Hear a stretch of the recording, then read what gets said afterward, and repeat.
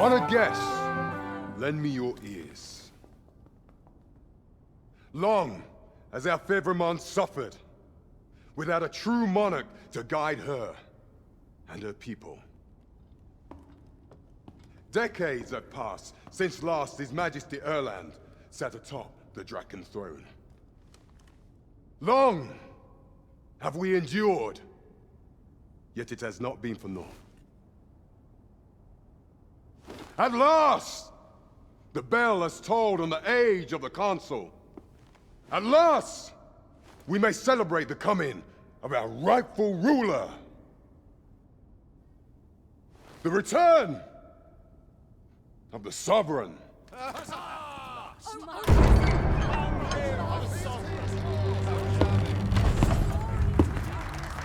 My word! Such an inspiring visage. Your Majesty shall have my eternal fealty. Your Majesty, oh, how long I have awaited this moment.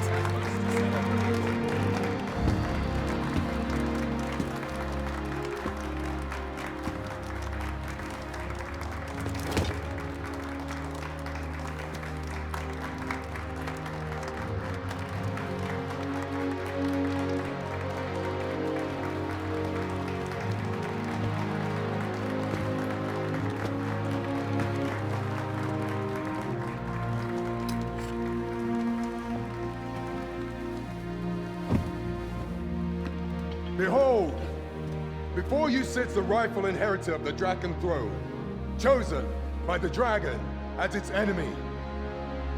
Behold and rejoice! Fortune has delivered us our savior at last! At last! Praise be, for only the sovereign's guidance can lead us true. All hail the sovereign! All hail! Let all present pledge their allegiance to the sovereign. Let us be united in the hope that our liege's reign will ne'er end. Long live the sovereign of Vermont! Long live the sovereign! Arisen, thou who wouldst slay the dragon, if thou seekest to behold this world in its true aspect, abandon thy reason. Cast aside thine heart and thy life both. I ask thee to demonstrate thy will, for naught but thine ambition can alter the course of the rivers of fate.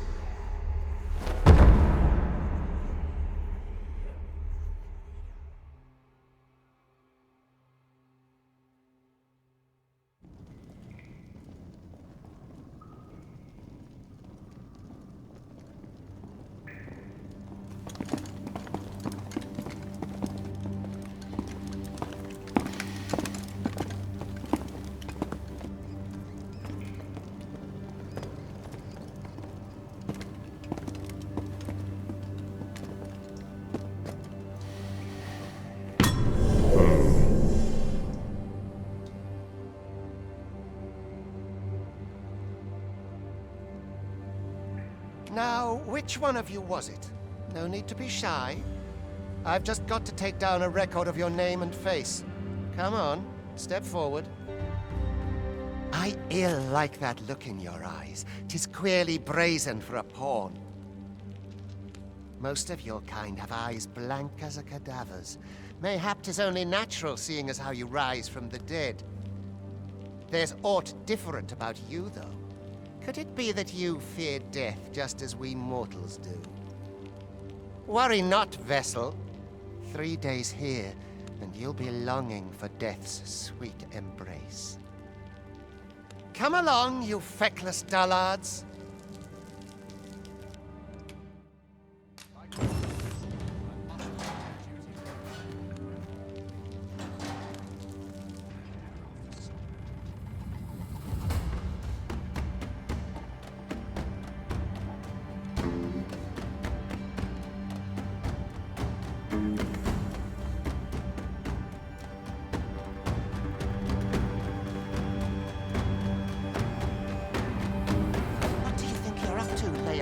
Get a move on!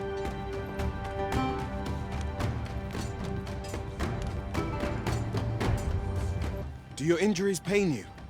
Pray, do not overexert yourself. This is no place for one of your ilk. 'Tis harsh beyond measure. Even we pawns are pushed to the brink. You ought not anger the overseer. Let us proceed to the site.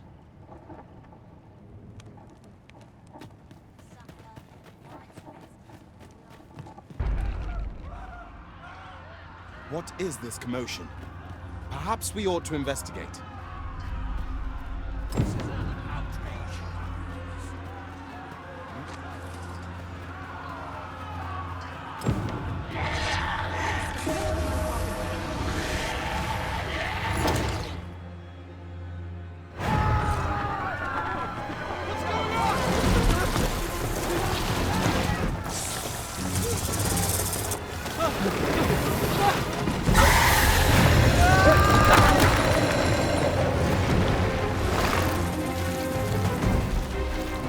No, the damn thing's been awoke. You but fell that fiend, even at the cost of your lives!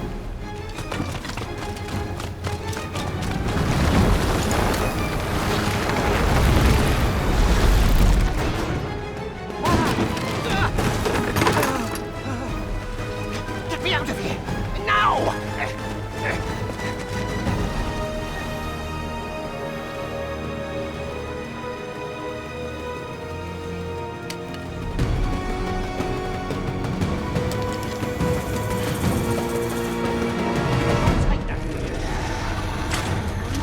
Fundamentals of using a bow are proper distance. Careful.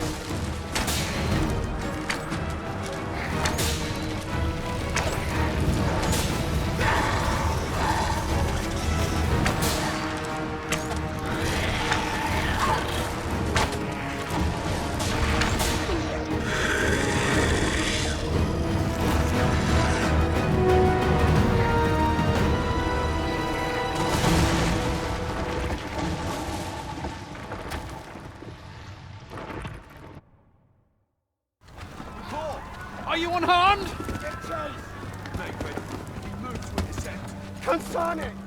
You ought flee while you can. After all, your charge awaits you. You cannot linger in this place forever. You have lost your memories. 'Tis surely the work of a fell curse, but worry not. You need only believe in your own destiny, Arisen.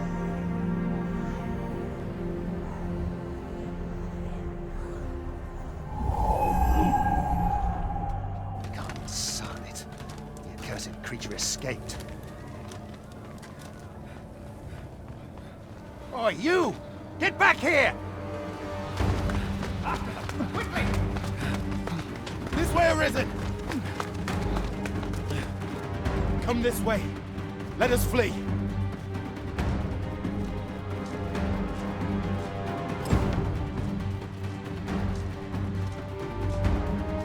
must rejoin. That is the only path.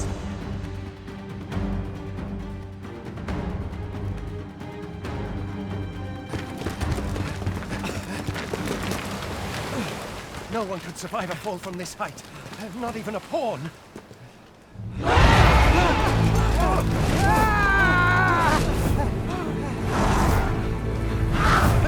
Don't just stand there!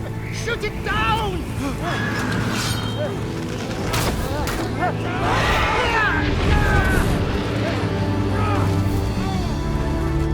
It's getting away! Bring it down! Bring it down! Go now, lost soul. Learn all you can of this world you must protect.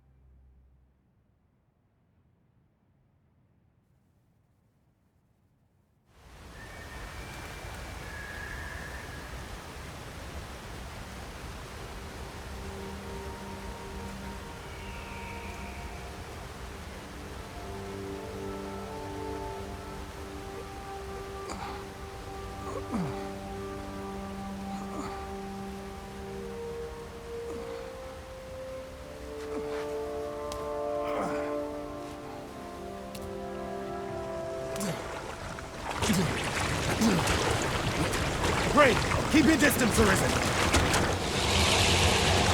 Worry not for me. The brine may swallow me whole, but I will not perish. There is a stone not far from here, known as a rift stone. Pray, seek it out. If you're truly the Arisen, then our paths will surely cross again.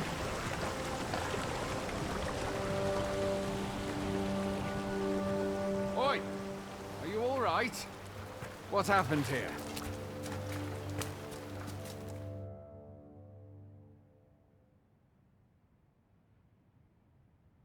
A griffin appears one moment and falls the next. And now you stand before me. Was it you then? The one who was riding on its back? 'Tis a wonder you survived. Accompany me to the stronghold. We'll treat your wounds and hear your story.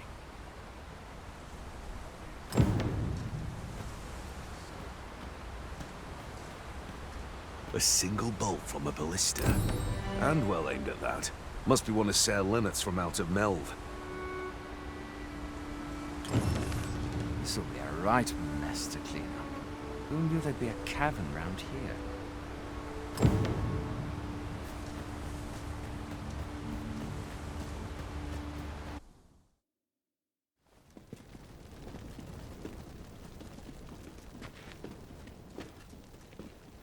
Welcome, Arisen. We pawns have long awaited your arrival.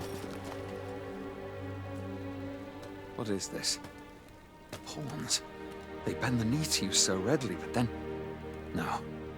Surely you cannot be the Arisen. You seek the Riftstone, do you not? We can take you to it. Pray, come this way.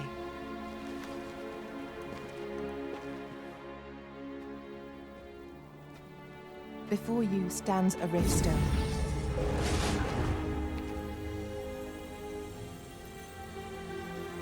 Tis a gate by which we of the Pawn Legion may cross o'er into this world. Pray, summon your pawn.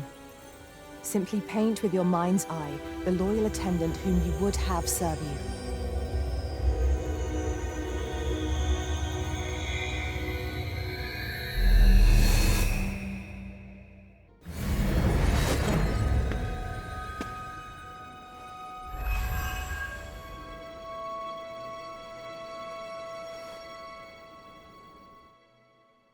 Pawns are known as Crossers of the Rift, for we are able to connect to and traverse other realms beyond this one. When we return, 'tis our duty to use our experiences and the knowledge we have gained to aid you on your journey, Arisen. From this day forth, I shall serve you as your loyal pawn, and aught I learn beyond the Rift will be at your disposal. Well, I'll be. A pawn summoning before my very eyes. You truly are the Arisen, then. Strange. I thought the Arisen was in the capital. Surely there's only meant to be one Arisen. Fie, this is all beyond my ken. The Watchhead would know what to do, I'm sure. Though, as luck would have it, he's away. I suppose we'll save any further questions till the Watchhead returns. You're free to do as you like afore then. What? You've no memories, you say? Mayhap you could make for Melve, then. 'Twas set upon by the dragon not long ago. The Arisen is said to bear some deep connection to the dragon. Should you be Arisen, mayhap you'll recall aught of import there.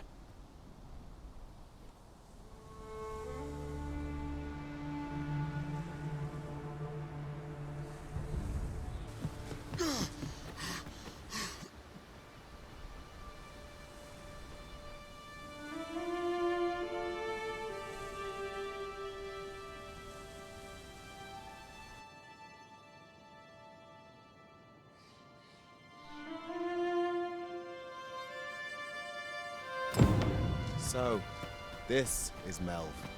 The scars left by the dragon's assault are plain to see. Mayhap a walk through the streets would help jog your memory. When the Arisen appears, so too does the dragon. 'Tis an Pitiable Arisen.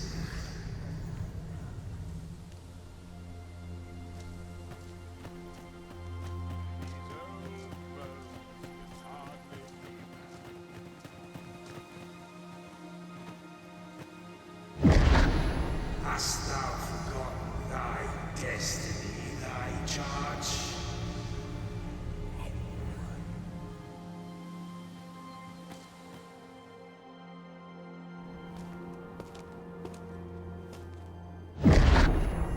That is most unfortunate.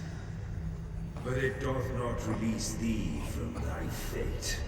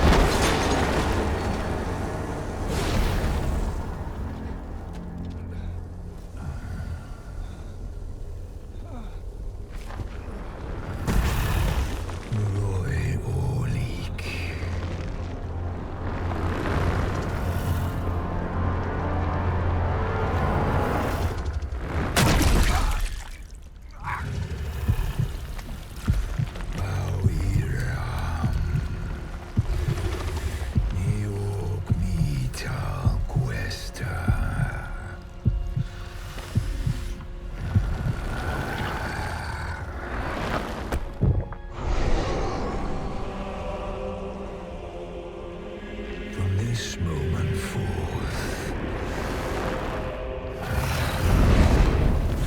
thou art arisen, charge and all.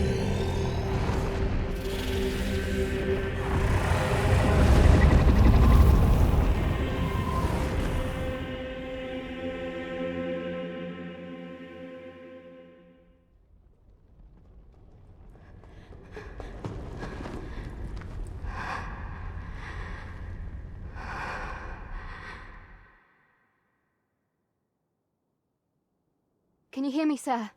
Sir, stay with me.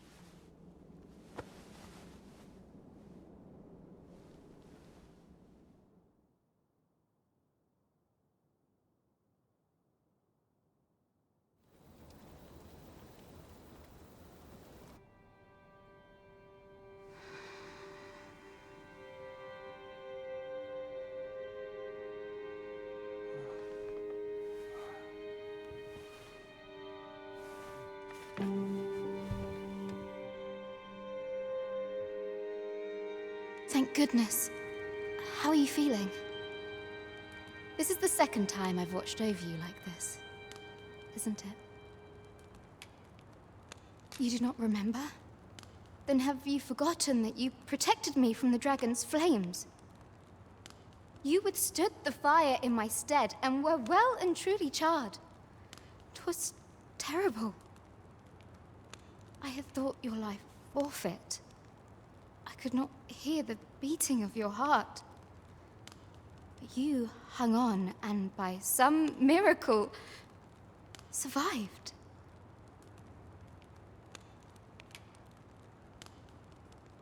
Arisen? I'm afraid I don't understand your meaning. Does it have aught to do with why you were taken to the castle? They said 'twas so that your wounds could be treated, though I fear you have no memory of this either.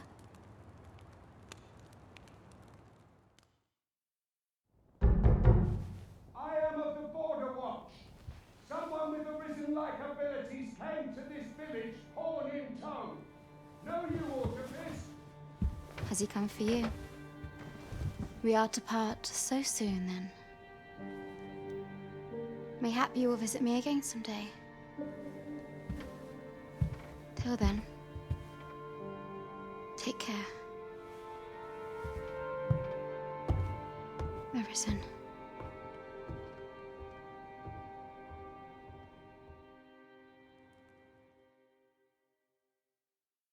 Ah, excellent. You must be the one. You match my soldier's description.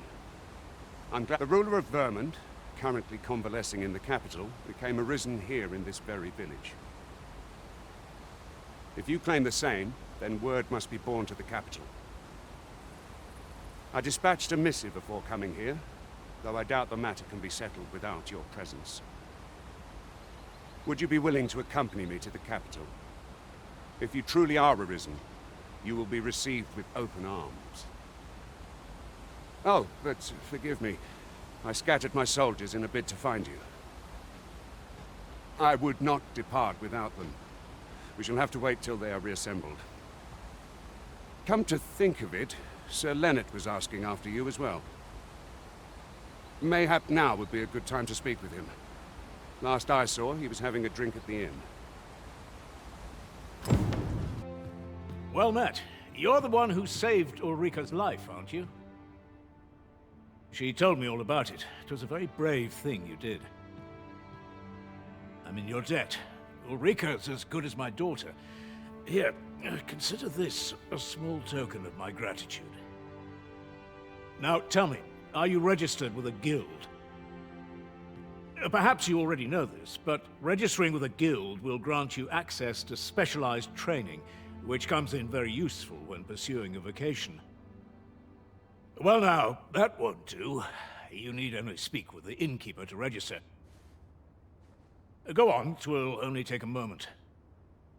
If there is aught you wish to know of vocations, mayhap I can advise you. Very well. There is no wrong choice in any case. It is entirely up to you which vocation you adopt. But I shan't take up any more of your time. Pray, be well.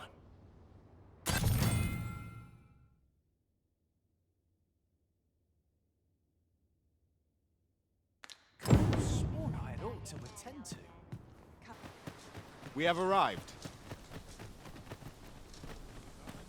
Ah, you've returned. Good timing, too. I have questions for you. First and foremost, will you accompany me to the capital? My thanks. Are you ready to depart, or do you need some time to prepare? Good. Then let us be on our way.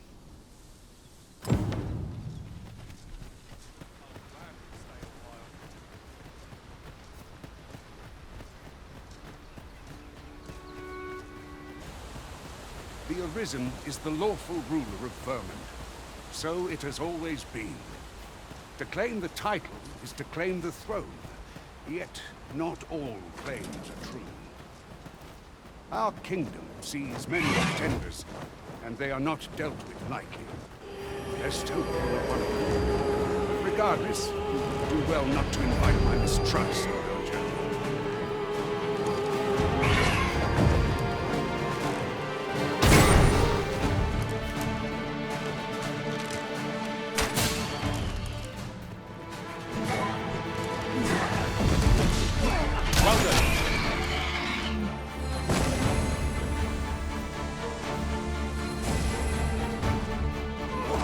You have my protection.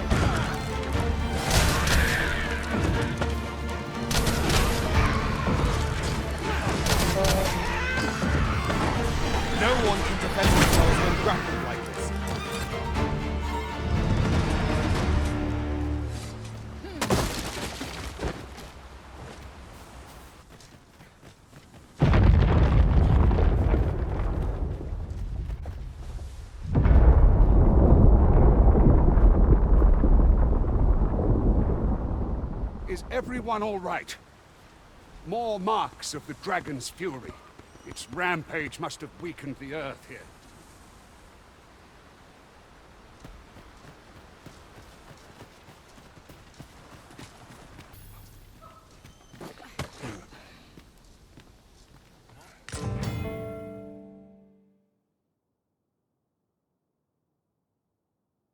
Must finding these be so difficult?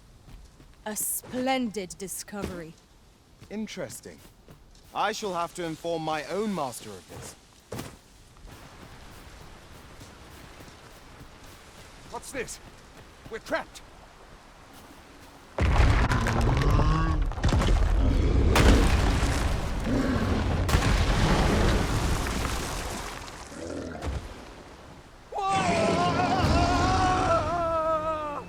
Fie! A Cyclops! To think we'd encounter one here of all places. Cyclops! Pray, be on your guard.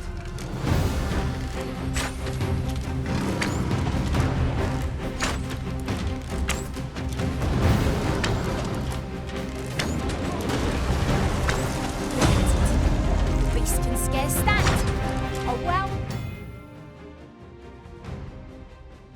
Or play strike, or does it gazing skyward?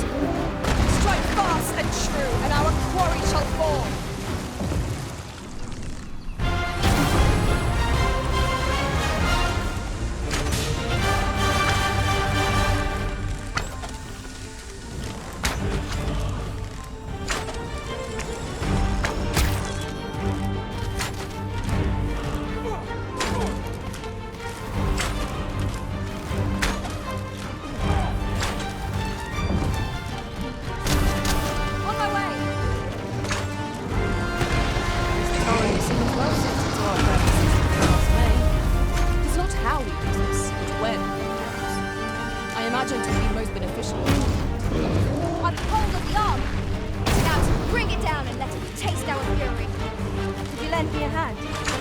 Focus.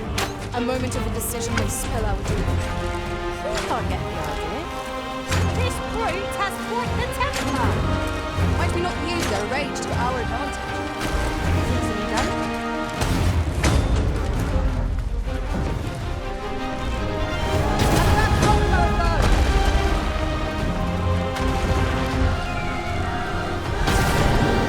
It's time we made for the capital. To inform the people of Berlin that you will expect. You have my gratitude, sir. It seems I misjudged you. I had taken you for another Force Arisen. Goodness knows we see a lot of them. Yet the value you showed in coming to our aid has dispelled such thoughts. Here, take this as a mark of my trust.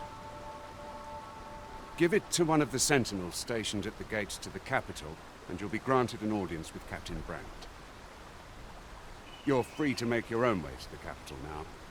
I see no need to keep you under constant watch, and I'm sure you'll breathe a little easier as well, aye?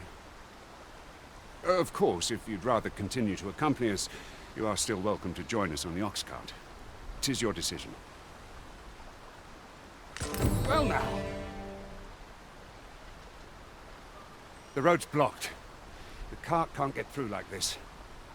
A powerful current ought to set this rock to crumbling, if we could summon one.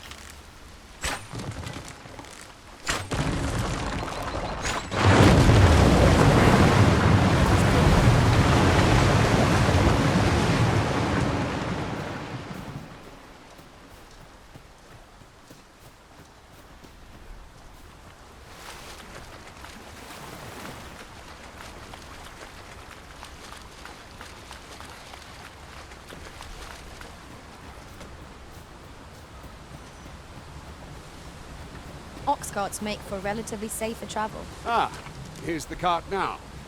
Do you intend to join us? Very well. Board the ox cart and we'll be off.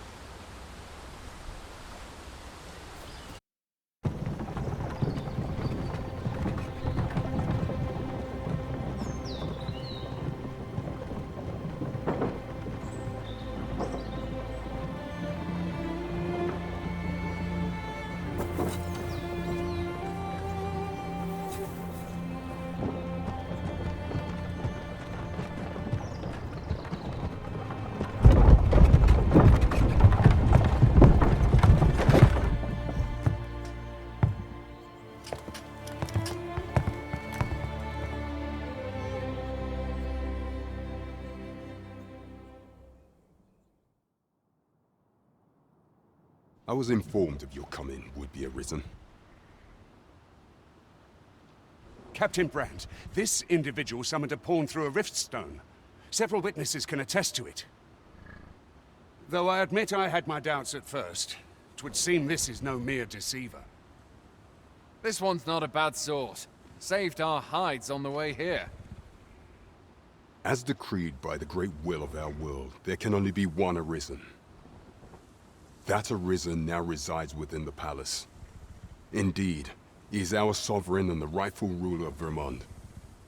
It follows, therefore, that this ruffian before us is naught but a pretender. You must submit to questioning. If you value your life, you will not attempt to flee. I shall conduct the interrogation myself. Stand watch outside.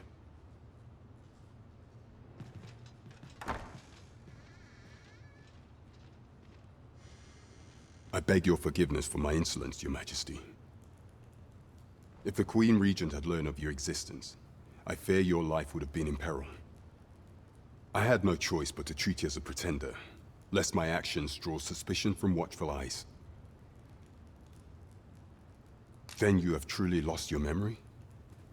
In that case, mayhap I ought to explain the situation before we proceed. You, and no other, are the sovereign, the only legitimate ruler of this kingdom. Some days past, you confronted the dragon in the village of Melv, whereupon you became Arisen. The people rejoiced, for our true liege had finally appeared, ending Vermont's long years of council rule. Yet, not all celebrated your coming.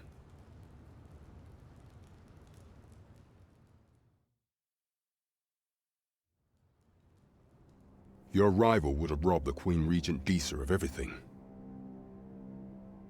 During the time of the previous council, she acted as a queen in her own right, ruling the palace as she saw fit. And just after the council's passing, when 'twas all but certain that her son would take his father's place, word reached the castle that the Arisen had been found. To Disa, Your Majesty's very existence is naught but an obstacle to her own family's continued prosperity.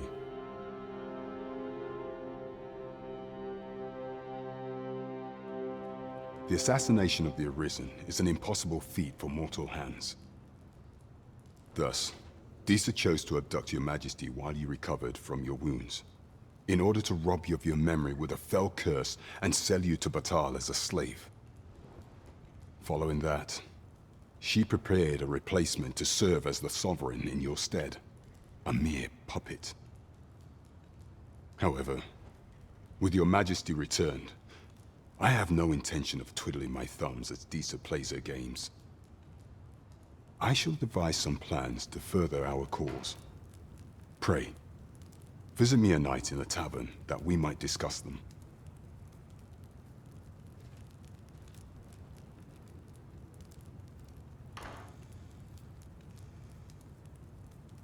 This one's cleared of all suspicion and has my permission to remain in the capital. You are to trouble the good sir no further. Are we clear?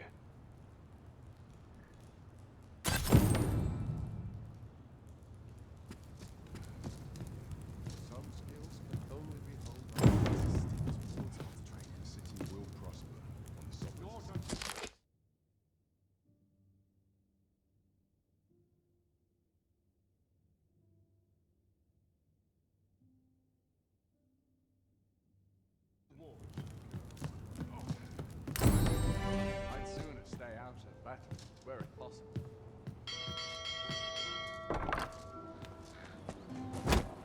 Pray forgive me, I'm in a bit of a hurry.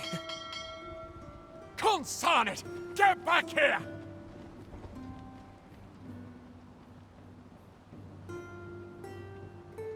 You there!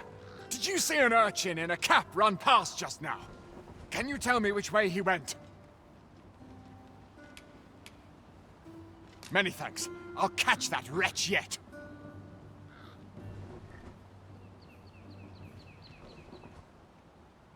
You're a kind one, aren't you?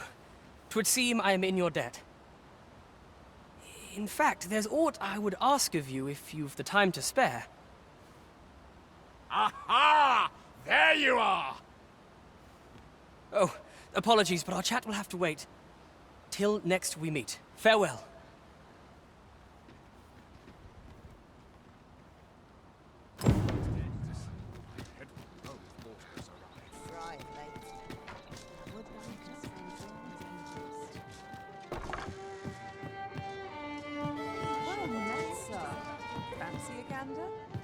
Your Majesty, your timing is impeccable. 'Tis not a matter for prying ears. Pray, let us speak out here.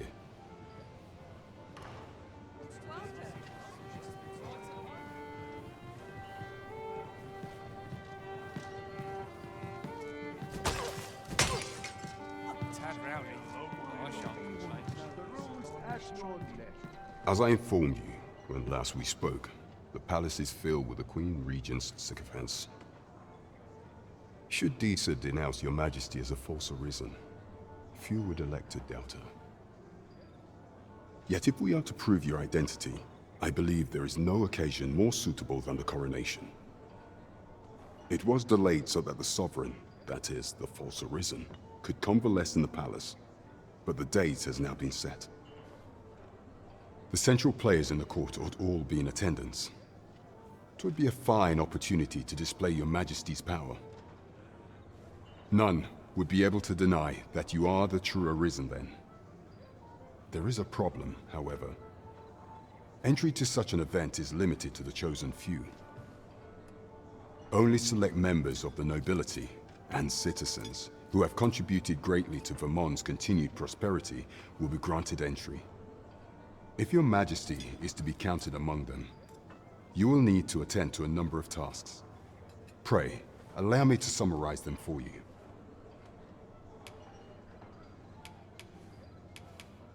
The citizenry have called upon my soldiers to cull monsters that plague the land. I dare say, 'twould be a fine contribution were you to accomplish these tasks unaided. What say you? Might I ask for your cooperation in this matter? I thank you, Your Majesty. There are 3 locales that have seen significant trouble of late. The first is Trevo Mine, to the northwest. We've had reports of goblins swarming in great numbers. Next is Half Village, west of Vernworth. I believe soldiers have already been dispatched to cull an infestation of saurians there. Finally, there is a call for someone to locate a group of soldiers tasked with delivering freight. They were last seen crossing the second bridge on the eastern edge of Vermont. Off we go then. There are beasts to be slain. There is surely no challenge to which we cannot rise. Trevo Mine is but a stone's throw from here. Very well. I'll guide you there directly.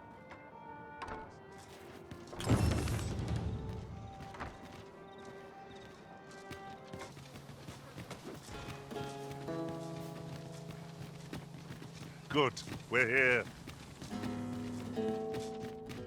A cave. Shall we proceed into the depths? What I wouldn't give for a map. Particularly one that could tell us where all the treasure lies. Of course.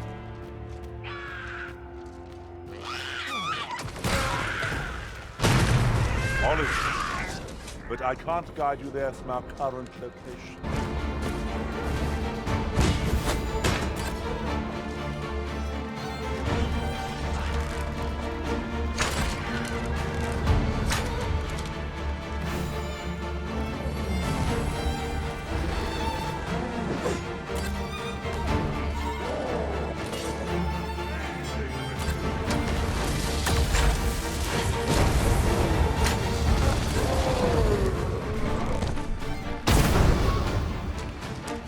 curative ought to do the trick.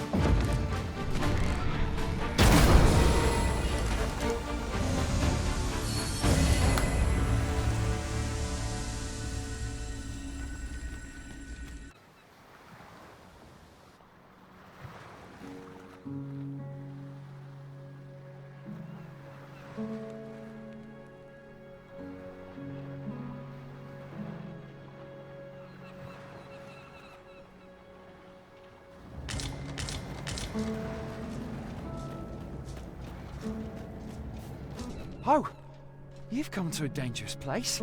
Scaly beasts make this their den. We've been dispatched to cull them. A small force ventured inside, though I've seen neither hide nor hair of them since. Seems the battle is hard won. I'll not stop you if you wish to explore, but don't look for my aid if aught goes awry.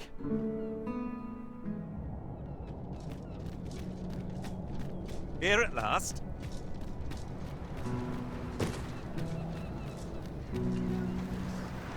Yes, of course. We were speaking of places elsewhere. Mayhap 'tis beyond your ken, but this world of ours is not the real one. This world is a cycle. The dragon emerges, the dragon is slain, and just when we think we have found peace at last, the dragon appears once more. 'Tis endless. Endless and tiresome, wouldn't you say? Yet, such is the lot of those who reside in a false world like ours. The real world is not nearly so stagnant. All manner of things occur there. 'Tis a far more fearsome existence than ours, to be sure. Is there a way to travel to the real world, you ask? Must I do all the thinking here? Ponder that yourself. What I will say is that I believe the cycle will continue unbroken for as long as the dragon continues to be slain. You doubt your ears, but I speak truly. I have beheld the real world with my own eyes.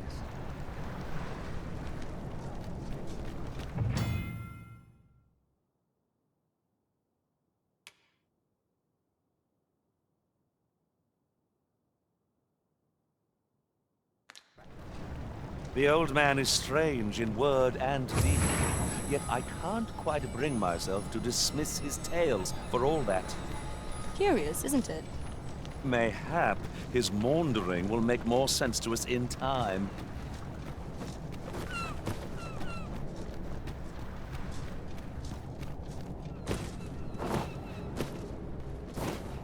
A cave. Shall we proceed into the depths? We'd best be prepared to make our own light before we proceed. By your leave. Fine. There's a haze over my eyes. Can anyone hear me? I need help. I don't want to fall here. God, damn blizzard. Is this where I'm to draw my last? Concern it!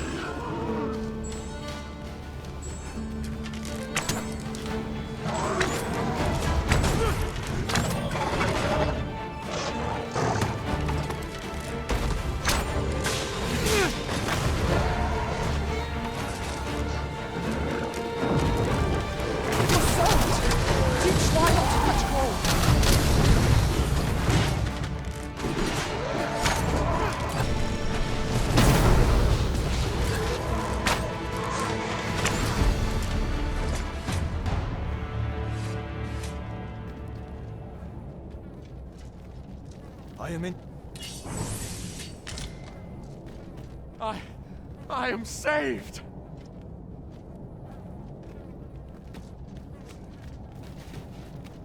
I am in your debt, sir. Thanks to your valor, I shall live to fight another day.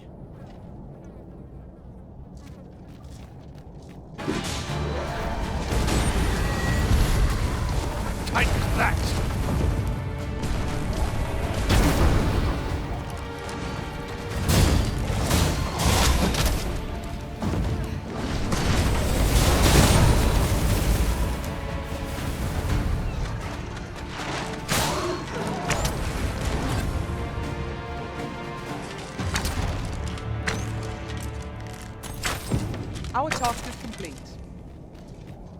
you're not one of ours. Have you come to save us? Forgive me. I cannot seem to walk of my own accord just now. Would you aid me in reaching the entrance?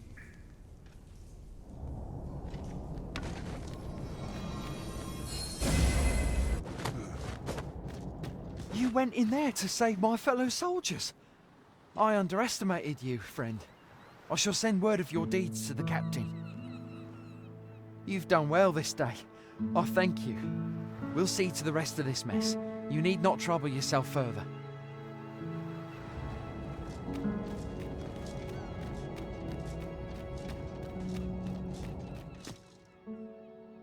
Hold, sir. I'd rethink pressing onward if I were you. The village is crawling with Saurians. Forgive me. I didn't mean to startle you. I used to call this place home, you see, in times more peaceful. You're the Arisen, are you? Well, that's something. We were hoping to reclaim our village, but it doesn't seem we'll have much luck. We fled when the dragon attacked some days past, thinking we'd return once the baleful thing was gone. Easier said than done, clearly. In our absence, a basque of Saurians have made our homes their own. What are we to do? The guards not like to send soldiers all the way out here. Ah, but mayhap they needn't at all. You are the Arisen, aye? Could we trouble you to aid us in our hour of need? Please, sir, do something, anything about the Saurians infesting our village. Saurians abound, Master. Be on your guard. We ought to proceed with... No sense letting the enemy gain the upper hand. The early griffin gets the worm, as they say.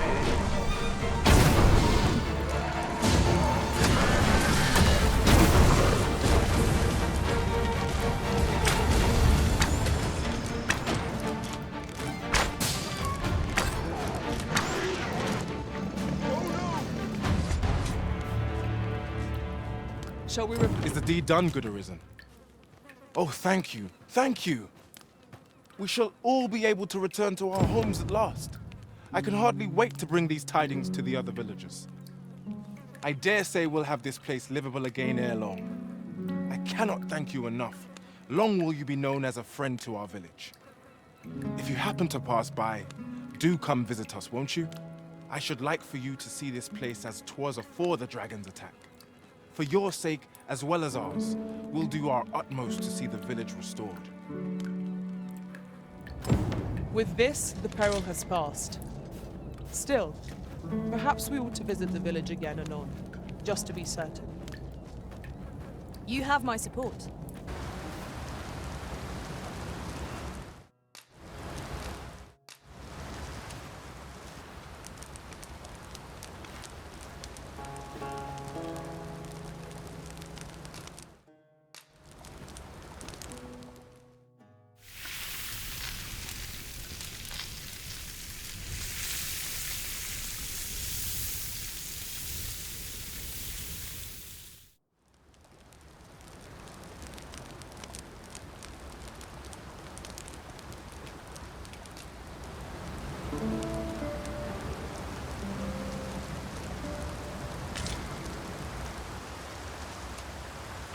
Good morrow, everyone. Off we go, then. Feeling rested, I trust? We have yet more locations to attend to. I shall guide us to our nearest destination. Is that a statue I espy over yonder? Protect the shipment! Steel yourselves! Cut the fiends down!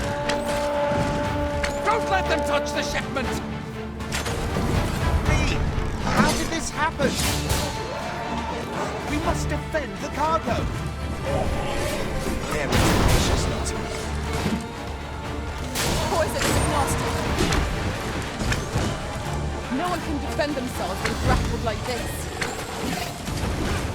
Oh, well aimed. Right where it hurts.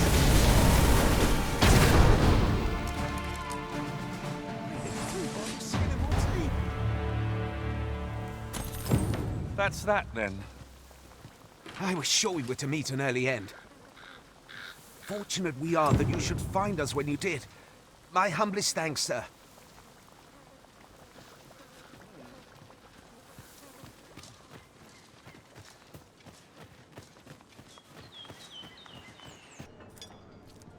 You've done a fine job culling those monsters, Your Majesty. 'Tis common knowledge among the people that 'twas you who delivered them from danger. The number of those who seek out this tavern in the hope of an audience with the Arisen grows by the day. Should you continue to display such valor, the day will soon come when Disa can no longer deny your presence. And ere it slips my mind, pray, take this. 'Tis a symbol of my own gratitude. And with that, our task is done. Indeed. You've culled more than your fair share of monsters. I expect tales of your valor will soon be told in taverns. Aptly said. There is much we ought to tend to if we are to strengthen Your Majesty's claim as a true Arisen. Of all those who serve the Queen Regent, there is but one who I have no doubt will lend his support to Your Majesty's cause. I refer to Waldar, a magistrate. Many a time has Disa demanded Waldar amend the Code of Vermont to her own benefit. And many a time has the magistrate refused her, for he is loyal to none but the spirit of the law. As a result, he now sits in a cell beneath the palace. Our laws dictate that Your Majesty is our rightful ruler. Thus, as the staunchest supporter of the law known to the palace, I'm quite confident that Waldor will be willing to vouch for Your Majesty. What say you? Might you be willing to aid me in arranging the magistrate's release? I've prepared a means for you to enter the palace dungeons. Pray, take this. This mission demands the utmost secrecy. Prithee be cautious, Your Majesty. Should you be discovered, I will be unable to lend aught in the way of aid.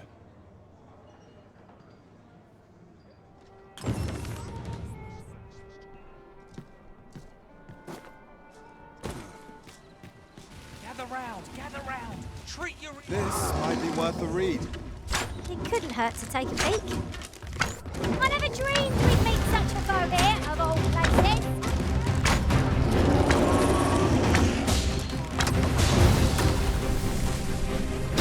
Our foe has been thrown off balance. There is no better time to strike. The moment of victory is at hand. Let us finish this.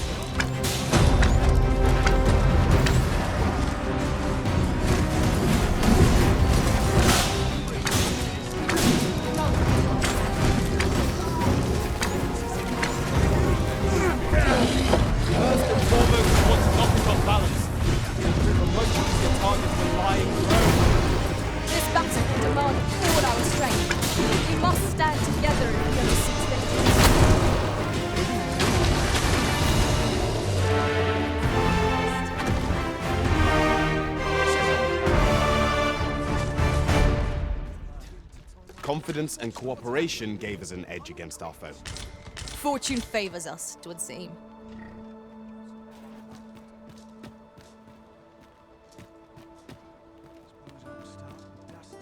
Here's hoping we don't run into any trouble today.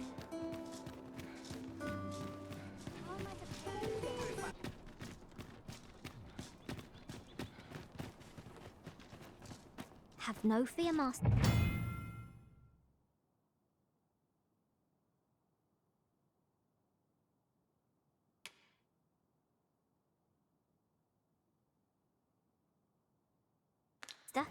I'll fare all right without you for a little while. 'Tis not our place to hurry the Arisen.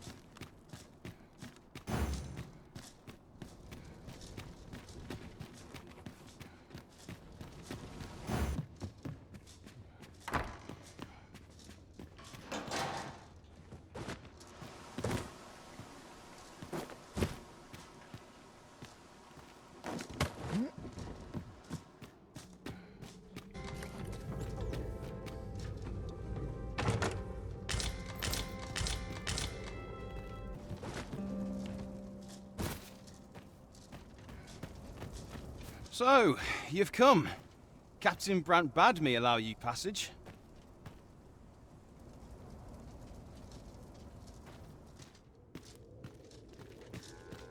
Someone comes to relieve. I mustn't let the captain see my knees knocking.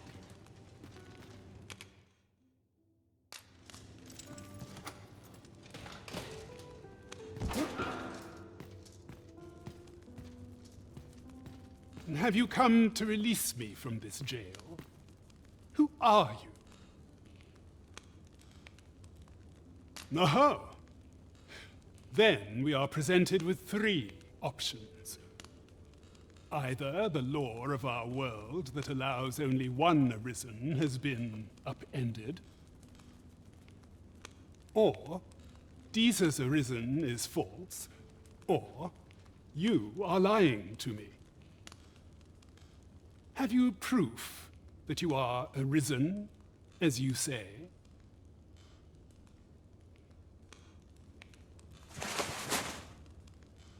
Ah, they say the Arisen's breast bears a wound akin to the dragon's claw.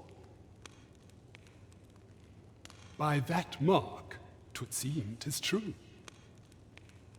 This reminds me of a happening 148 years ago. During the reign of Regent Alphonse, a man named Crusoe appeared and claimed to be arisen. He went before the people, insisting that he, and not Regent Alphonse, was the true arisen, the one fit to lead them as their ruler. And what befell him, you ask? Ha! Crusoe was discovered to be a liar, whereupon his head was liberated from his shoulders on the spot. Aye, I dare say your arrival portends another beheading, but whose will it be? Escape? But why? Here, I spend my days perusing the code and deciphering old texts.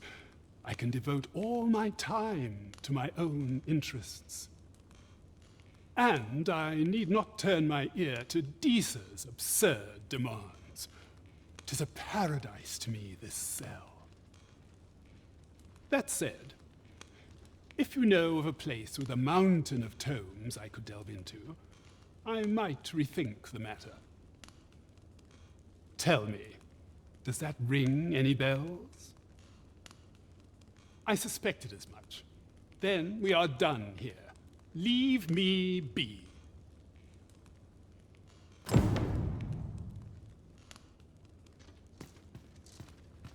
Or to polish up my gear for tomorrow.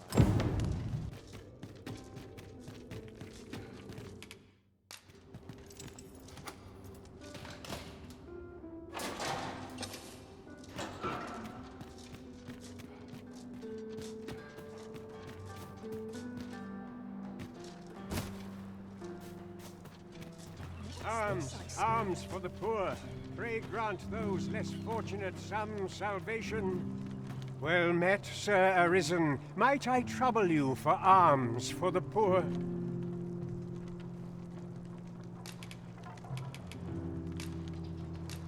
Many thanks. May fortune smile upon you, kind sir. Ah, hold on a moment, Sir Arisen. Perchance you would be willing to aid me with another matter. You see, one of the children we care for here at the Gracious Hand has gone missing. Malcolm, his name is. He's a steady lad. I can't imagine he would have run away. This building's very old. It could be that he's found himself in some strange corner of it. Might I impose on you to search for him? I suppose it goes without saying that our first step ought to be gathering information. You have my support.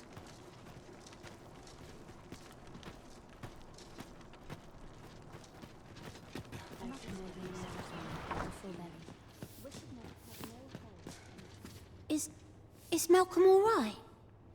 We were supposed to go exploring together, but I overslept and he went without me. Wish he'd woken me up. I was really looking forward to going down into those vaults. Oh no, I wasn't meant to tell anyone that. We'd best report back.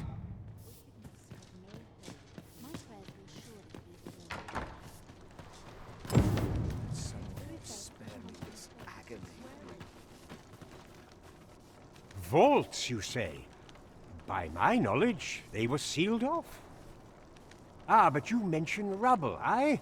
Then perhaps the lad found a way through. Come, I fear there's not a moment to lose. Pray, follow me, and quickly.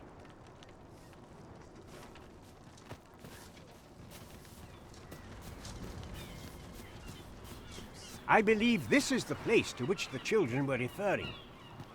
Look, there, a hole. Could he have passed through here? There is naught to be done but have a look for ourselves. The passage ahead looks small, but we may be able to squeeze through. Let us make haste.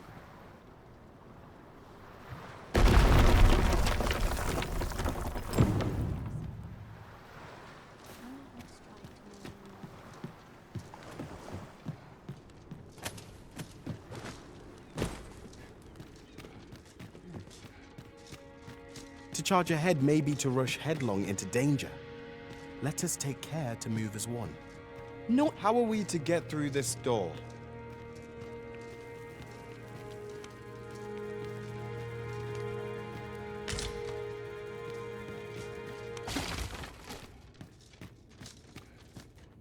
Malcolm, thank goodness you are unharmed.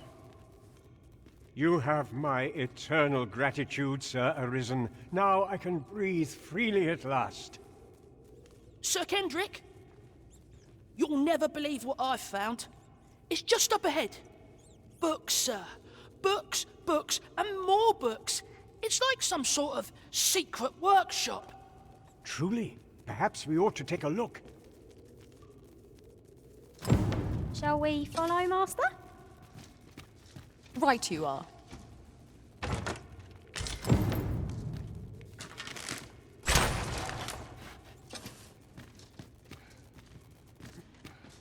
Over here. Come. Heavens above! Isn't it amazing? And I found it. Me. 'Tis quite a find indeed. Is this some manner of archive? Why, I've ne'er seen so many books. This collection must be worth a fortune. 'Tis a veritable treasure trove of wisdom. Might I ask that you not share the existence of this place with others, Sir Arisen? We cannot allow the knowledge accumulated here to be misused or mistreated. We ought to entrust its care to someone worthy, someone who can appreciate its true value. Pray, tell me if you know of such an individual. As for you, Malcolm, I forbid you from telling anyone else about this place. 'Twill be our little secret. Understood? Oh, but... However, in exchange for your silence, you may come and go as you please. Let's investigate this place's secrets together, eh? A common reward, frustratingly so. We cannot expect gleaming treasures round every corner. It near boggles the mind that so impressive an archive slumbered here. 'Tis sure with adequate skill and focus, no enemy is beyond defeat. This place is amazing. I knew I'd find something down here, but I... Oh, to think such a place existed. How very curious. Guide me outside, then. If you can deliver me from this pit, I ought to be able to find the rest of the way on my own.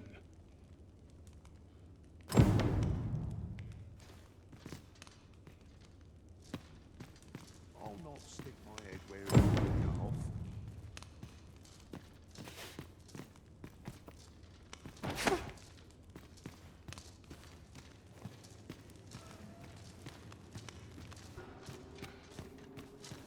Tis good to be reunited. Aye, this should be far enough. My thanks. If you truly are Arisen, then I swear to someday repay this debt I owe. Words may be wind, but there's naught else I can offer you at present. Pray visit me if you've the time or inclination. Mayhap the knowledge I've gained reading tomes of Eld could be of some use to you.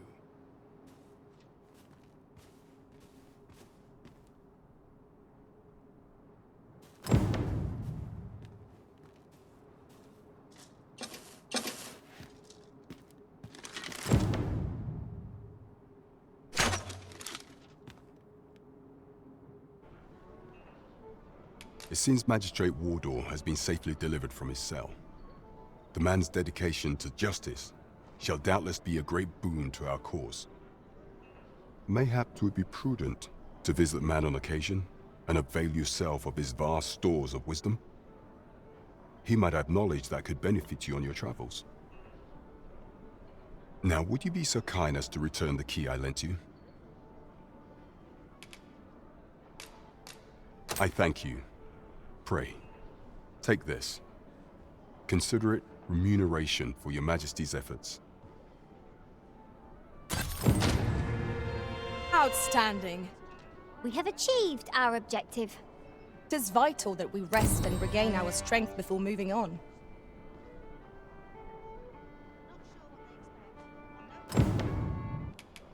You will need to infiltrate the palace to gather evidence of Deeza's misdeeds.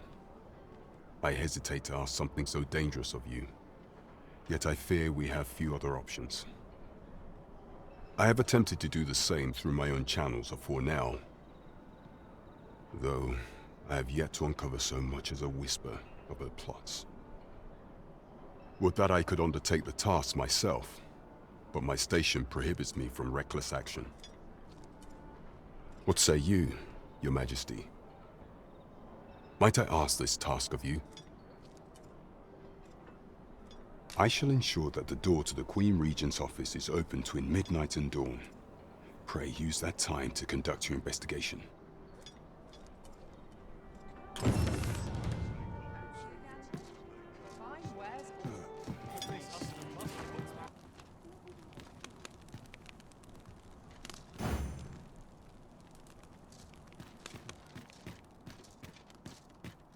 Our soldiers need better training.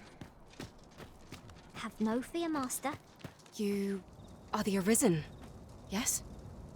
The captain gave me your description. Follow me!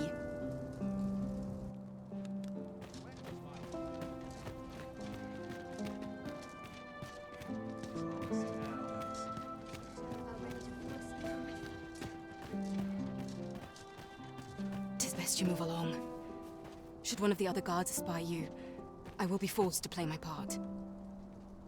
Pray, be cautious, Your Majesty.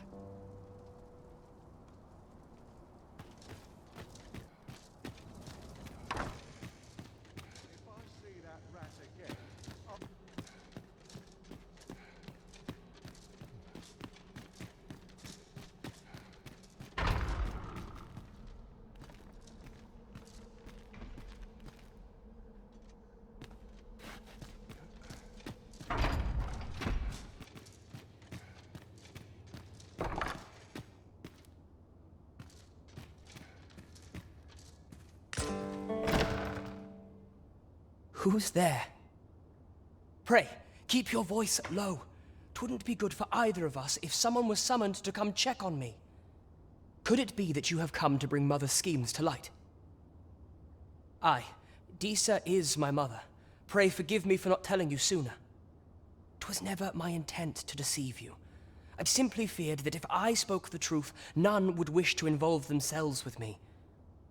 But that is no longer a concern. 'Tis clear that we are allied in purpose.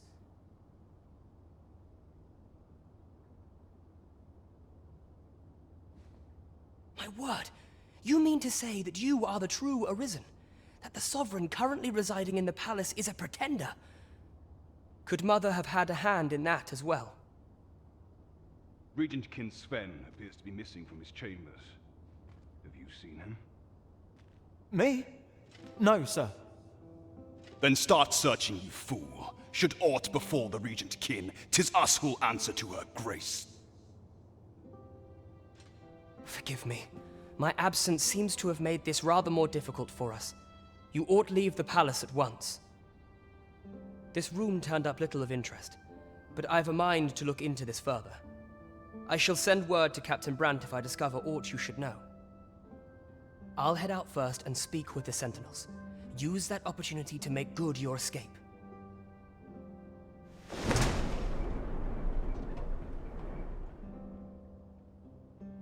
Sven, where have you been? Forgive me. I couldn't sleep. I thought a stroll might clear my head. Prithee, inform us when you leave your chambers, if aught were to happen to you.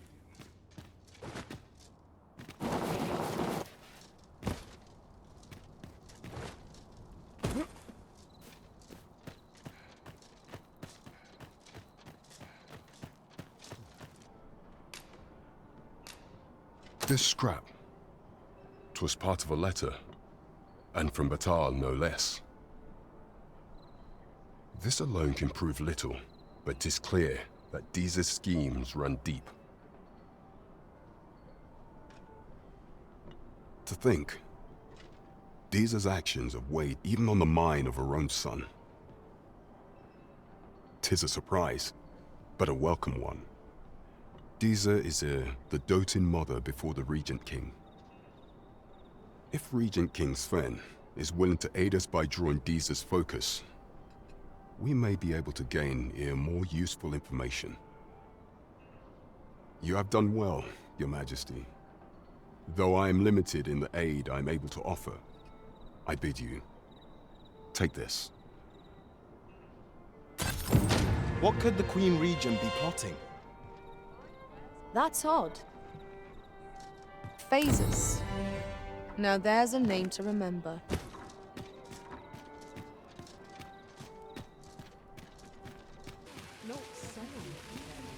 Hoi!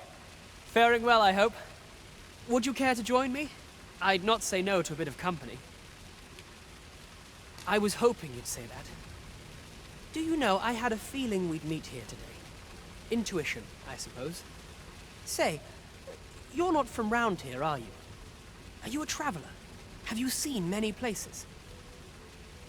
How I envy you. This city is all I know. I long to learn more of the outside world, but Mother won't allow it. She's always telling me how dangerous it is beyond the palace walls. But that only makes me question her judgment all the more. After all, if the world truly is so perilous, what of the lives of our people?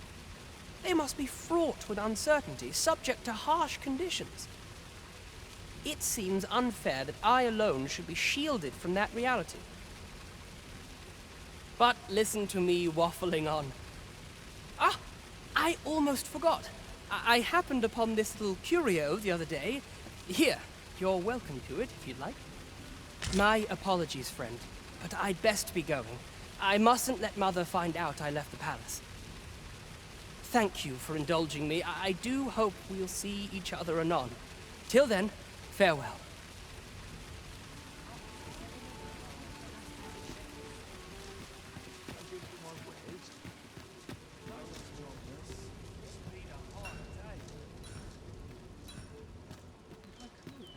You! Talking a whisper when I'm here.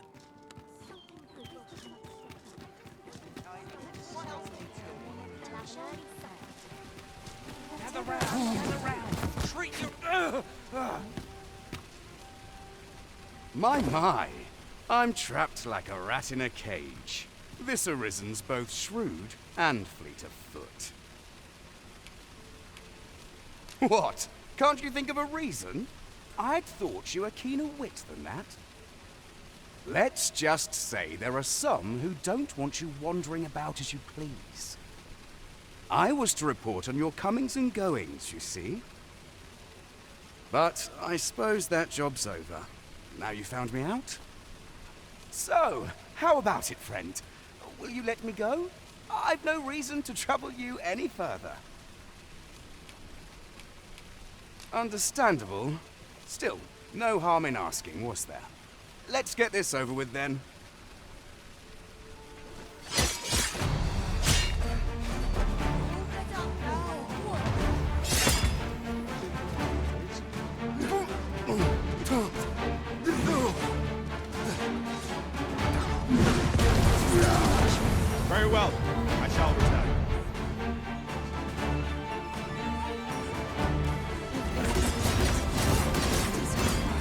there! Halt! Shit! We're in for it now.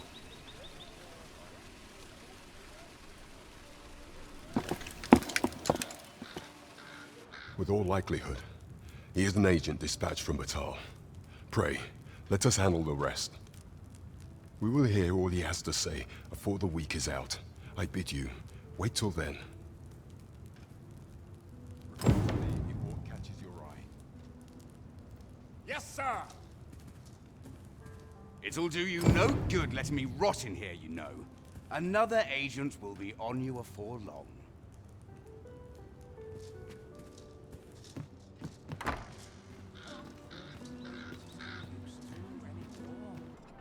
Ah, yes.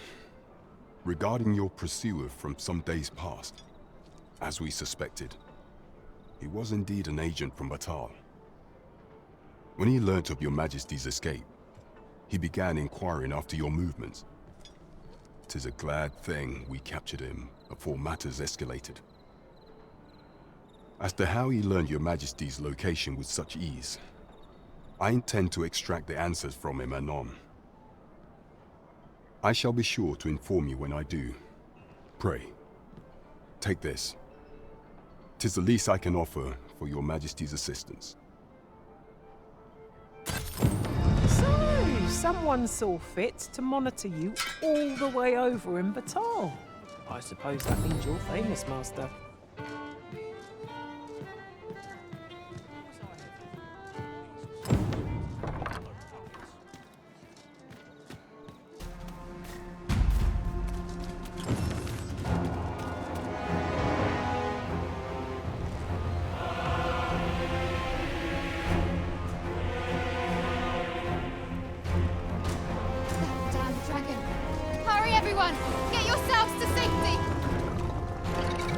Go with them. I will fell that thing myself. There you are. Down. You will share my destination and my home. This village is my home. You cannot expect me to see your end. Hope you weren't expecting mercy.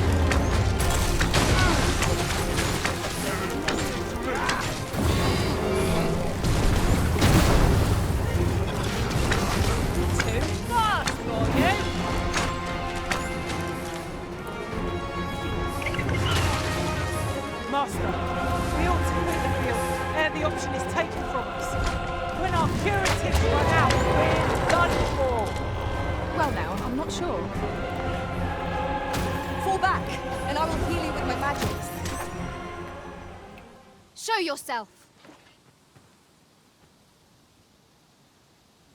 'Twas a lesson in determination. Somehow I knew you'd come. You have my gratitude as well, sir. Ulrika, glad I am to see you unharmed. You must return to the village. Everyone is concerned for you. Forgive me. I'd best go. But I shan't forget this. Thank you. Truly.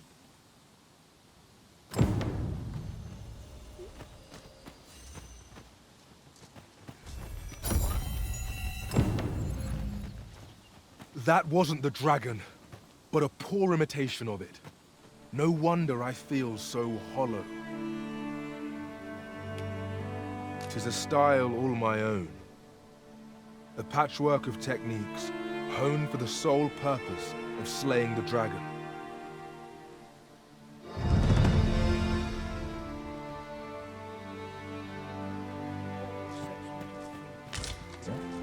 Let's have a look then.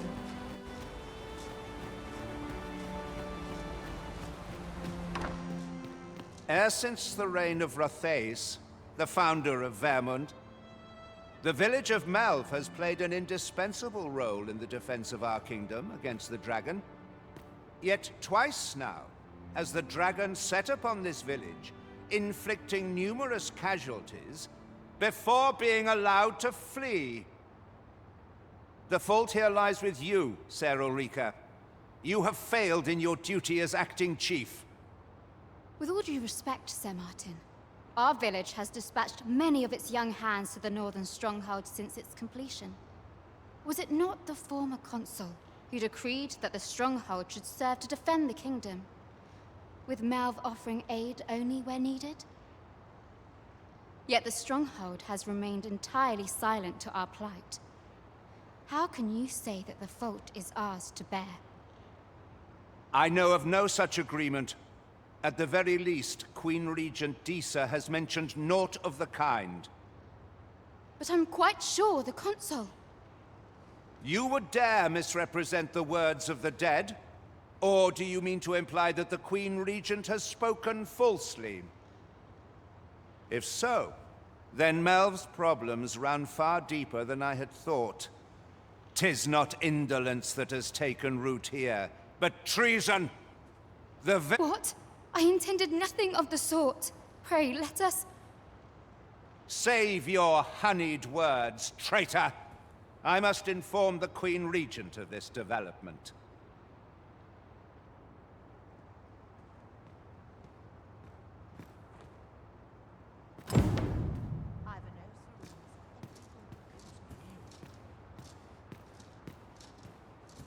You came to see me?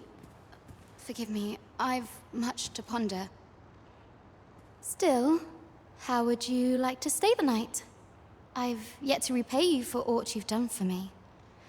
A small show of hospitality is surely the least I can do. 'Twas by your godly efforts that Malv escaped the worst of the dragon's assault. The people of this village are more precious to me than life itself. To lose them would have been the end of me. I wanted to tell you that, if naught else. Now, 'tis time we slept. There is much to be done for the village, and I shan't manage it without a good night's sleep.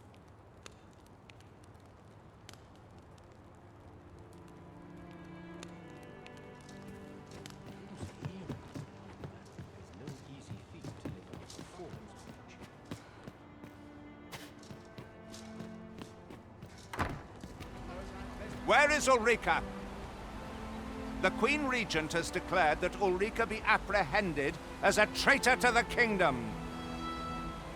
All who seek to abet her will be tried in turn. Bring her before me at once. Ulrika is gone. What? She stole away in the dead of night. Ask around. Several witnesses can confirm it. I cannot say why for certain, but I imagine she took your words to heart, Overseer. Realizing her plans for rebellion had been found out, she chose to abandon the village, for our sake. You would have me believe that Ulrika was acting alone?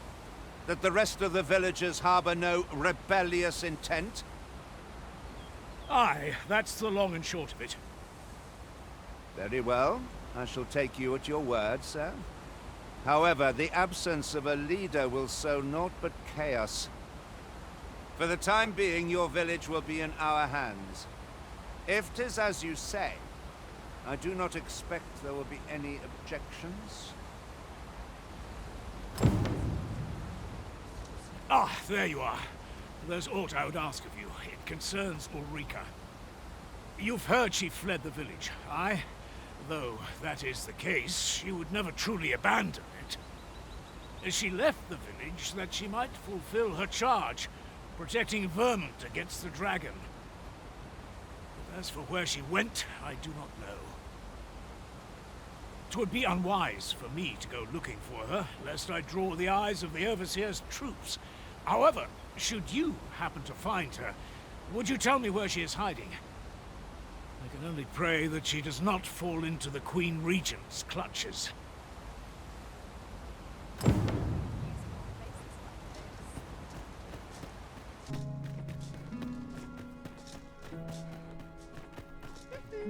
No! I'm not sending anyone into that cave! But Jonas, isn't it your duty to aid our people? I've held my tongue till now, but no longer. You would leave one of your own to die. This is impermissible. A village is nothing without its people. Sacrificing that poor soul amounts to cutting off your own arm. As Half's leader, you ought to strive to do whatever you can to bring him back alive. Can you truly say this decision benefits your people, Jonas? Who are you to question me? I'll suffer none of your impudence, outsider! Be gone from our village! I, Jonas, I am an outsider, and therefore have no reason to heed any commands you would give. I shall follow my own will, and do what must needs be done. All those with the strength and courage to do the same, join me at Stormwind Cave. Our aid is required, Master. Let us depart with due haste.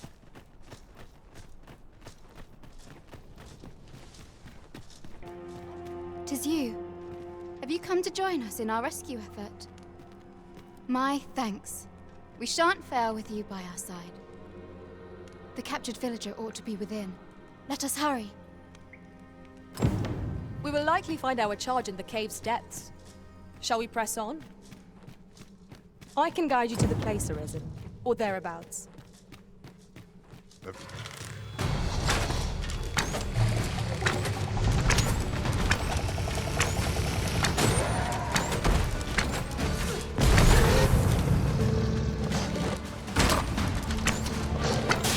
Prepare yourself!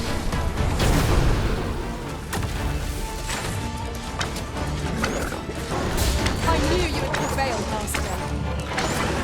Victories like that will have a bloody bullet.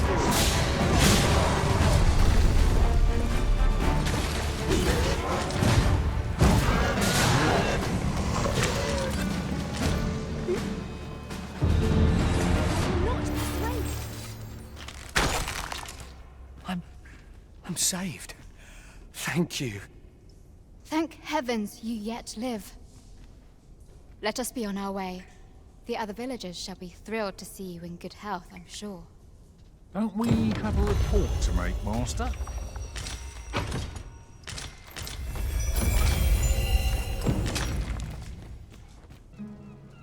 You have returned triumphant, I see.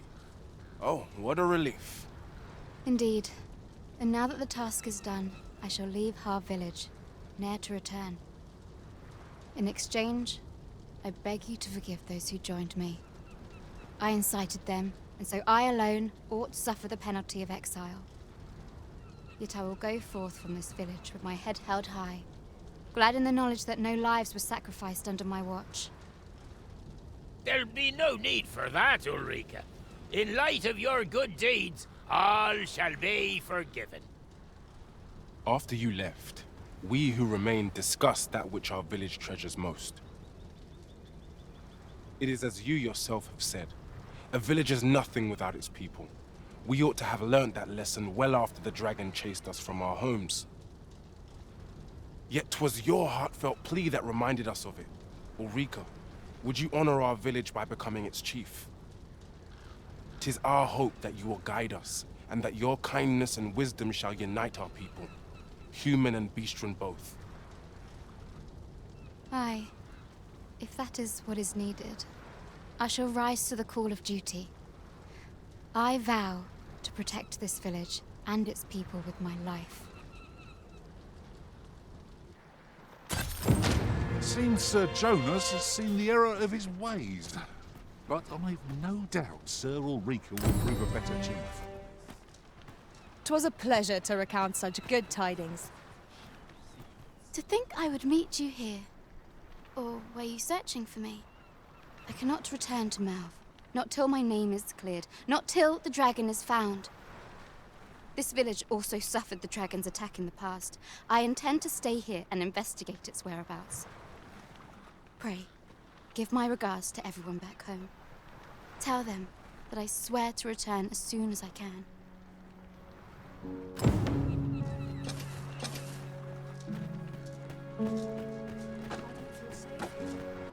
Ah, 'tis a relief to hear that Ulrika is safe. Mayhap there is aught I could do for her, pervasive though the Queen Regent's influence has become. My humblest thanks.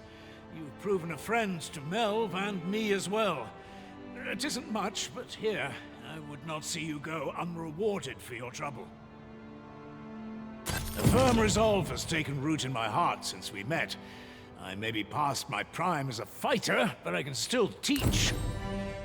And if anyone can master this technique, 'tis you. Go on, humor an old man.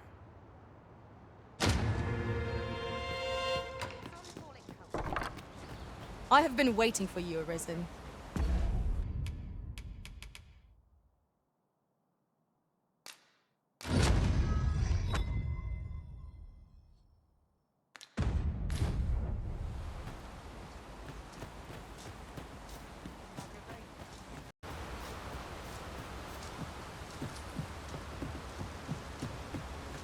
You've come. Shall we be off? Follow me, and pray take care not to fall behind. One can easily lose their way here. The sacred arbor will be a sight to behold, I am sure. Let us trust in St. Lindor to see us there. We ought to follow close behind, lest we get separated.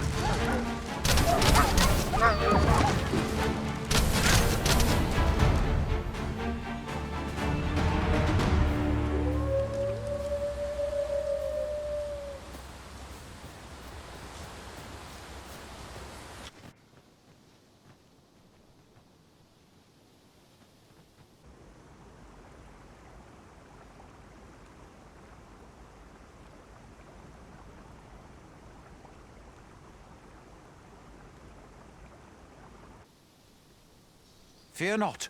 I'll think of something.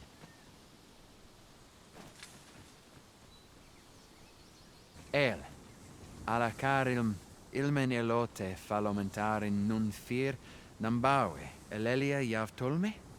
Nandeuin morteren ecialis, nun fear ananduine, fanamone matiene lismelto. Isilrod vane nun lia casinque erenon. Lia fendel nar salma vi fear orne fa indelrin. Alla carilm fionoaro osto urne.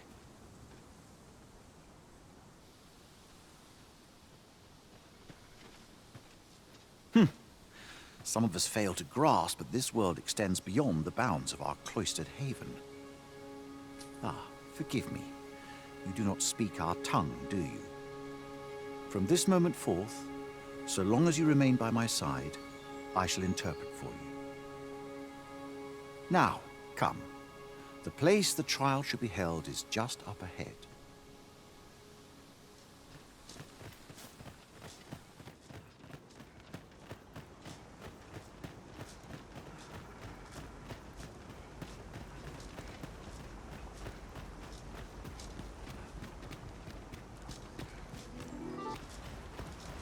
Menel, Berlin, Cassian Ark. The trial of archery shall be held here. I bid you wait just a moment while I prepare my entry. But I've just noticed. Where are all the custodians? They ne'er leave their posts. Could it be aught amiss? Nenwen mor Iwanon. Alcarwa fir nun eldaya menelume sur carilm. Martir fa nun fionor, minas vena eralote. Alcarwa fir nun eldaya menelume sur carilm. Kiriando anmindor hiroth? No. Darren? I cannot stand idly by while my sister is in peril. My friend, if e'er I've had need to call upon your aid, 'tis now. I beg of you to join me in my sister's rescue. There is no time. I shall mark the location of the ogre's den upon your map. Make haste. Her life hangs in the balance.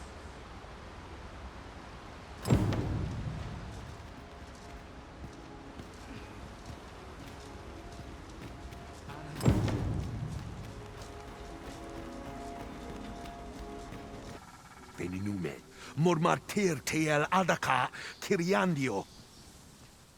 Tayel ni sil arin fil. Nun morivin wi alcarwa menelume. Lis anandor lungtena. Nando in fa echialis, pelinolwende, sinde, soron, aiele alvekil. Moriven fendelnar itarondo vani. Falis tulia fuenenumin, osto taralia osto telpe. Lungtene nun vi fa atacher.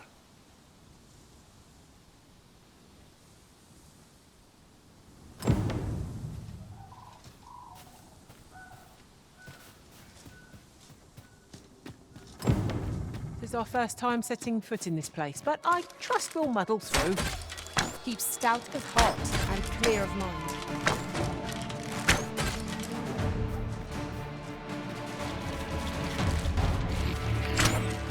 Ranged attackers. They are the foes we ought to fell first if we can. No quarrel here.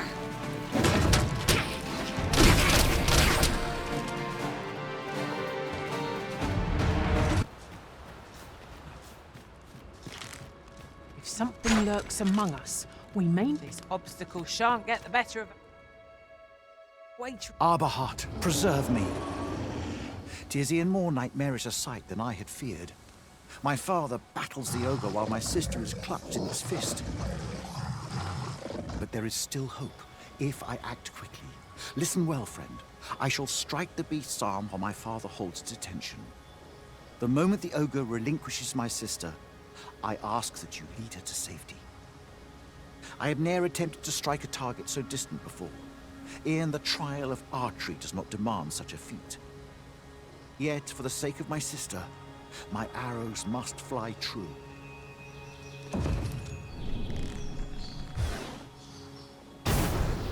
Pray, keep Darren out of harm's way. We must make our escape, and quickly. Quickly, Master. We must carry Miss Darren to safety. A disappointment, to be sure.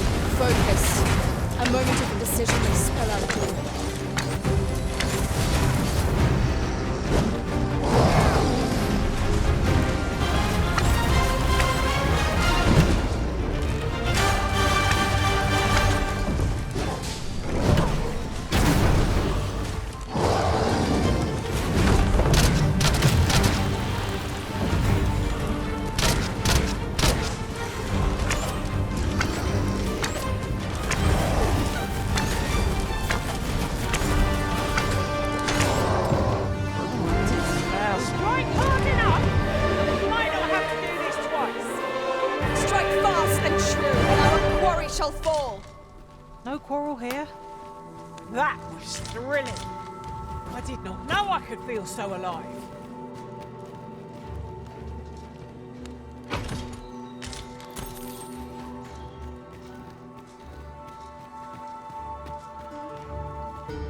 Hold a moment. What's this?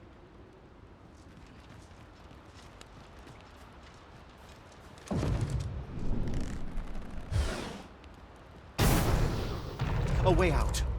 Let us make haste. Oh, my heart. There can be no gladder tidings in all the world. Words shall ne'er suffice to express my gratitude, friend. None of this would have been possible if you had not gifted me this bow. You are my sister's savior. I am forever in your debt. Eteler, le affermor el dalia eralotte. Finlenar. Karilm ilmen arkael. Silfa nambawe nun kalael alame. Angadur sindi. Kemenindor kanyan irils aldekar. Fionar elwe arfarne nenwen sur orne? Eteler, le affermor el dalia eralotte. Ondvana alvekil, eteler ne anler ailame. Lungtena peli telume, ane martir, tindume ingarina fa alme alcarwa? Nenwen mor aiwanon, artahir curir, mor fa erando, amanda kill. Kiriando anmaindor hiroth, artahir curir, mor fa erando, amanda kill. Vanalin hirosh soron, sorne an fameltol, nundis amanda kill angadur femor. Kasinke telpi nun finaler, lera ne fir heranon, anne artaher firnis. Finlenar. Lungdena we fear osto.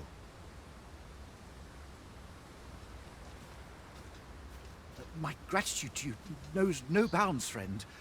'Twas your kindness that altered my plight as much as this bow. Not only are you my sister's savior, but mine as well. By the by, if you are as passionate about mastery of the bow as I am, perhaps you might speak with my father. His experience ought to be of benefit to you.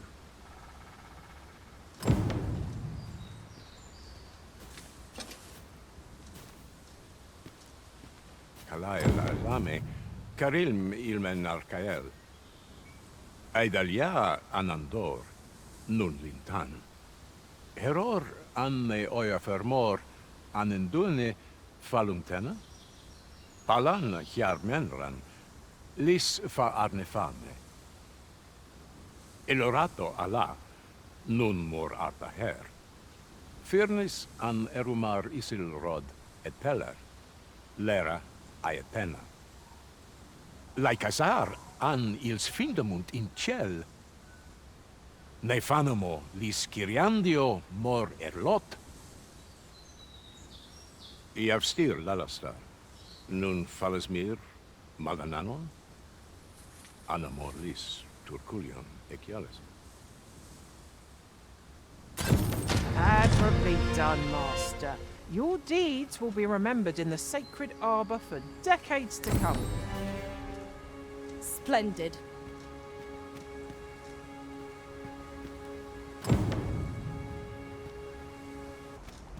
Kemen Ross. Karilm, kemen Ross tindume nun meltol. Morvea kuruir. You're no elf. Halan lome meltol. Firnis numberway. I am called Darren. My brother taught me to speak your tongue. So different from our own. Do you understand me? I learned the words, but this is the first I use them. Others of your kind have come here, but my people warn them away. Oh, but I cannot stay. I must, see to the Arbor Heart. Hobgoblin!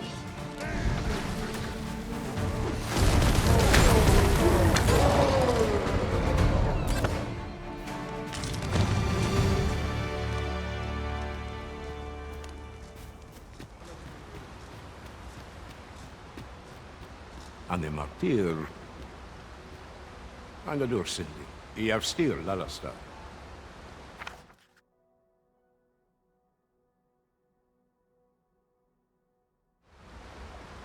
Mor nun hiroth.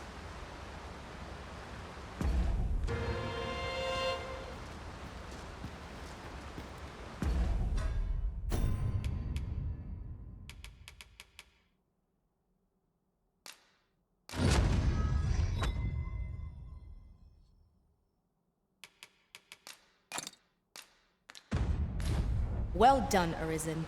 You have acquired a Maester's teaching, an important milestone in mastering any vocation. I shall strive to learn from your example, that I might reach new heights of my own.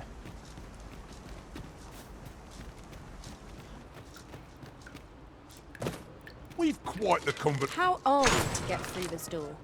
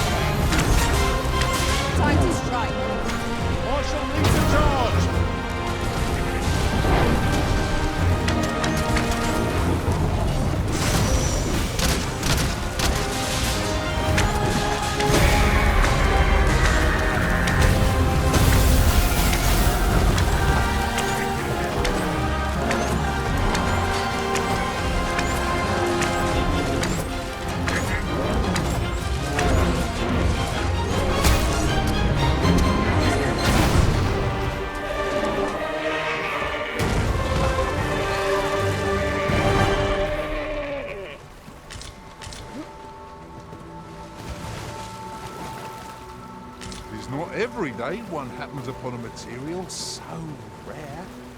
We shall have to think long and hard about what to do with it.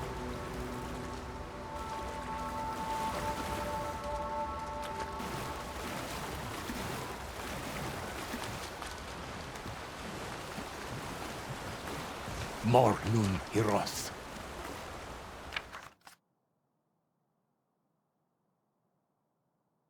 Morfa erando. Look there. Methinks I spy aught of use.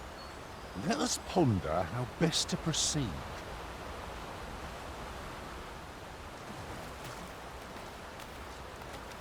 I was so hoping you would visit. Is that strange?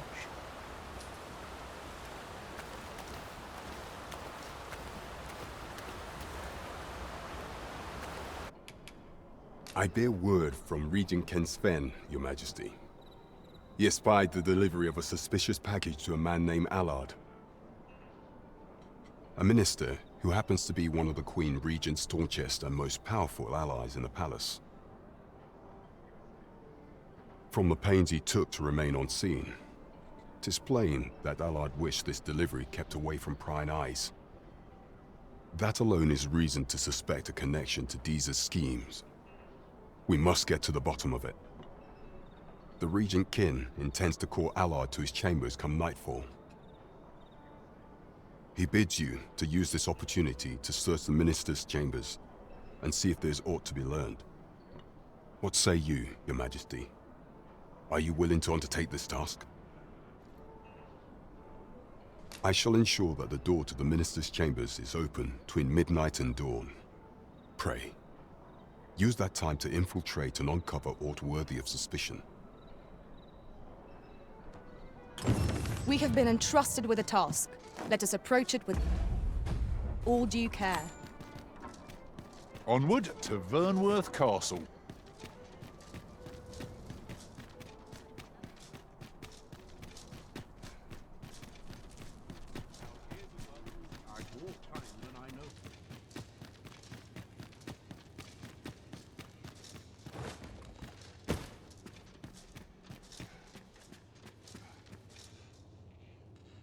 What business could be so pressing that I must be summoned at this late hour? I would not presume to know, my lord. However, it must be a highly sensitive matter for the Regent Kin to request a private audience. Oh, perhaps the boy has finally grown wise to the benefits my favor can bring. He might just be his mother's puppet, but at least he knows what's good for him. My lord, if someone were to overhear... Oh, unwring your hands, you fool! As if anyone in this palace would dare say a word against me. Now, if Wilhelmina calls, tell her to await me in my chambers. I will return presently.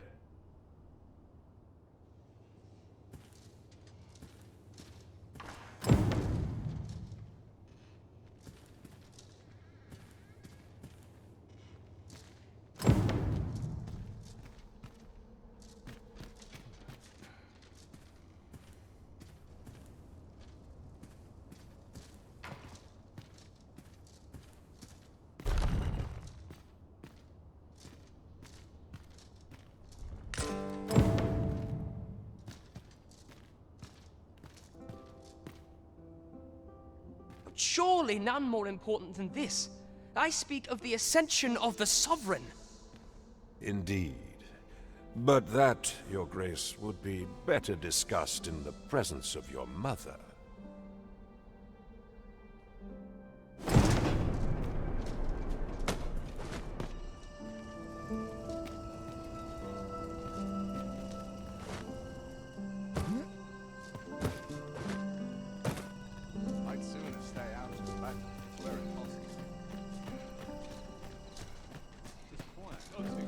Well, well.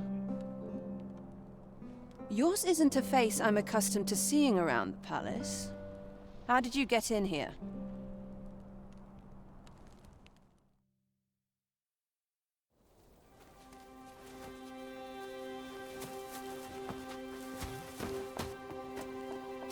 Oi! Who goes there? Who's there?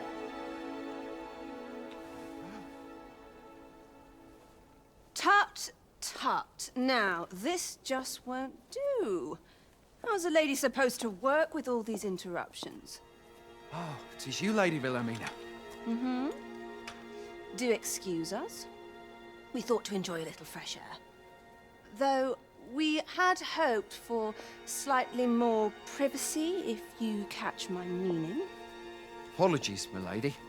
But might I ask the name of your companion? Are you sure it would be wise? Such knowledge has been known to cost a man his head. Understood, my lady. If anyone asks, I shall say I saw naught.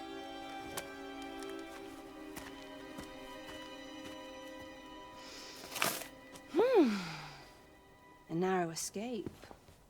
You should count yourself lucky that he was so easily flustered.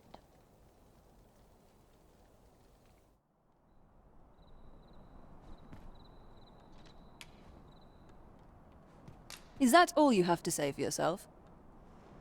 'Tis sweet of you to mind your manners, but such niceties won't get you far with me. Still, you are welcome to come calling, should the fancy take you, and should you have the gold for it.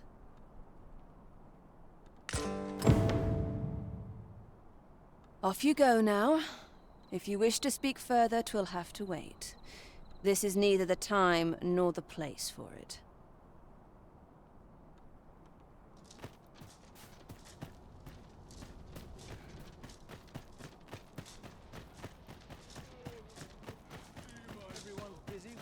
Common affairs, I see. I know this sigil well.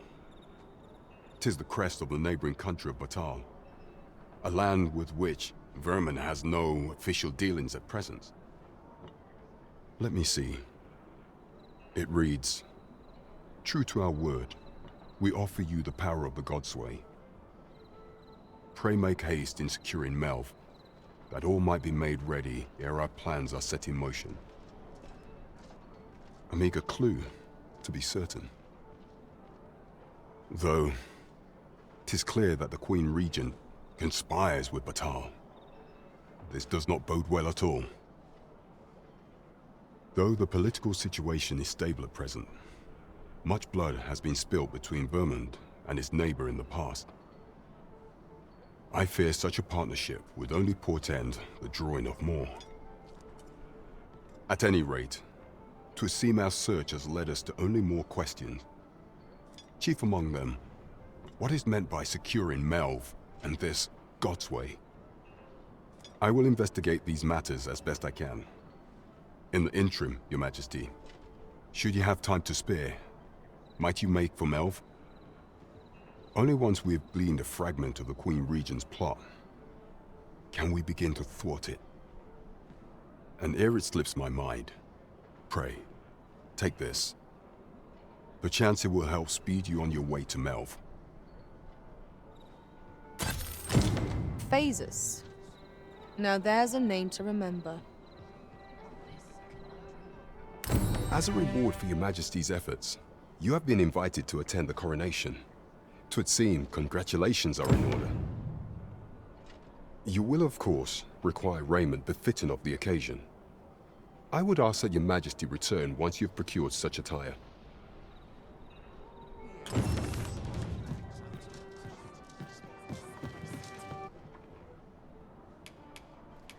For some time now, 'twas said that the false sovereign was recovering from his battle wounds. But as I hear it, he is now well enough to walk unaided. And so, in honor of his supposed valor, they have been holding masquerade in the palace of late. The false sovereign's identity is still beyond our ken. Even the matter of from where he hails remains a mystery. But mayhap approaching the false sovereign at one of these gatherings could afford you a glimpse into the man behind the mask. What say you, Your Majesty? Might I ask this task of you? My thanks. Some of the sentries posted at the masquerades are under my command. I shall have them ease security, so pray, slip into the venue through whatever opening presents itself. Once your infiltration is successful, you will need only don a mask and act the part of an invitee. Few will think to be wary if they believe you a fellow masquerader. Here, this should suffice to help you blend in. Take care, Your Majesty. Ah, there is one other thing. Masquerades being as they are, you will require suitable raiment. Much is made of appearances at such gatherings, and 'twould be wisest to dress the part when joining the other revelers.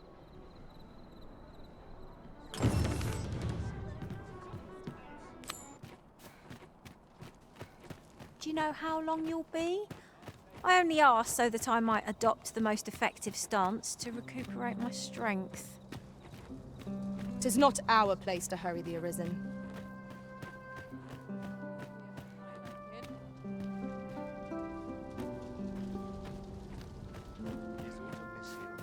Give me a moment to think, will ye? The masquerade is already underway, sir. 'Twill be a long night. Longer still for those of us on guard.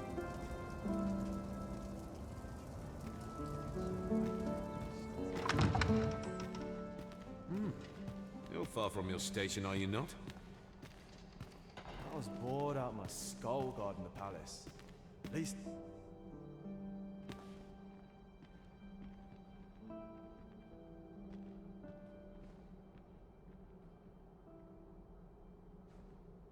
'Twould seem I drank such drink that I am drunk. Townspeople depend on me. If anyone would notice if I'm mistraining.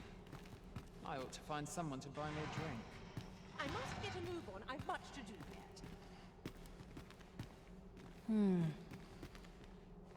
Captain will have my head if I skip another patrol. Here I might reflect upon my affairs in peace. Wealth is rooted in the soil. Why, you're... No. Pay me no mind. We who are gathered here are naught but nameless nobles. 'Twould be uncouth to inquire after another's identity.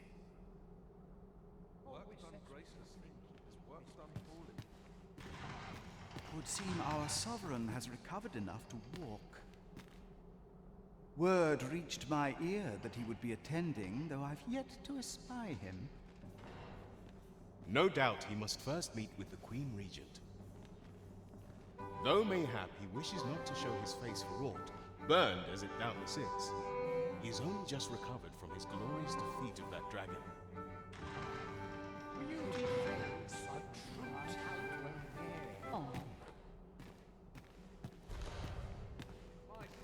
Such quietude is a blessing.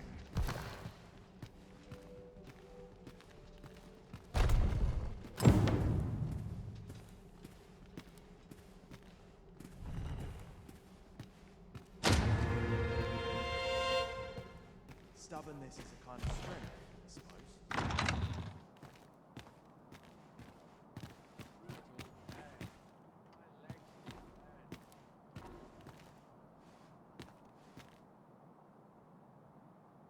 If that is your destination, we cannot follow.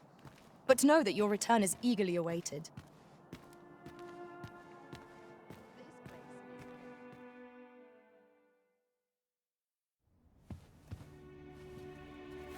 Well now, you're... What is it? Has something happened? We have it on good authority that a suspicious individual passed through here. We need to scour the area. Well, scour all you like. In here.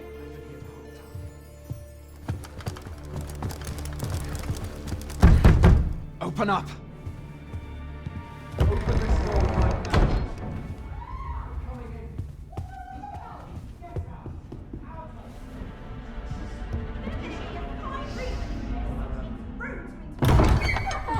You're dressed rather austerely for a patron. My humblest apologies, Lady Wilhelmina. We've had reports of an unseemly character in the vicinity, you see, and... Preposterous. I was out front till but a moment ago, and I did not see so much as a shadow. Be that as it may. You are excused. Leave this place, ere you invite our noble host's wrath upon yourself. I will summon you if aught is amiss. Pray forgive the intrusion. And what business have you here? In the nobles' playground? You've the face of someone in search of a juicy morsel. Would you be looking for this, perchance? Come on, then. Keep pouring. Do you take me for some green lad who can't handle his cups? I'm your damned king, and a king deserves royal treatment. Of course, Your Majesty. Tell us, Your Majesty, would you prefer more drink, or shall we find some other way to amuse ourselves? Aye. Let's change things up.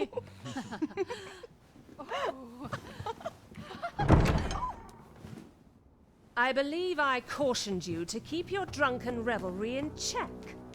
Lest you forget, these celebrations of your valor are but a pretense for more serious matters. I know.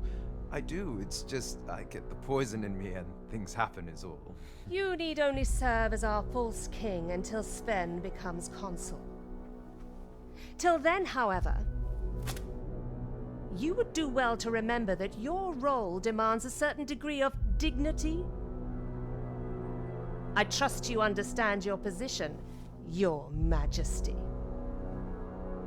Nay, I mean I. As you say, I'll go and sober up.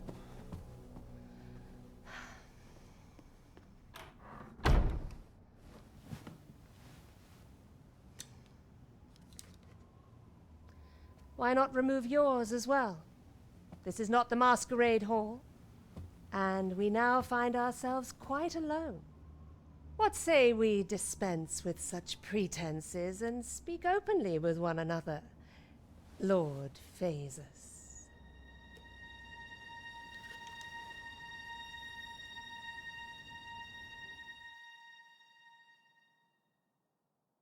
That will do. If you're discovered, yours won't be the only head that rolls. What is your purpose here, I wonder? If you came to learn of the Sovereign, then 'tis as you have seen. The man is naught but a ale-swilling pretender propped up by the Queen Regent. Of course, that begs the question. If he's a mere mummer, then where might our true Arisen be? You'd best go. I'll do what I can to help you make your escape.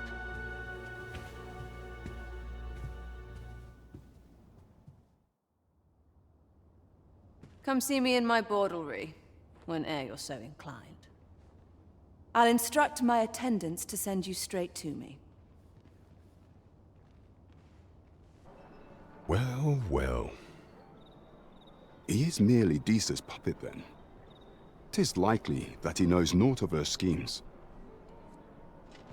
Even were he to be removed, I suspect some other would simply be made to take his place. But if there's aught that compels my attention, 'tis this other man you mention. Phaesus, was it? He seems a man of import, and yet I have never heard of him.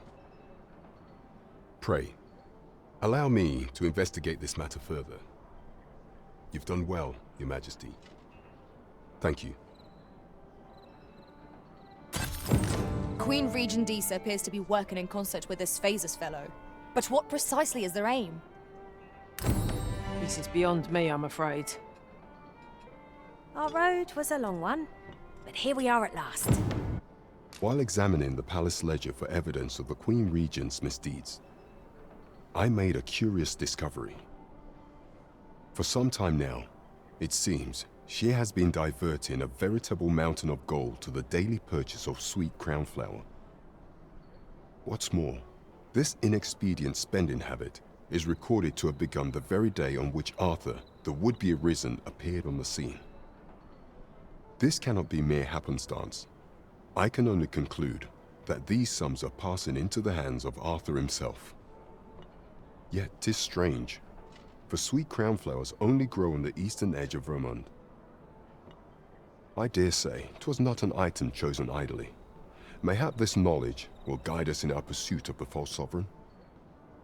'Tis a frail hope to be certain, yet all the same, I would ask that Your Majesty venture to Vermont's eastern edge and probe into this young man's origins. I am glad to hear it, for I cannot shake the feeling that uncovering the identity of the false sovereign is the key to unraveling Disa's scheme and securing your enthronement. I don't know about you, Master, but word of a curious village does more to spark my interest than deter it.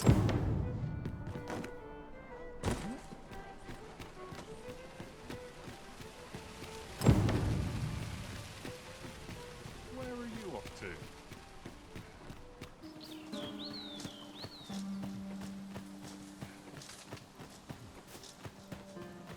You'd best go elsewhere, friend.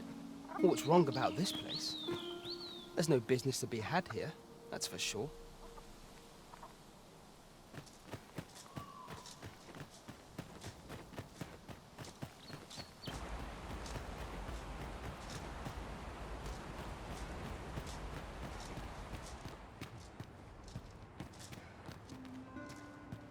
Greetings. I must say I'm impressed by your intuition, sir. You found me out far sooner than most. I trust you are enjoying your sojourn in our fair village. If you have any questions, ask away. I should be glad to aid you. Beg pardon? Why would you ask such a thing? A letter? Oh, you've made quite the discovery. Brass means imitating someone in thieves' cant. This letter means to say someone's taken on such a request. Naturally, I can say nothing as to the who or what of the arrangement. I'm sure you understand. Is there aught else you care to ask? If aught about our humble village seems strange to you, that is easily explained. For 'tis here that thieves are instructed in the skills they require. To begin with, those who wander into the village are evaluated for their potential aptitude. Of course, you are no exception. That you stand here now is proof you were deemed a worthy candidate. Which is to say, you have my approval as the Thiefmeister. Is there aught else you care to ask? You're curious what I know of you? Quite a bit, I should think. Naturally, I'm not the only one. Our village has its own network of spies and informants, you see, and your title tends to make you stand out among the rumors we collect. You're the second arisen to come to Vermont, and you've allied yourself with Captain Brandt against the Queen Regent. In response, she's... Oops, I mustn't say another word. Don't misunderstand. I'm no ally of the Queen Regent. I merely strive to maintain neutrality in political matters. Those who deal in information must ne'er align themselves with a particular power. Such is our village code. Is there aught else you care to ask? Arthur, you say? I've lived in this village many a year, but I can't say I've heard of someone by that name. My apologies. Is there aught else you care to ask? Aye. Take care, then. You, sir, are worthy of inheriting my ultimate technique.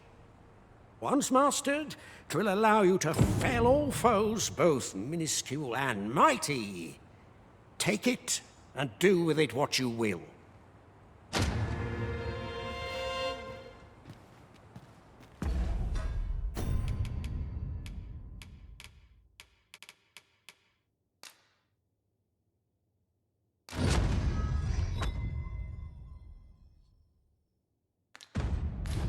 Well done, Arisen. You have acquired a Maester's teaching, an important milestone in mastering any vocation. 'Tis an honour and a privilege to serve a master so accomplished.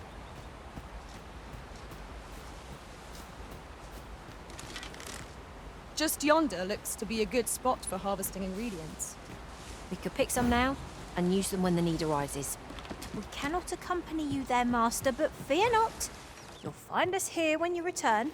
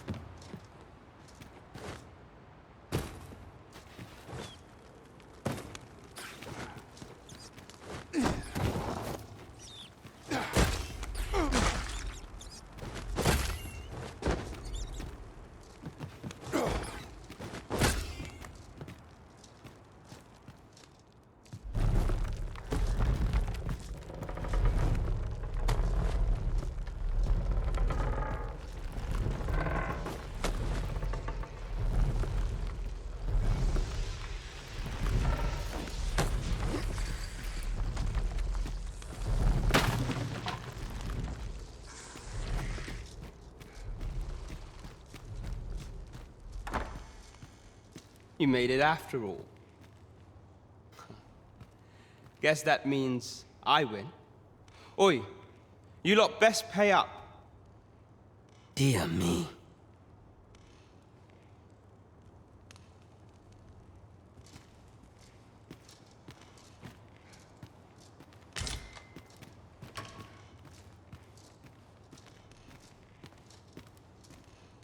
You didn't disappoint, did you? You've done well. Seems only fair I answer any questions weighing on you. Go on. Ask away. What can I say? Not many people bother with this place. Luckily for me, you were different. Knew I was right to bet in favor of the Arisen. Anyway, most visitors get fooled into going up to the manor. We send them packing with a trifle, and if they don't question it, good riddance. Anyone that complacent has got no business being a thief. We only train the rare few who make it here. Some might go so far as to say that the entire village was built around this spot. That all you wanted to ask?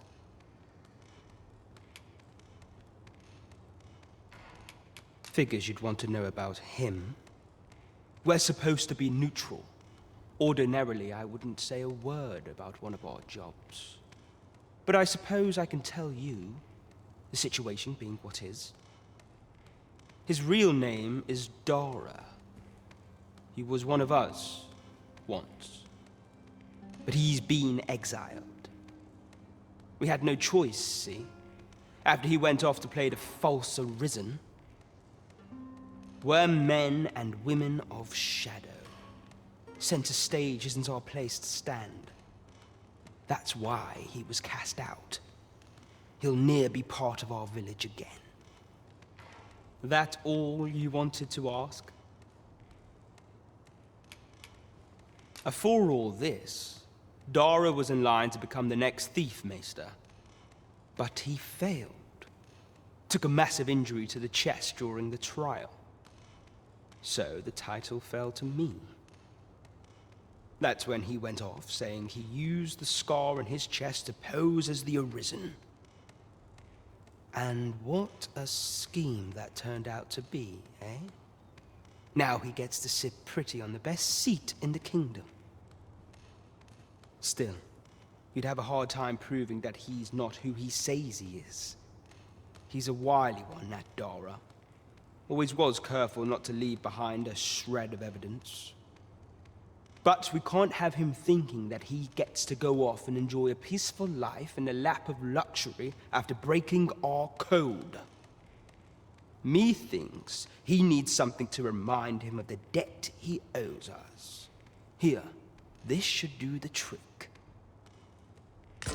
Now, as to the Maester's teaching, not sure you'll be able to use it to its fullest potential, but I'll show it to you.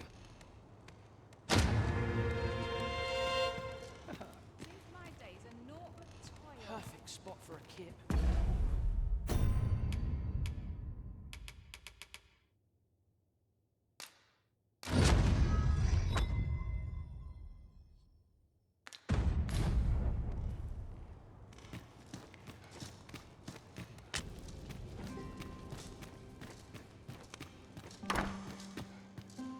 Is this where you've been all this time? 'Tis rather far from where we agreed to meet up. Do take care not to stray so far next time.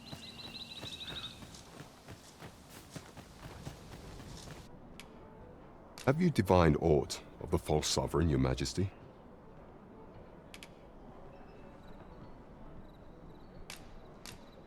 This appears to be a bill calling for the arrest of a man named Dara.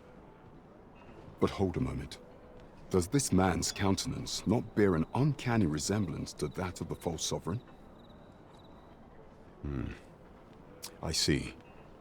If Your Majesty is certain that the two are one and the same, then I am convinced as well. However, I'm afraid this paper alone does not constitute sufficient proof. Ah, but of course. I surmise Your Majesty intends to post the bill and invite suspicion. A clever plan. The Queen Regent will be forced to deny any connection to our new sovereign. yet will be unable to remove the bill from the public eye. Furthermore, 'twill serve as an attestation to Dara's existence, which shall remain an undeniable truth till the man resurfaces. And all the while, the doubts lurking in the hearts of the citizenry will continue to deepen.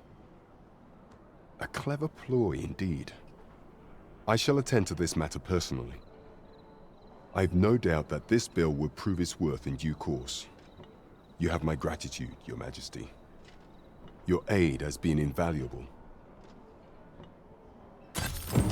So, the false sovereign operates at the behest of Queen Regent Disa. The spider has woven her web rather carefully. Here at last. All shall change once we have attended the coronation. If Your Majesty has any unfinished business to attend to, 'tis best you do so before we depart. Very well. The coronation is to take place on the morrow. We shall depart early in the morn, so Your Majesty would do well to get a good night's rest.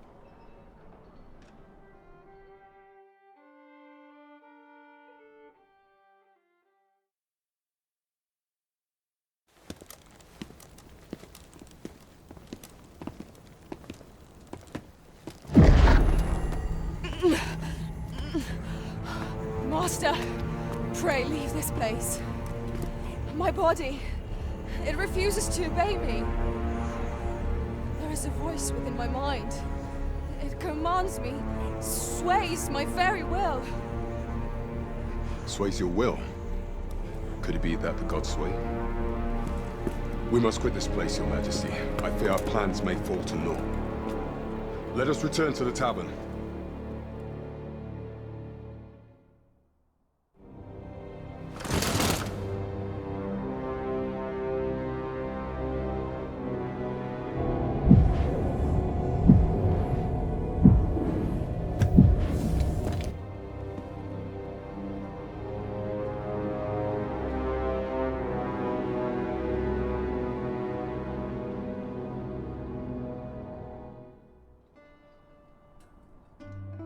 We've been had. The false sovereign commanded the pawns at the coronation, proving his own power has arisen. According to Regent King Sven, the pretender was wearing some sort of lavish necklace at the time. I imagine this artifact is the godsway mentioned in that letter. Perchance 'tis a tool that grants power akin to that of the true arisen. 'Twould do much to explain the events that we have beheld afore now. Alas, unless we find some way to unmake this godsway's power, proving Your Majesty's legitimacy shall be difficult indeed. Allow me to speak to the agent we captured some days past. Perchance he knows aught of use. Never could I have imagined such an outcome. What manner of artifact is this godsway? I suppose 'tis pointless to ponder. Let us await the results of Captain Brandt's investigation. I quite agree.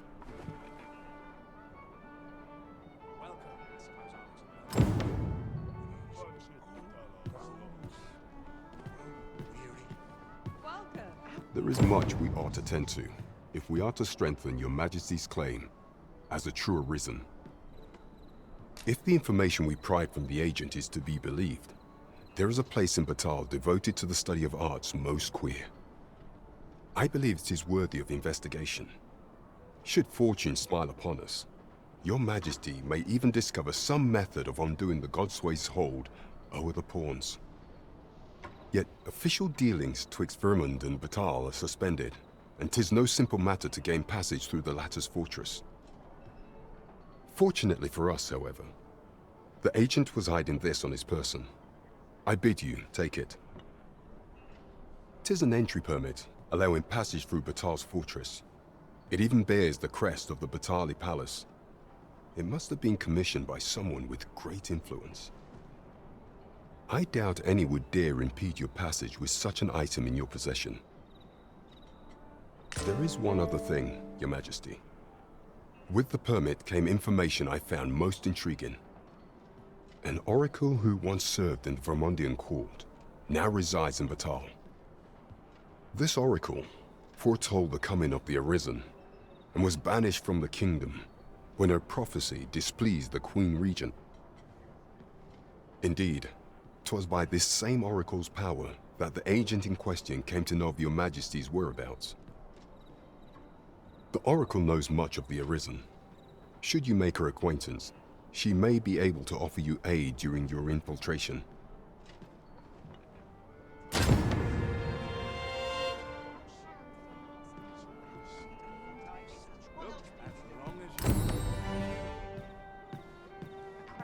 Let's take it easy today. My knees are acting up.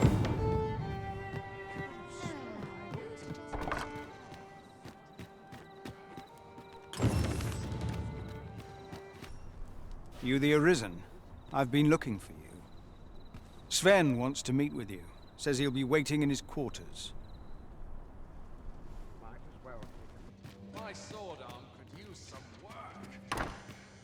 I heard from Captain Brandt that you plan to make for Batal in order to continue your investigation. As for me, I've been looking into my mother's movements since last we met, and I happen upon this. 'Tis a letter she discarded, only half written. It seems to be addressed to someone called Phaesus. I passed an eye over it, though I failed to grasp its meaning, or what compelled her to throw it away. Here, I thought it best that you have it. Mayhap you could glean aught from it that I could not. And if you do, would you be so kind as to share it with me? That is only if you've the time to spare. I am in no position to make demands, of course.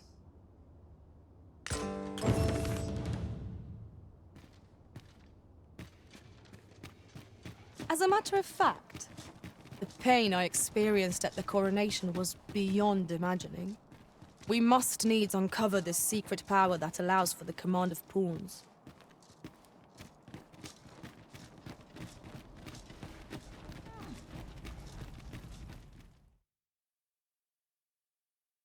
A merchant, eh? Have you an entry permit? Hold a moment. That cart has priority. Lord Phaesus is come! Open the gates!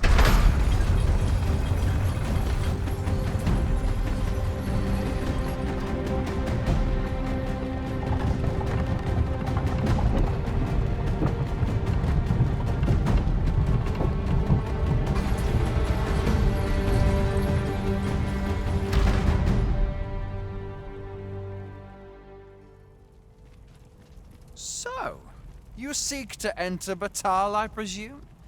I'll have to check your permit. Go on through.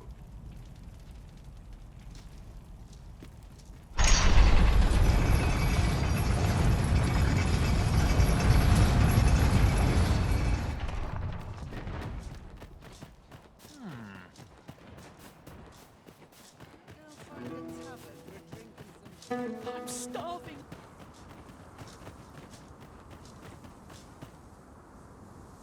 So, after breaking free of the chains of slavery that once bound you to this land, you return of your own volition.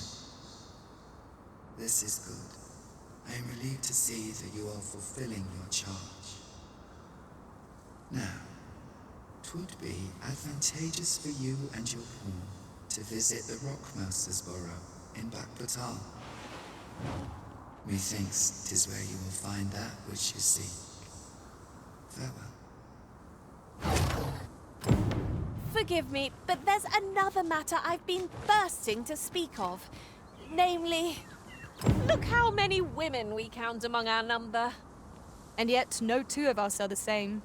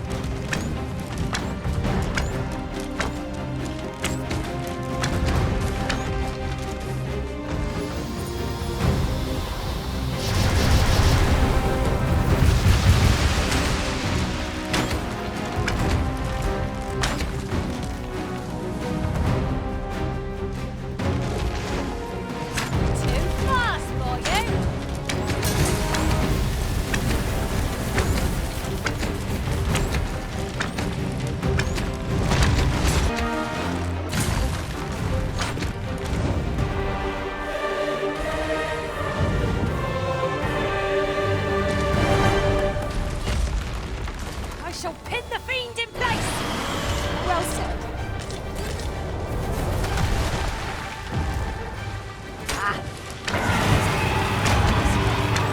This is one of the targets not got my own master.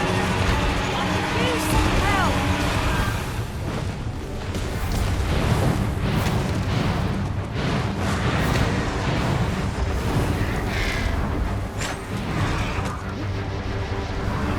Look out, Arisen! We're under attack! Don't waste this chance. Press home our advantage. Strike fast and true, and our quarry shall fall. Arisen! Are you alright?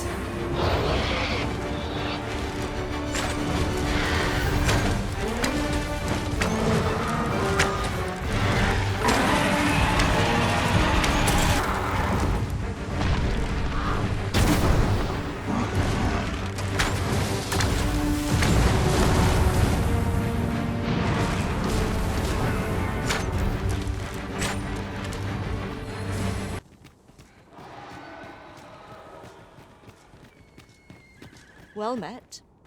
Does that make you the Arisen? Be at ease. I bear you no ill will. My name is Manella, and I have the honor of serving as a go-between twixt Her Majesty and the Guard. Come, let me buy you a drink. We've much to discuss, and I don't fancy standing round all the while. Shall we make for the tavern?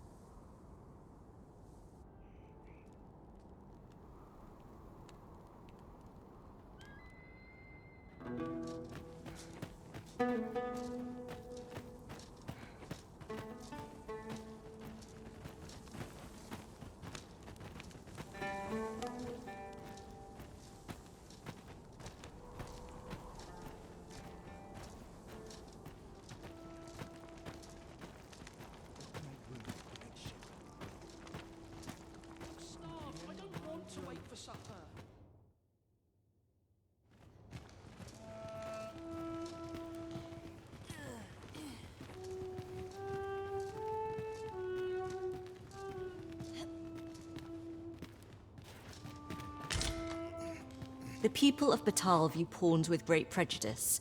They're even forbidden from setting foot in the capital. Her Majesty, Empress Nadinya, has long been troubled by this custom, but a practice so ancient isn't easily overturned.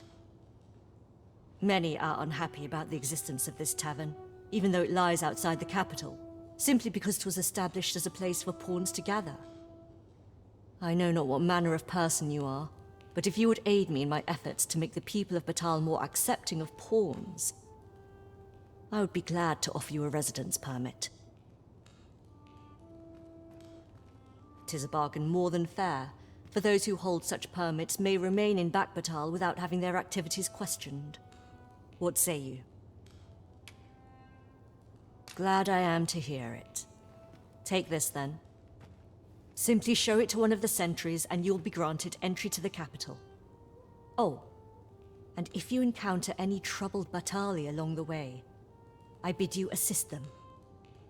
They are harsh in their persecution of the pawns, but were they to be aided by the targets of their ire, mayhap a few stubborn hearts would soften. A simple plan, I know, but 'tis the only one available, or so it seems to me. I bid you good fortune, Sir Arisen. How might I be of service? I've got the sharpest ears in town.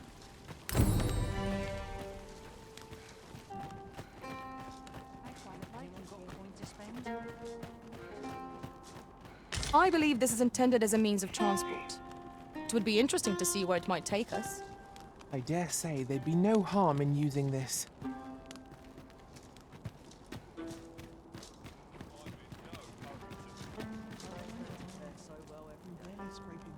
All knowledge of this, God's way, stems from the forbidden magic research laboratory, which can be found here in Batal. However, you would do well to first travel to the Alta Batal coast and seek a man named Ambrosius. For as a researcher of this laboratory, he will doubtless be able to answer many of your questions. An ox cart ought to make our journey easier.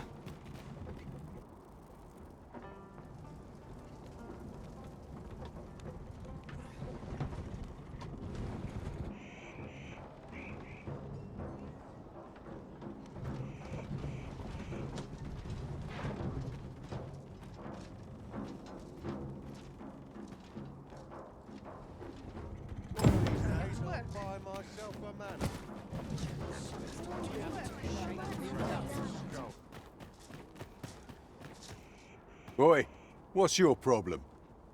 Walking about with pawns in tow, I mislike that. You from Vermont? Bet you're as prejudiced as the rest of your lot. Well, got something you want to say, eh? Save it. You're not welcome here. Suppose you didn't know, but we don't allow Vermundian scum in this tavern. But I've got a heart of gold, me. I'll give you a chance to redeem yourself. All you've got to do is prove your mettle against these sods, alone, that is. If you're bested, then we'll take all you've got. It's only fair, ain't it? Put your back into it!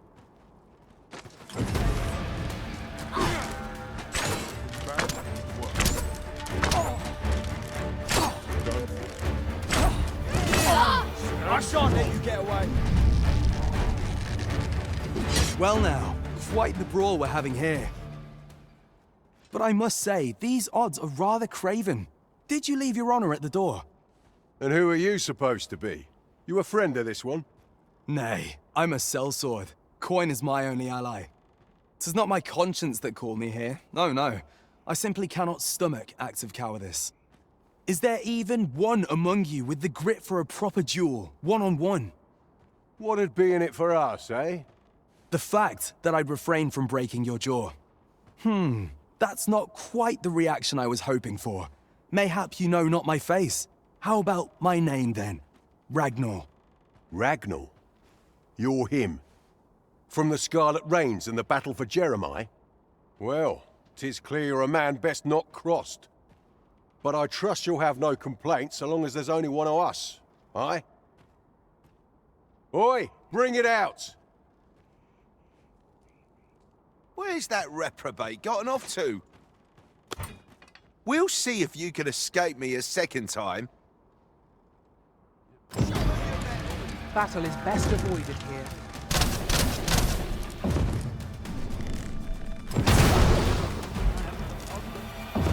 Steel yourself! You made a tough stuff! Whatever am I to do?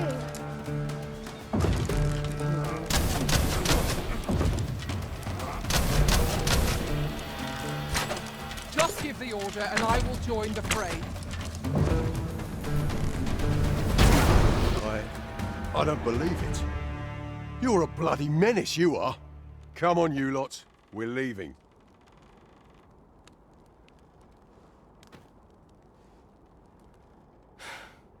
Fine work, that was. Pray, save your thanks. I've no need of it. After all, judging by the skill with which you won that duel just now, I dare say you'd have bested those louts even if I hadn't intervened. I suppose that coward knew he was no match for you in a fair fight, so he had that beast take the beating for him.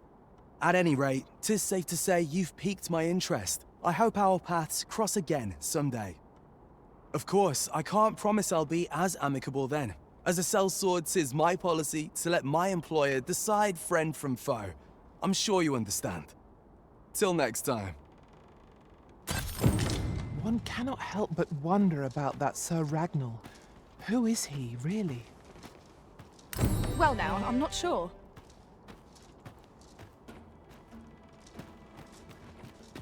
As I recall, the location of another of our tasks is not far from here. We shall have to decide which is the most pressing. We cannot do everything at once. There, Master! Drake! We have no means of exploiting our enemy's weakness.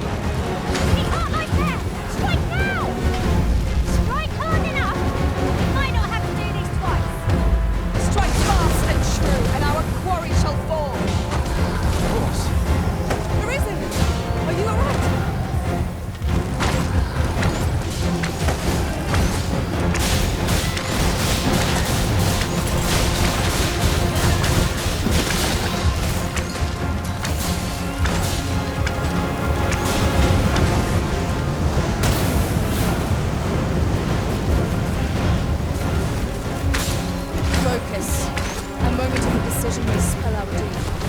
Understood.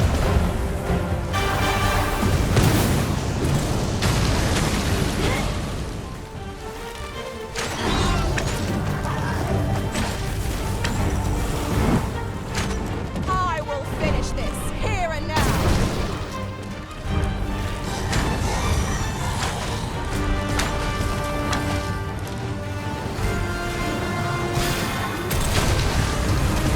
You are in need of healing. Allow me. Wait a moment.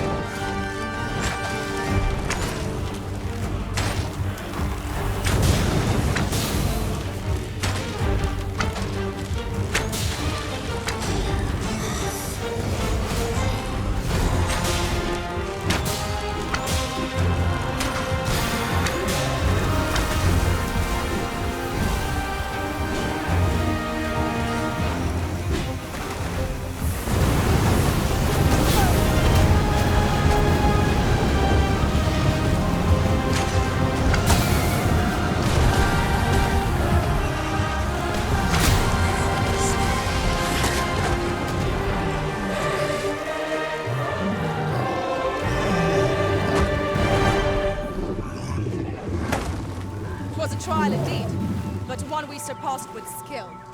Considering the might of our combined experience, what other outcome could there have been?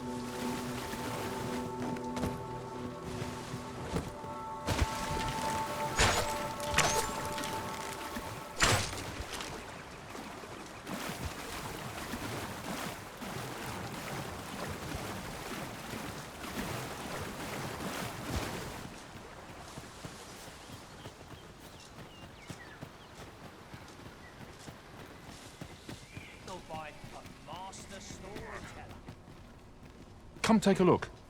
You'll be glad you did.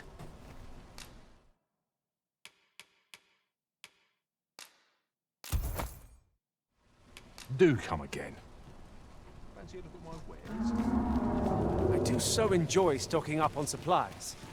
I hope our coin purse isn't too much lighter. I quite agree.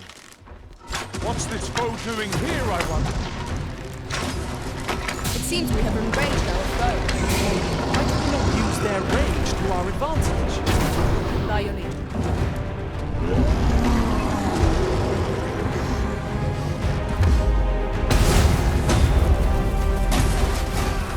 Arisen!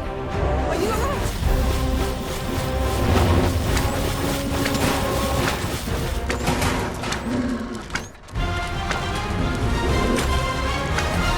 Climb on and I'll send you sword!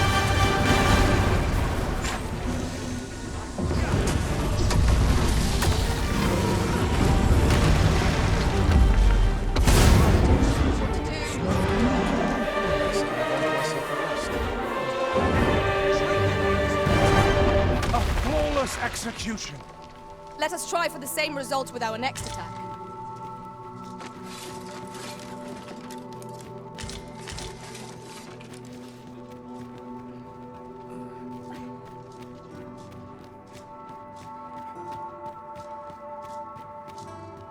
This ox cart's bound for Melv. I'll need to see some coin before I let you on. Ox carts make for relatively safer travel. Fewer monsters are to be found on the main road, though carts travel only by the sun.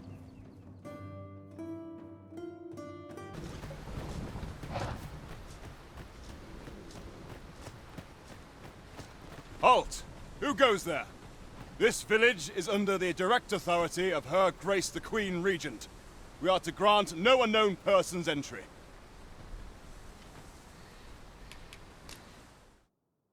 Glad we understand each other.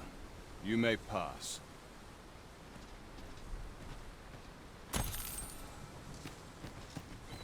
We shall await you here, Master.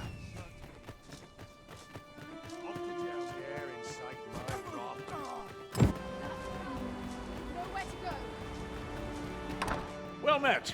Glad to see you in good health. The tyranny of the Queen Regent's faction knows no bounds. Passage into and out of the village is restricted, and we're being treated as slaves. I had intended to endure it till Ulrika returned to us, but I fear the villagers have already reached their limit. I'll be honest with you, as you've earned my trust. We've a mind to leave this village for good. The dragon's flame has devastated the land here. Many of the villagers question whether it is worth attempting to restore it. When I mentioned as much in a letter I had smuggled to Ulrika, she told me that the village she's staying in would be glad to take us in. Only problem is how we're going to get past the soldiers.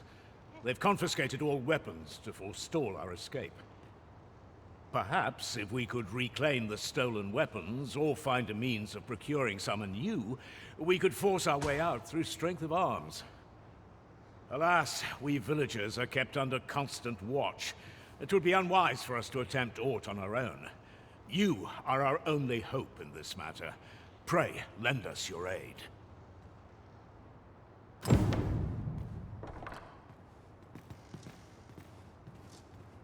How are you faring? Have you been able to procure any weapons for us?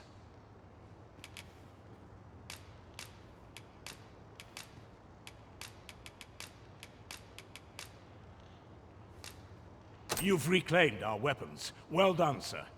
I am certain the other villagers shall be glad to arm themselves with their weapons of choice. My thanks. I'd wager we stand a fighting chance now. The time has come to leave this village behind.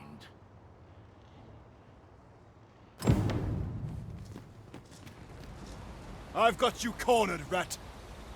Don't fret, I've got you. With me!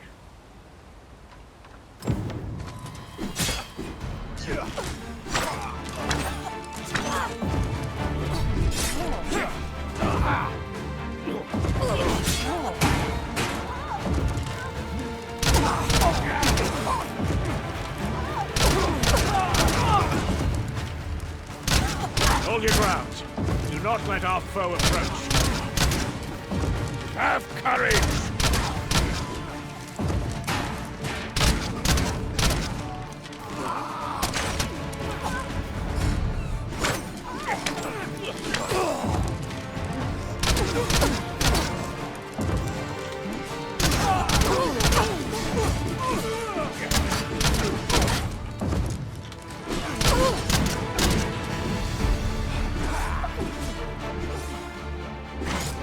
Cannot be! Retreat! We must withdraw and regroup!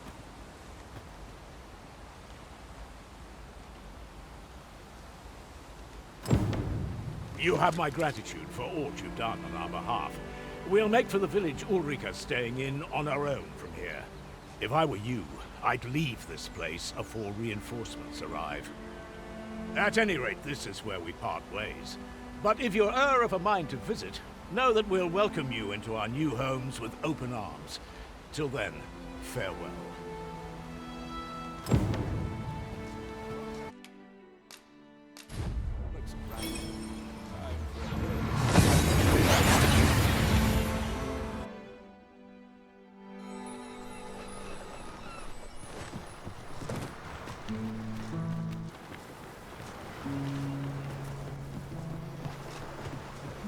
I heard what transpired.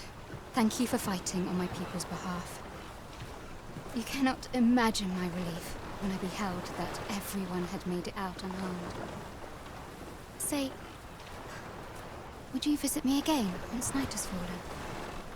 There's aught I would show you.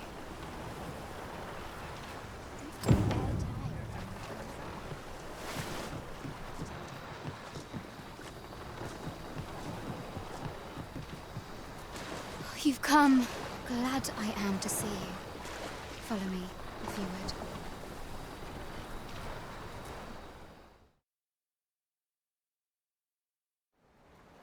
Tis a strange thing. I ne'er knew how vast the sky was, till I left Mel behind. Time and again you have come to my aid. Would that I could repay you in some way. Alas, there is little I have to offer. Yet, if your heart e'er aches for a place to call home, then may this village... No, not the village. If e'er you're in need of a hearth to return to, then let it be mine.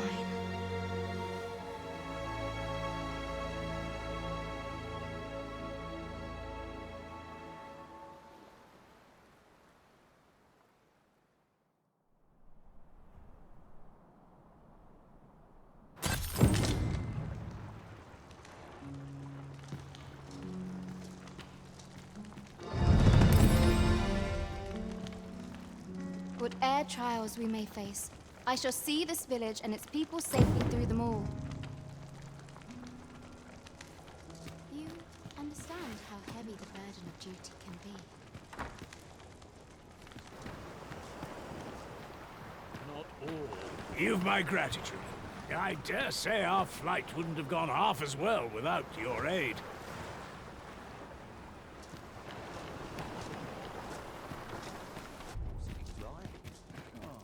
Tell me, I haven't got any rowing time. Well met, Sir Arisen. Let us dispense with pleasantries and cut to the heart of the matter. I have a task that requires someone of your skill and discretion. Some days ago, a fiend attacked Empress Nadinya during her supplications.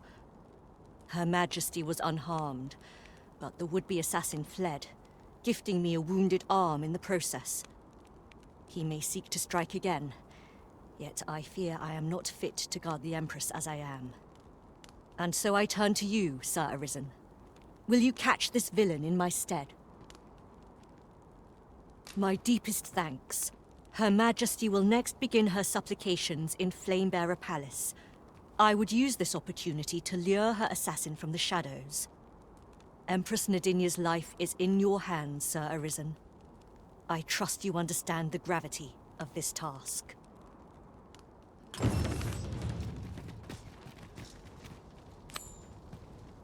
If you must go off on your own, there's naught to be done. I only hope you'll return sooner rather than later. It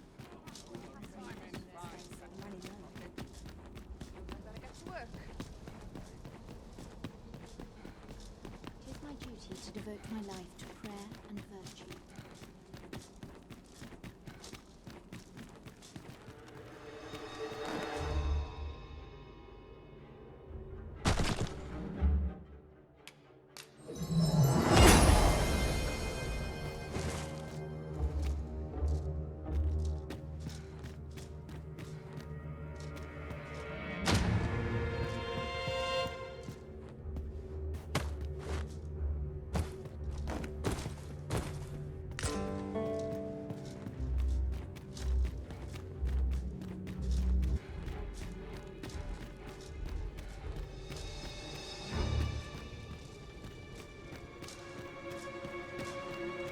What was the missive that just arrived? Oh, you know. The usual. From Vermont, bound straight for the archives. Not to be opened. Another one? What is the director up to? Well, never mind that. Did we get any other deliveries today, perchance? Surely you're not expecting another one of your love letters? Why, just the other day, you were warned not to use this address for personal correspondences. You really mustn't be so imprudent. Need I remind you that if word of our activities here was to get out... Yes, yes, I'm well aware of that, thank you. Now come, enough gossiping. We've work to be getting on with.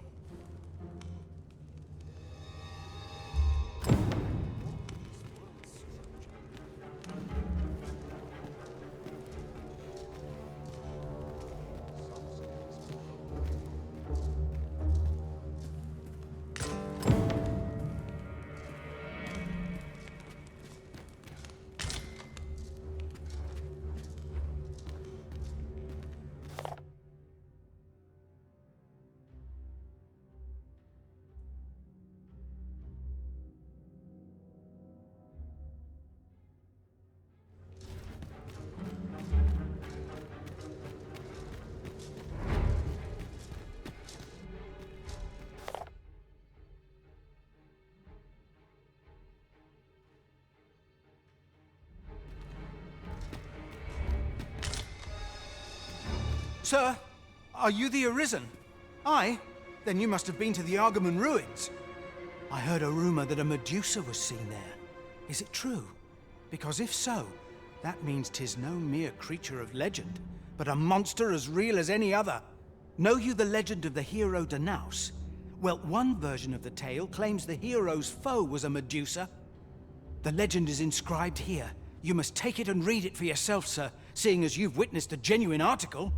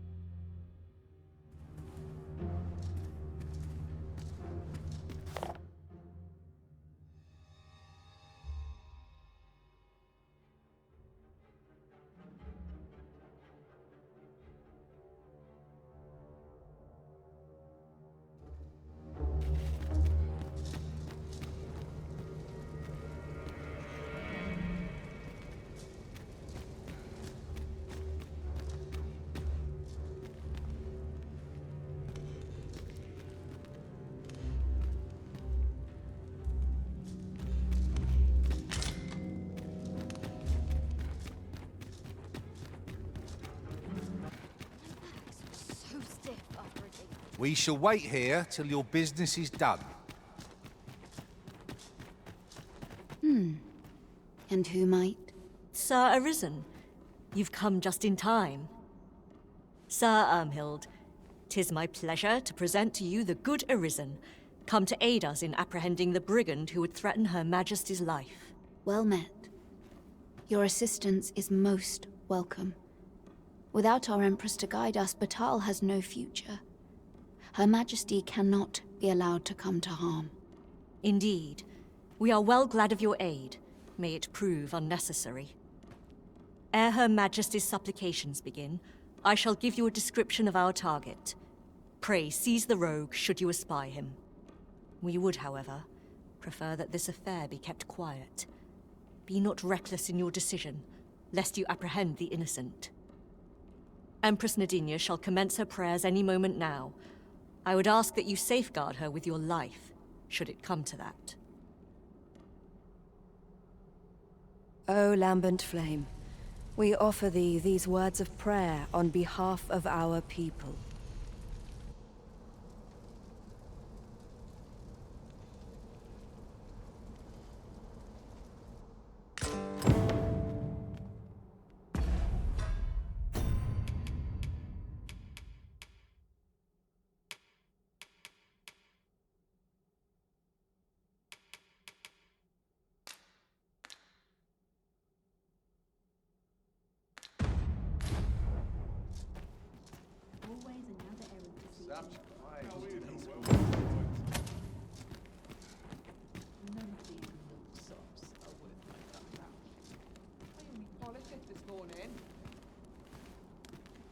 Have you seen the Empress's dance? She performs it every day in this city, in offering to the lambent flame. The event bears some grand title, though I've long forgotten it. Most of us We ask that all be spared the horrors of the fell dragon. We ask that Batal may e'er prosper. And we ask that a day may come when Beastren, human, pawn, and every other noble race that walks our world may live in harmony with one another.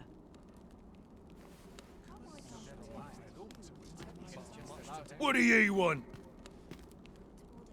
Sir Arisen, Her Majesty's supplications are nearing their end. Have you located the rogue?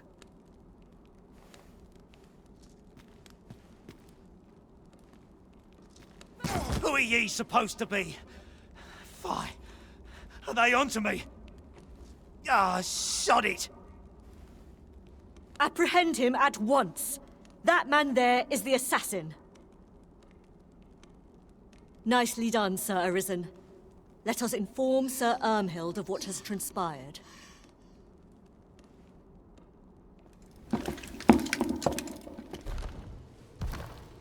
Oh, Your Majesty. Full glad am I to see you unharmed. The brigand has been captured. The chaos of the past few days ought to be behind us now. We owe this outcome to you, Sir Arisen. You cannot know the depth of my gratitude.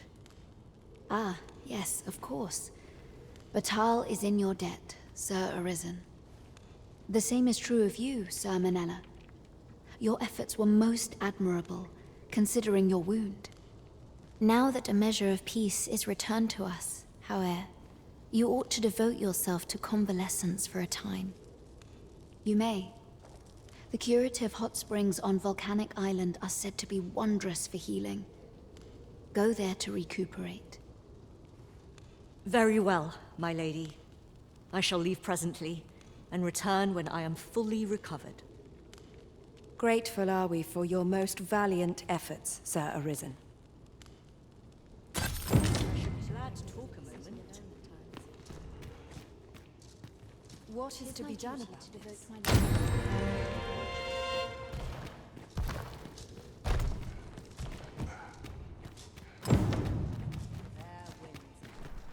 Who are you? No, never mind, 'tis of little import. I'm searching for blue crystal shards. Find any, and I'll pay you handsomely. The bigger they are, the higher your reward will be. I'll gather these now. It would be a shame to forget their location when we need them most.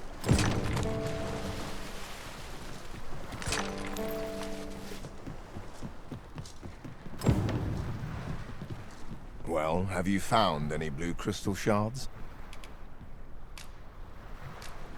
Is that all? Tiny fragments such as these aren't nearly good enough. Still, I expect I'll find a use for them. Here, take your coin and be gone. 'Tis a god's sway. Well, to be precise, the crystalline substance from which 'tis made. By refining such crystals, anyone can attain the power of the Arisen. The power to command pawns, that is. However, small fragments are meaningless. They cannot contend with the Arisen's power, you see. Speaking of which, should you find any large fragments, bring them to me, won't you? Though that might be difficult. We've scoured this area quite thoroughly, I should think. 'Tis possible larger shards may have been mistaken for jewels and carried off by scavengers or collectors or some such. Mayhap one such as the Oracle or the Dragon Forged would be able to aid you in locating them. I can tell you no more than that.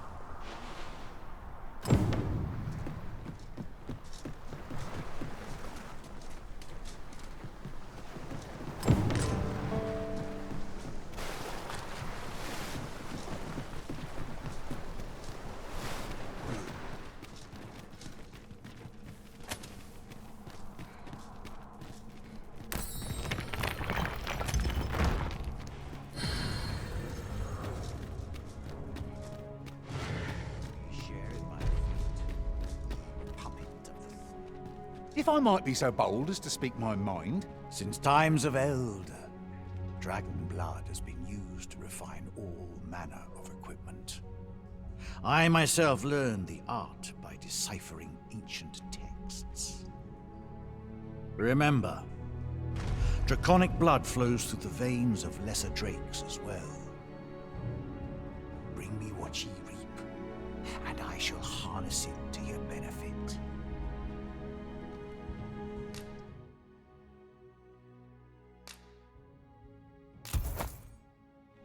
Then I bid ye farewell, and safe travels.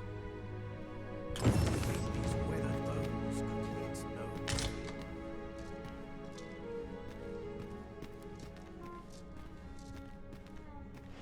Oft I forget the swiftness of time's passage.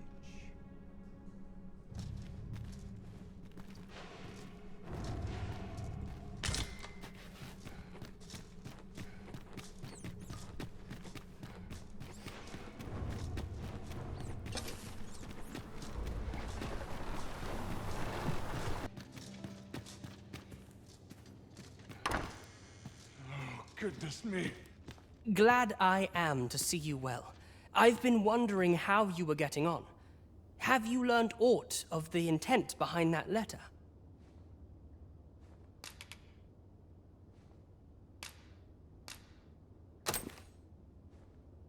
'Twould seem my mother has joined hands with a Batali researcher to achieve her purpose. Which, according to this missive, is to arrange things so that I might rule the kingdom. But I don't understand. Vermont needs no consul. It's found its ruler, its sovereign, pretender though he may be. To say naught of you, does she mean to remove you and the false sovereign both from the picture? Is that what is meant by this tragedy? 'Tis a frightful thought, yet we are in a much stronger position for having learned of it. You've my gratitude for this. I now know what 'tis I must do.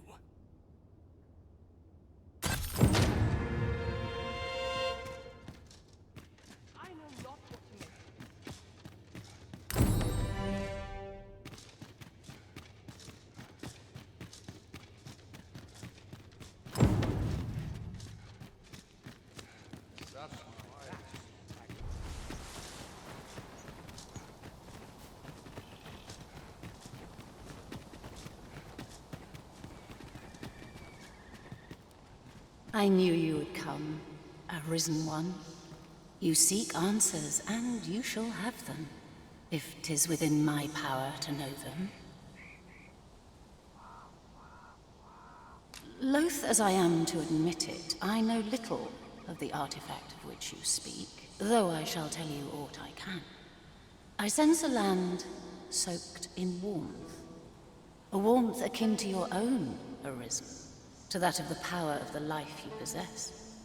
Yet it now lies many fathoms below the surface of the sea, in a place unreachable by mortal hands. Though 'tis strange, for I sense also that this warmth grows ere near. 'Twould seem a path will be open to you in time, allowing you to venture into the heart of this warmth, so like your own. Perhaps he who was dragon-forged can tell you more. Seek him out in Harv village, if you would learn from him.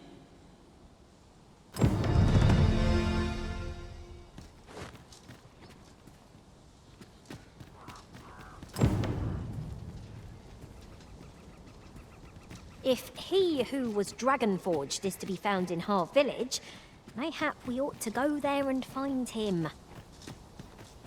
Very well. I'll guide you there directly. We're in your hands, sir. Much obliged.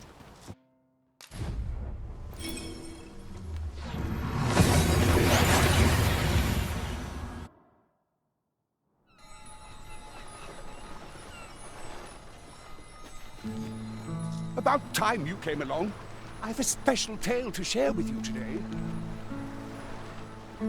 Or so I'd like to say, but it is getting rather late.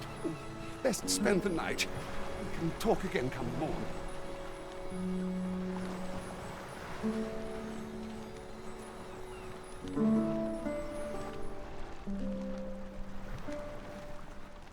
Ah, good. You're awake. Look to the sea, my friend. Hard to resist setting out in one's boat with fair skies like these, eh? Now, I've told you about the sunken temple in the middle of the sea, haven't I? I'm quite sure I mentioned it. But I ne'er spoke of the man who resides there. He was such a worthy ruler in life that his armies safeguard him even in death. As he himself would have it, he was once entrusted with the task of watching over this world from the heavens above. Yet he tired of his duty and abandoned his perch in the sky in favor of founding a small kingdom on the ground. Alas, though he was a just and goodly ruler, there is not a single person alive who remembers his name. Oh, it sounds unfortunate, but if you ask me, 'tis all a matter of perspective. It can be a blessing to forget, and to be forgotten. I should know. In all my long years, I've never forgotten a single thing. I remember everything, every little detail. Would that I could forget some of it. A lie it may seem, but a lie it is not. I speak only the truth, as you well know. Come see me again if it pleases you. I've tales aplenty to share.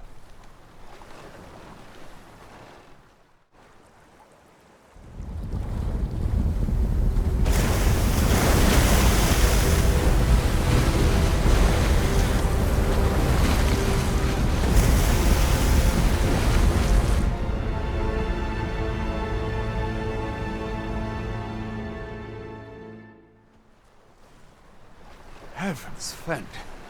I'd ne'er seen the like. I'd not known there were ruins in the depths of this cavern till the path appeared. 'Twas magic, methinks. I should have liked to investigate if the place hadn't been crawling with monsters. I'll be needing sturdier arms than these afore I head back in there, I fear. At any rate, I'd best report this discovery to my commander. I only pray naught grave shall come of it. Yon structure yet lies on the water. 'Tis strange to think that it slumbered beneath the surface all this time. Curiously, it does not seem to be of mortal make. It seems aught has occurred within the depths of Stormwind Cave. But what? I wonder. I know not what to say.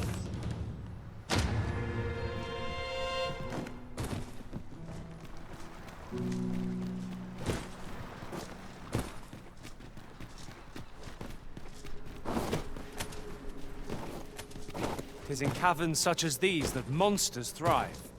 Tread carefully. One never can be too cautious. Understood. We are under attack!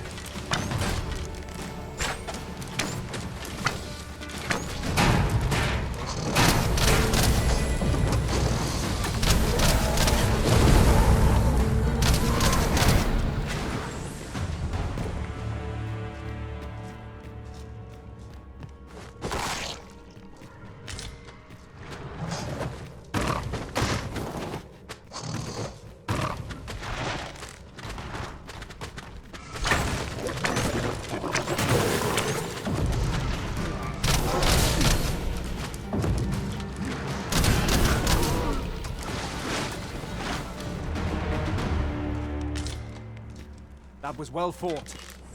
There's no one standing who might say otherwise. We mustn't allow ourselves to become complacent. Take each trial as it comes.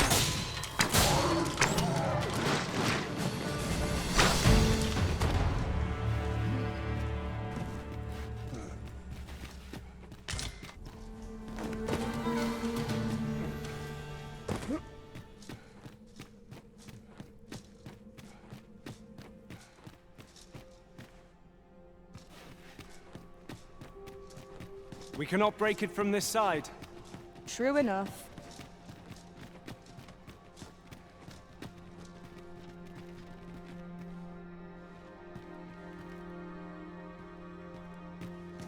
On chest.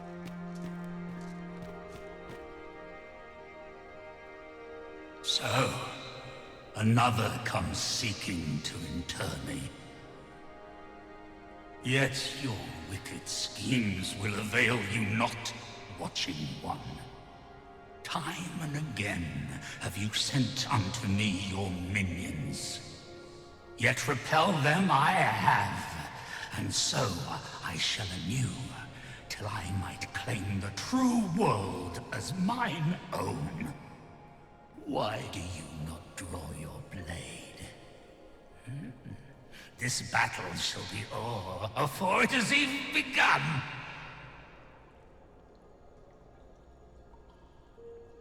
You seek not my death. Then you are not of the Watching One. I am Rothas, founder of the Kingdom of Vermund. And you appear to be arisen. Tell me your reason for coming here.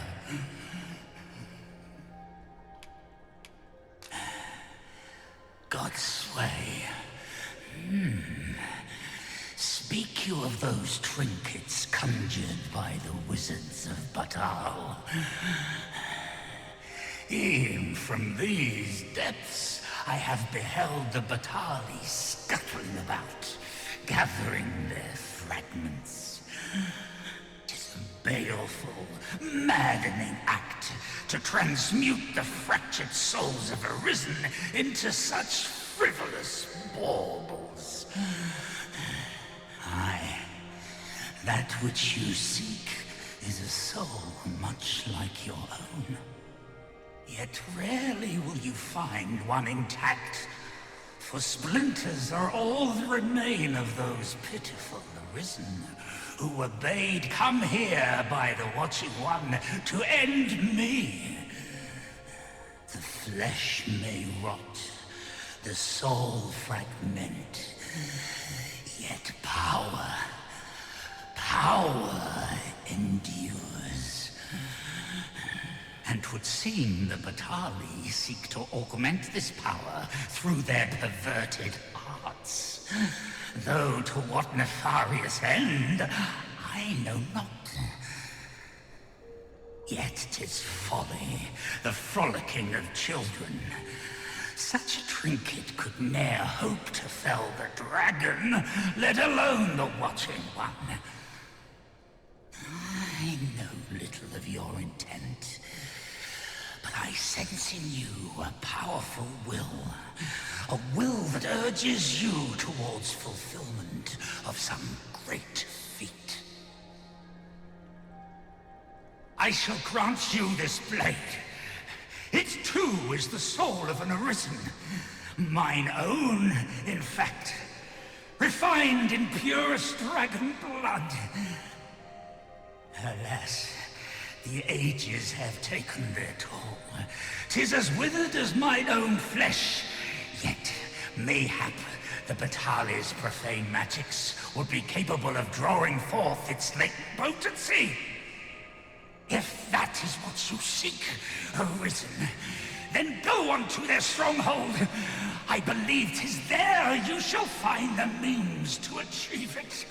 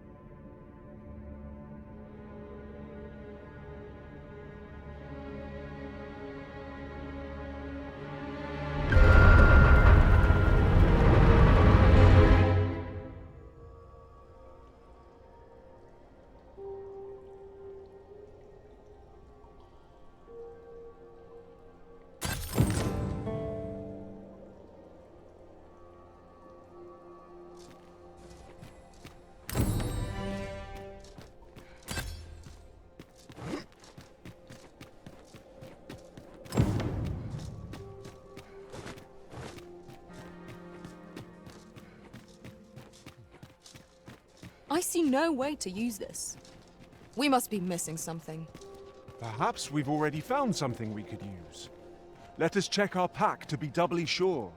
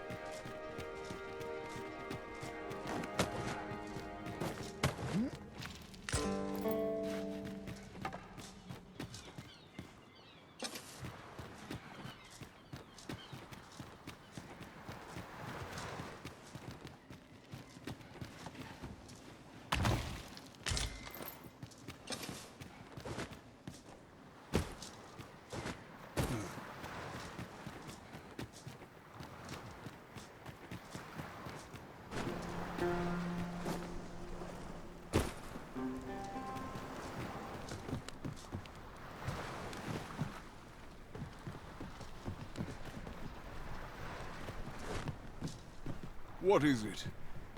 If you're looking for Lord Ambrosius, he's already returned to his research. Though, from what I understand, he's still willing to pay for blue crystal shards. If you find any, bring them to him at the Forbidden Magic Research Lab. We've been traveling together for some time now, haven't we? As a result, we move as one. Our new recruits battle ready.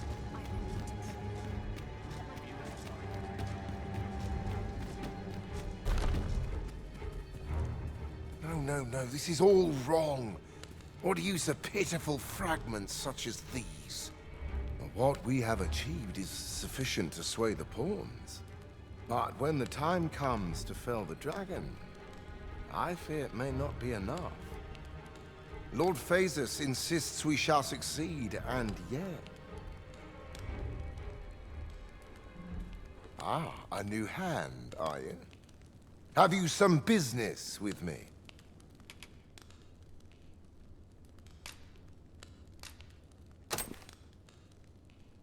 Why? 'Tis an Arisen's. This is incredible. But why do you possess such a thing? Where did you obtain it? No, never mind. 'Tis of no consequence. All that matters is this. With this alone, I shall be able to craft a superior godsway, the finest of all created to date. I must make haste that I might deliver it to Lord Phaesus even a moment sooner. But wait, no.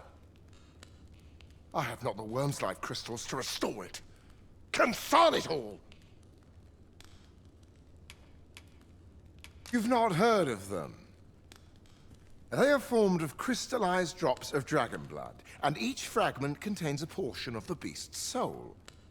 It is a requisite component of the godsway, which is formed when the souls of Arisen and Dragon are combined. Naturally, such crystals can only be obtained through the slaying of drakes and their ilk.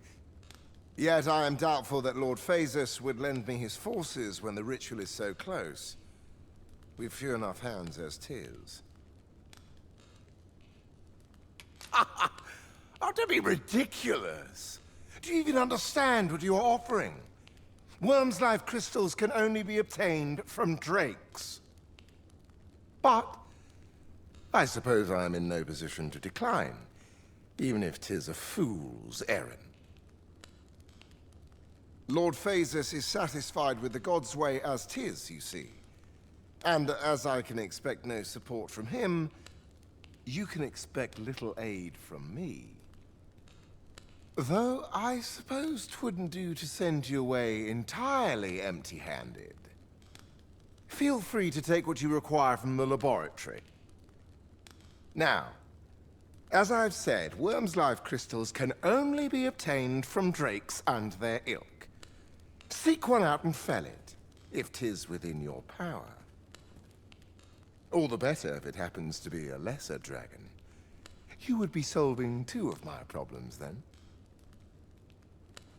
You've returned. Have you obtained any worm's life crystals?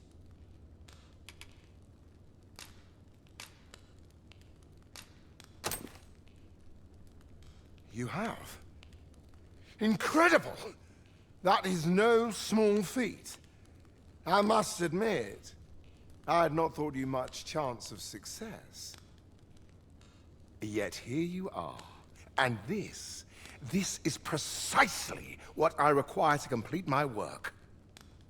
I shan't delay.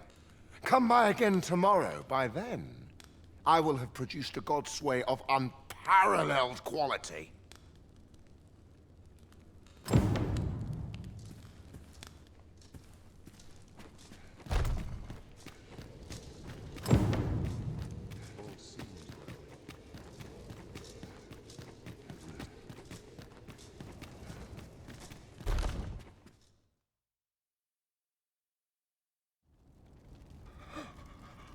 Oh, it is finished. The result is even more sublime than I'd hoped.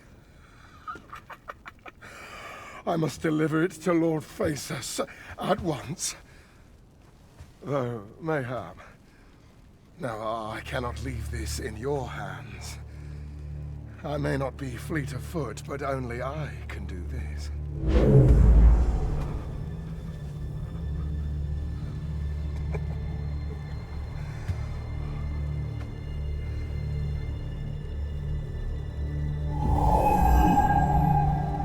Wait, I've changed my mind.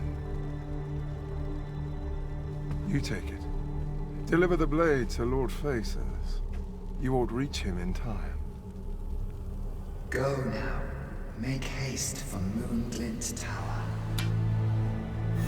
There your journey will come to an end, one way or another.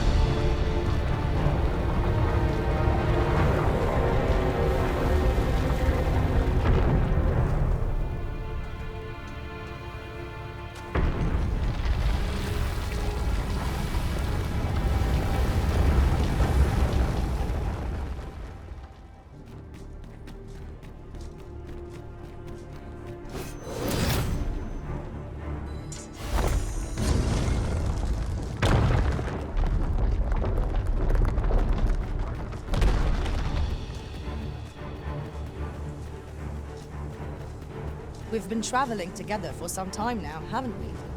As a result, we move as one.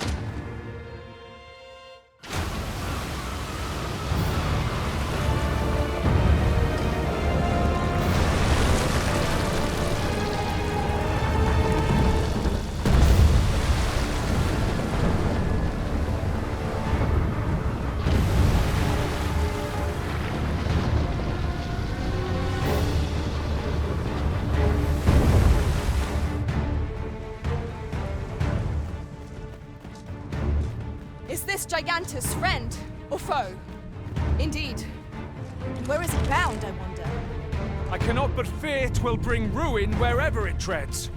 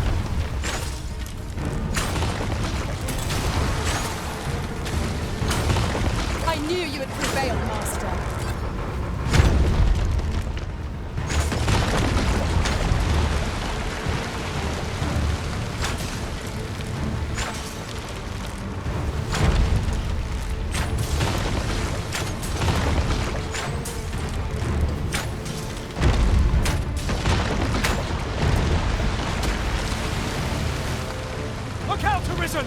We're under attack!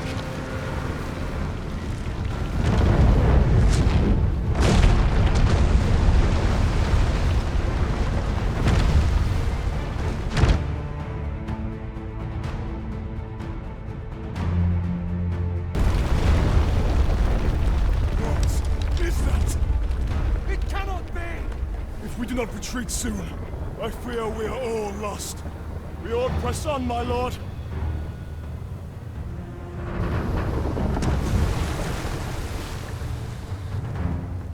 Mine's not the stone puppet, then.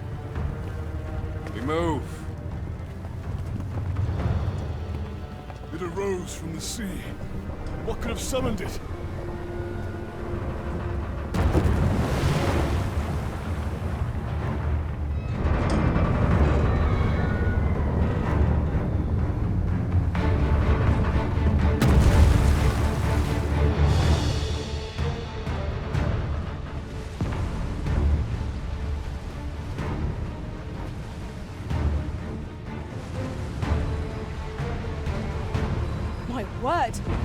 What is that? Yon statue appears to be pursuing Lord Phases.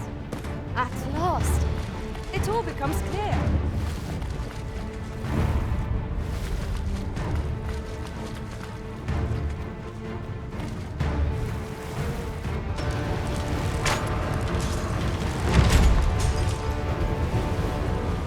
Look out, Arisen! We're under attack!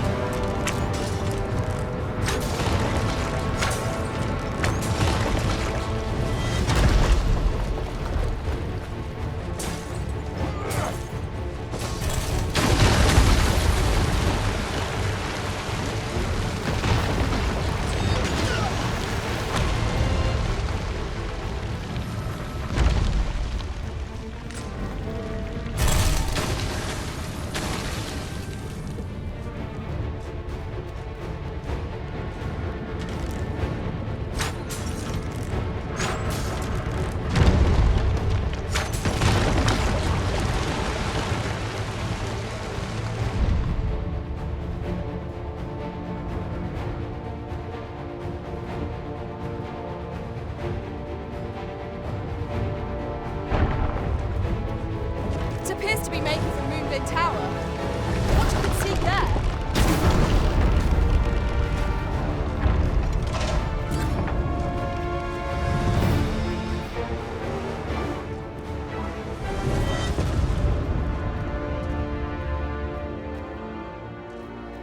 A fine place to harvest some ingredients.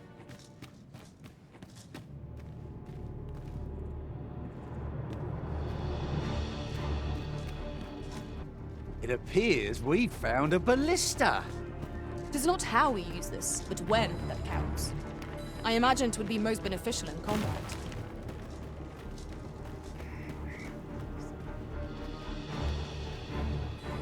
These sights are unparalleled in their majesty. Yet somehow I feel ill at ease. It is a lonely place, to be sure. We've heard a lot about this Lord. Greetings, Sir Arisen. Have you come to enjoy the waters of the curative spring yourself? The injury I sustained in Her Majesty's defense is healing steadily, yet 'twill be some time before I am ready to leave. Though I am grateful for this opportunity to convalesce, I grow restless, as there is a matter I wish to investigate post-haste. Perhaps you would look into it on my behalf? I wish to know the identity of the villain who orchestrated the attempt on the Empress's life. The rogue you captured has been questioned at length, but last I heard has yet to reveal this information. Methinks you might fare better at breaking his silence. So, the brigand claims to have been employed by the Coral Snakes. Interesting. Whoever is truly behind this has covered their tracks well.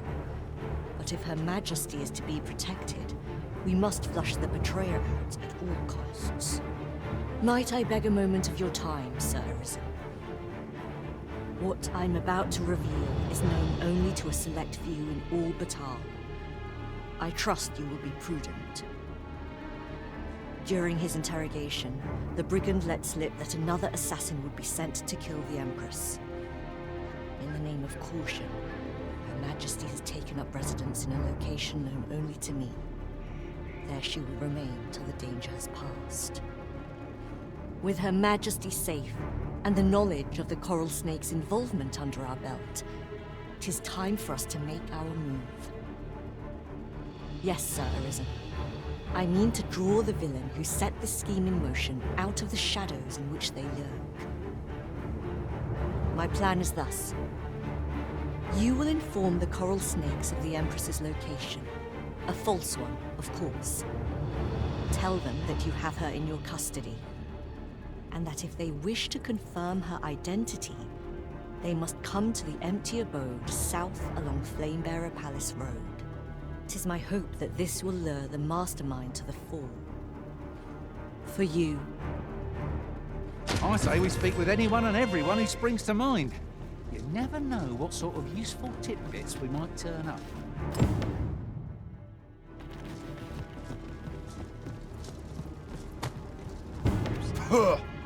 That's like to make me sick, it is. Still, there's not a swig of newt lick I can't fix, I always say.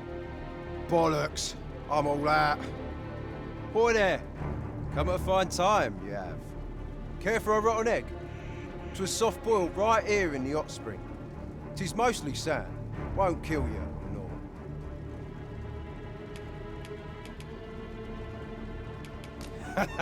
You're a bold one. Here you are. These writings could be of import. Shall we take a closer look? Well now, if it ain't the current arisen. Fair, have you come for a dip in the hot spring? Or mayhap to speak with me? Brilliant. That's kind of ye. I was just craving some more of this. But what are you hoping for, cuz? Some sort of boon? Suppose I could oblige a fellow arisen. What? Hadn't you noticed? That's a bit embarrassing, eh? I'm a former arisen. Mine, one who couldn't fell his dragon. And if there's aught more shameful than that, I've yet to hear of it. In my case, it all came down to a lack of skill. Mayhap I could fell such a beast now, but my dragon's long gone. Brings a tear to your eye, don't it? But don't cry for me, cuz. Just know that you've got my full support. I'll be glad to see ye succeed where I once failed. Only, don't do it for me. Do it for yourself. Bring your dragon low, and taste glory eternal. I've just remembered. I've got something for ye, cuz. Here ye are. Reckon ye'll make good use of it.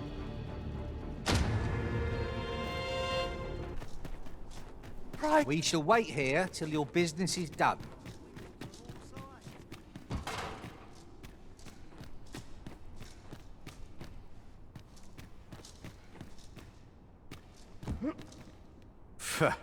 What do you want?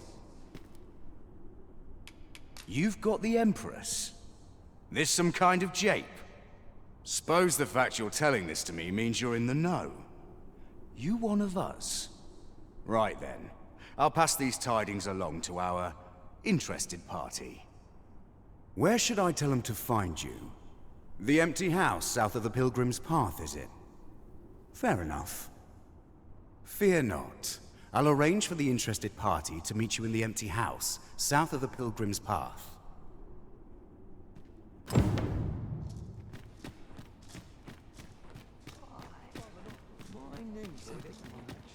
Sir Arisen, I take it you have given the Coral Snakes the information we discussed.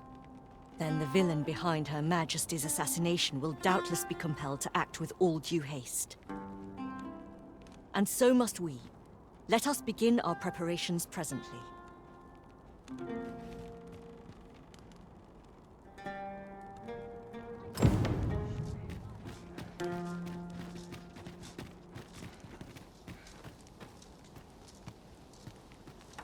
Might I implore you to play the part of a bandit, Sir Arisen? As one of Her Majesty's champions, my face is like as not to be known to our villain. I have also employed the aid of a woman resembling Her Majesty in stature and build. She will fulfill the role of Empress during the exchange. No, Manella. We must go ourselves. Your Majesty, I don't think... Should the ruse be discovered too soon, the renegade may flee and escape justice. We must confront them, so that our land and its people may ne'er endure such uncertainty again. Understood. Then I shall guard your Majesty with my life. We must needs be ready for whate'er comes, Sir Arisen. Pray, tell me when you are prepared. It seems you are called upon to act alone, so we pawns shall join your audience. I do hope you play your part well. Right you are. I suspect the villain will approach under cover of night. Are your preparations concluded? I am glad to hear it, and not a moment too soon. We have received word that someone approaches our location. Find a way to loosen the villain's tongue. I shall remain hidden till the opportune moment presents itself. May all go as planned. I am come. Would you kindly open the door?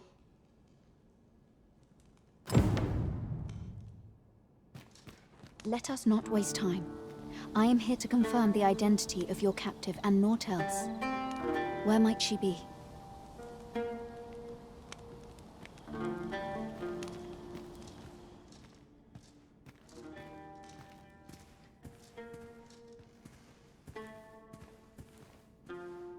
Indeed. 'Tis the Empress and none other.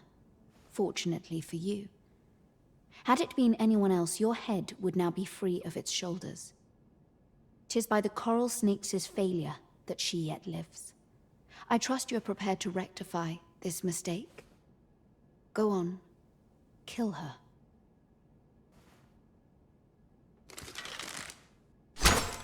That is far enough. You must forgive me. I suspected foul dealings from the moment I heard the Empress was being held here. However, with this display you have earned my trust. In truth, she cannot die here. We must have her meet her, and in a place more fitting. Tell me, do you know what it takes to inspire action in this world? Tragedy. Yes, tragedy. The emotion that floods forth in the wake of such events can change the world entire. Consider what a tragedy of singular measure, such as that of a great leader martyred for her ideals, could achieve. Why, the flames of revolution would burn eternal. A worthy funeral pyre for an empress, wouldn't you agree? And so Her Majesty's tragedy must be made a spectacle of, that all Batal might bear witness and shed tears of blood. So this was your aim. It all becomes clear. On your knees! We have you surrounded. Sir Armhild! So it was you! Manella, this little ruse was your doing, I suppose. And as for your Majesty, I must say I am disappointed. You would go so far to save your own neck, rather than do what is best for the future of this country. We understand what you desired to achieve, yet we also believe that no ideal can truly be born from bloodshed. Perhaps you will ponder this in your solitude. By our authority as Empress, we hereby place you under arrest.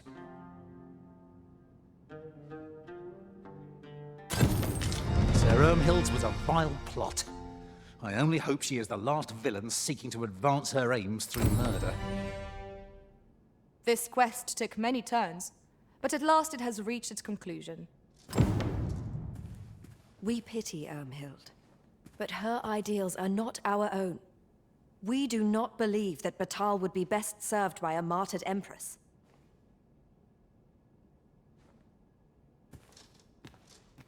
I shall escort Sir Ermhild to her cell. I cannot thank you enough for your aid in this matter, Sir Arisen. That fool understands naught. Does she think she can exact change in this world through goodwill alone?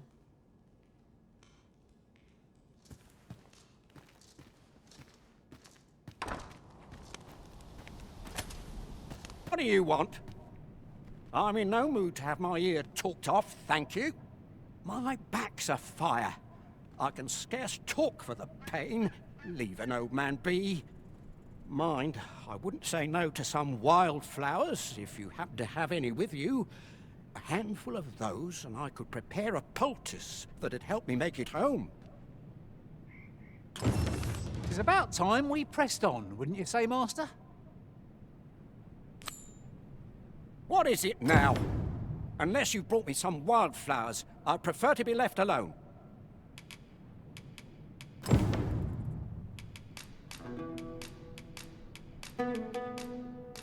Well, that was most kind of you.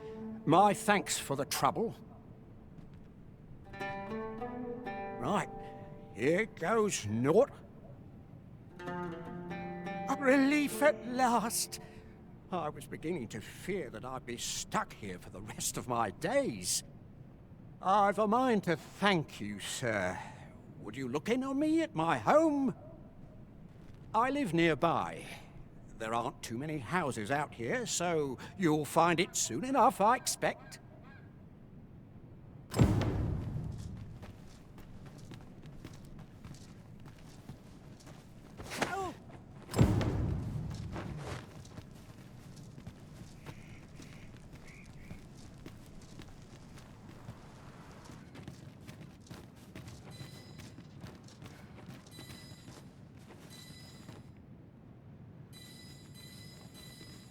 I beg pardon, sir, but... Forgive me, dear. I forgot to tell you. I asked this good sir to look in on me. Oh, not this again. How many times have I begged you not to bring strangers into our home? I know, dear, but this one's a kindly sort. Brought me the wildflowers I needed to make it home when I threw out my back. 'Tis always one reason or another, isn't it? And has it e'er ended well for us? Not once. Mark my words, no one wanders this far out unless they are running from something. This one's different, I promise you. You've heard tell of the Arisen, have you not? The hero who travels far and wide to track and fell the dragon. Oh? So this stranger claims to be the Arisen? Believe what you will, but expect no hospitality from me. You may tend to our guest yourself. You will have to forgive my wife. She has her reasons for being mistrusting, but you deserved a warmer welcome than that. Now let me fetch your reward. Wait here a moment. You would gather material. Here you are, Master. I hope you like it. I found it myself.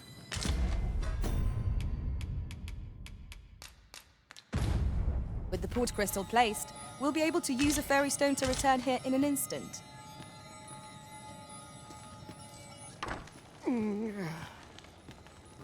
Oh! Fie! My back! I've done it in again! Ghost stuffer, when will you learn to be more gentle with yourself? Oh, hold your tongue! All the gentleness in the world won't stop the hurt from coming on when 'twill. It's only gotten worse of late. There's naught for it but to make for the curative spring. In your state, you'll ne'er reach it. And that's to say nothing of the monsters that haunt the roads out there. They'll be on you in a moment if they see you limping along on your own. Oh, would that I could take you to the spring myself, but alas, Don't even think on it, my dear. I'd not ask that of you, knowing how crowded places of that ilk make you feel. But what are we to do? I fear for you, my love.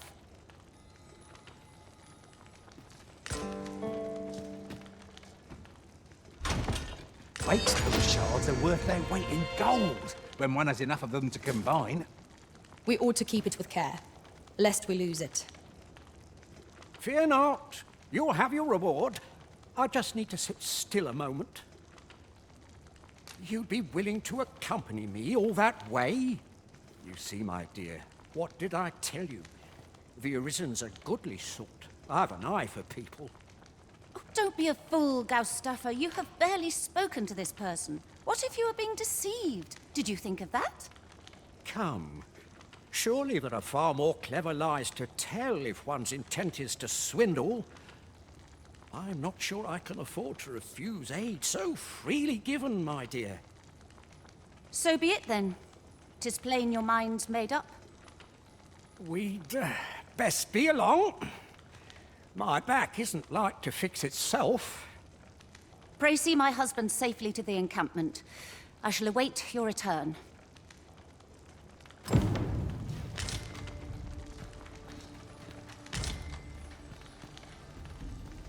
Pray see my husband safely to the encampment. I shall await your return.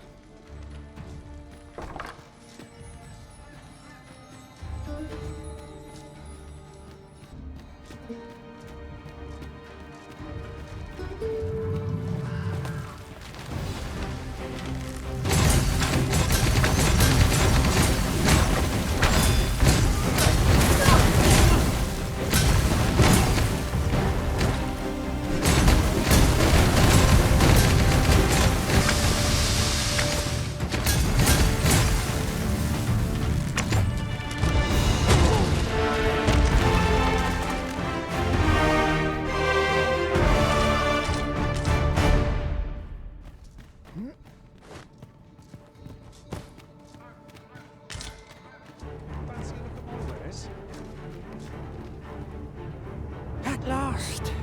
I've ne'er seen a more welcome sight. The spring here has been visited since time prevailed for its curative properties. I only hope 'twill be able to ease the ache in my back. I'll go have my soak now, if 'tis all the same to you. Can't have Cleona fretting over how long I've been gone.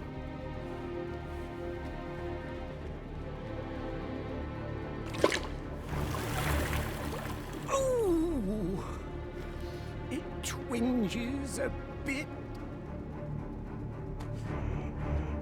'Twould seem I owe you a debt of gratitude. And an apology. True to your word, you have seen my husband safely to the spring. I was so afeared for his well-being, I couldn't bring myself to sit at home, waiting, wondering. So I followed you at a distance, though now I see I needn't have. My husband and I are met with persecution everywhere we turn, you see. More than one village we thought to call home has driven us away. That is why we live in so far-flung a place. Gaustaffer can bear the judgment well enough, but I cannot. You, at least, have proven deserving of our trust. My husband was right about you. You are a kind soul, indeed. I shall not soon forget this good turn you've done, my husband and I. You are welcome to visit us again, if your travels should happen to take you as far as our abode. I would fain lend you my skills as magic archer maester. And I am certain my husband would be only too glad to take up his blacksmith's hammer for your sake. You earned a favour from the magic archer maester without even meaning to. Short though our acquaintance may be, your kindness and sincerity have earned my respect. And so, to aid you in your duty, I would grant you this technique, my most guarded secret as maester of my art. This way, if you please.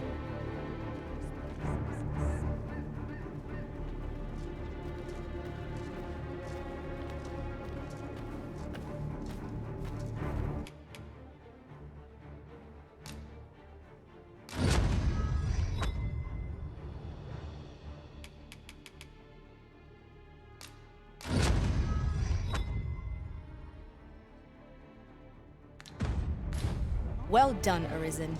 You have acquired a maester's teaching, an important milestone in mastering any vocation. I shall strive to learn from your example, that I might reach new heights of my own.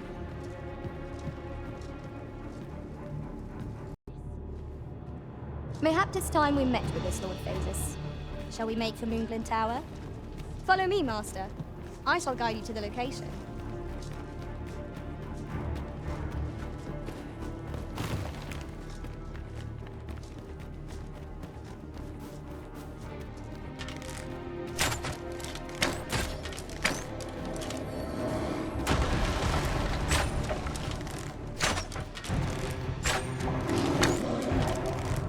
Our foe has been knocked off balance.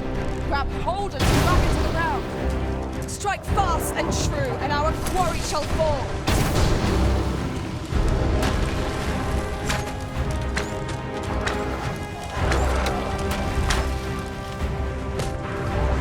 On my way!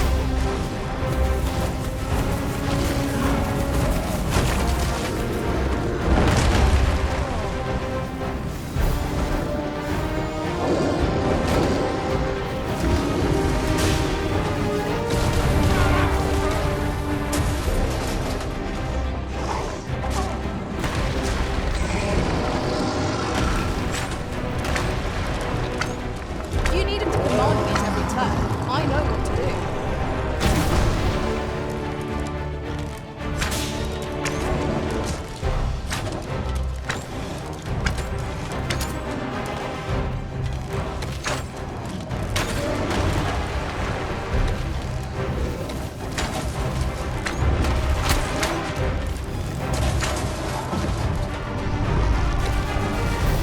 Tis a folk working portion. Not say how effective. Yes, of course. I see it now. It seems we have enraged our foe. Might we not use their rage to our advantage? Understood.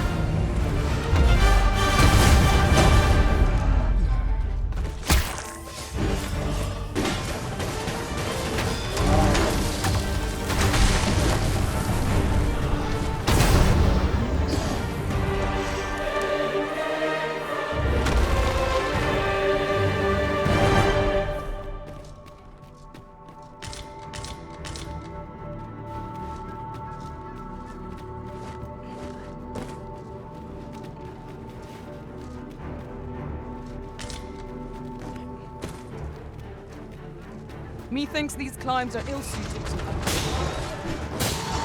It's a lonely place, to be sure.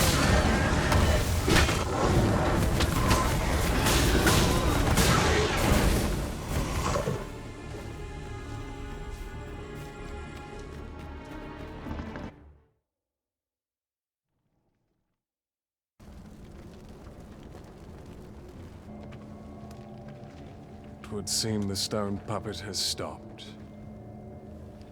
Have the wounded been tended to? Yes, my lord. Good. I trust you are prepared, Sovereign of Vermont. Will it really be all right? I'm not about to be charred, am I? Fear not. You are in no danger.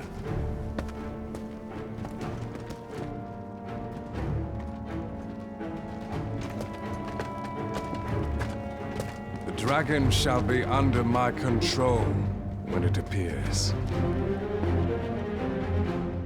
Come. Let us press onward.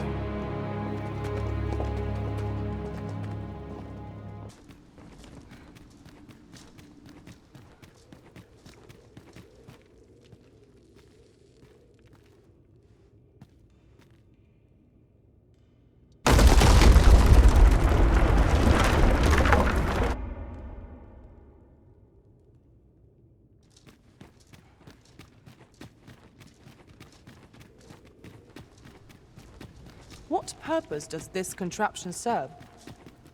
Perhaps you might investigate, Arisen. We pawns will be ready to respond, whatever the outcome.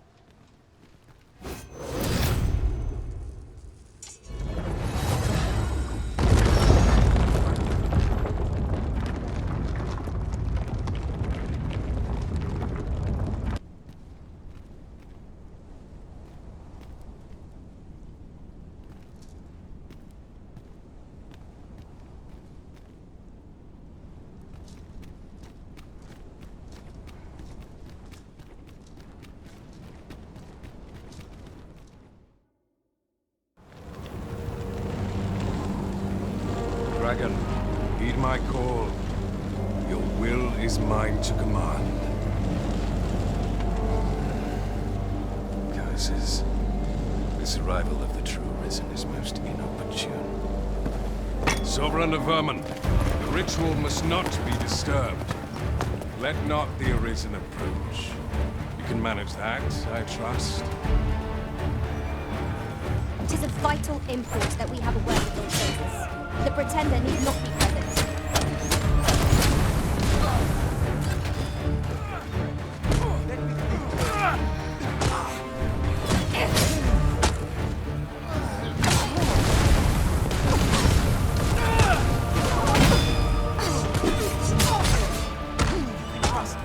I swear.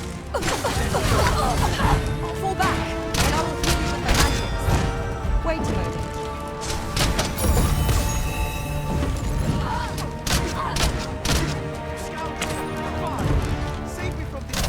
This ends here!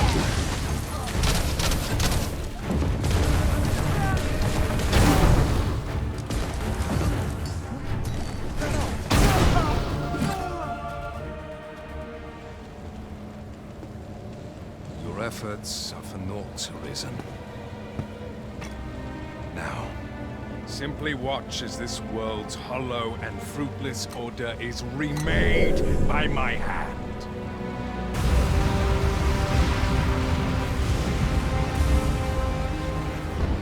The ritual is complete.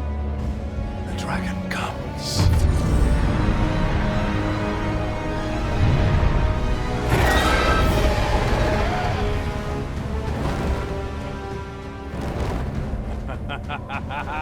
Behold! The Royce Dragon! By my power, the Dogma of Dragons is unmade.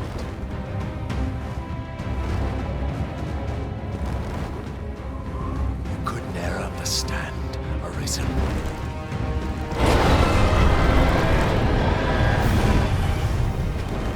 We must all be freed from the vulgar order wherein the dragon's existence determines all.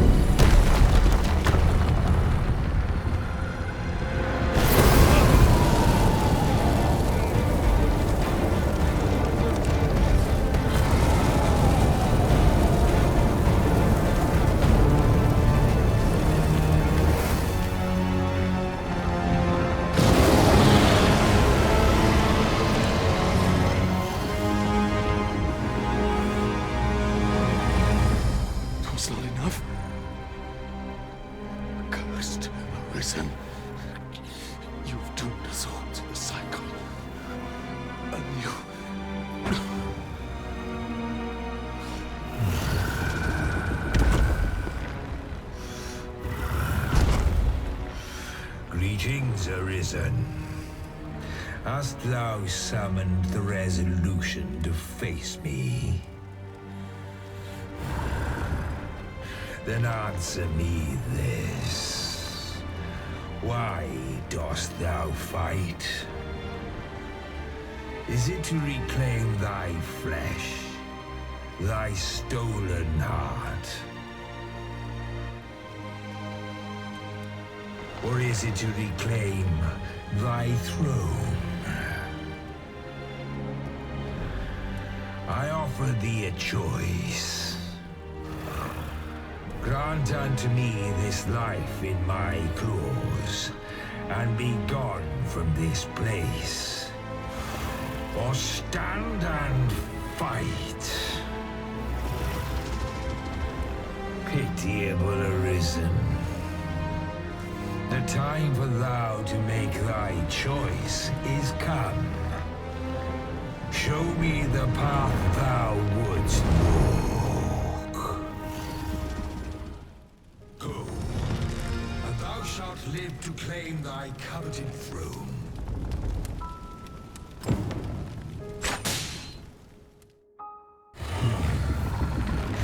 Intriguing. This then is thy will.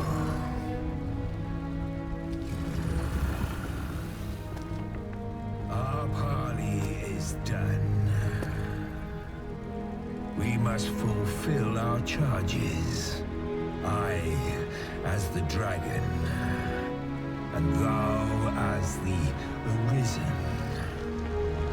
Climb upon me. We shall depart for our true battlefield.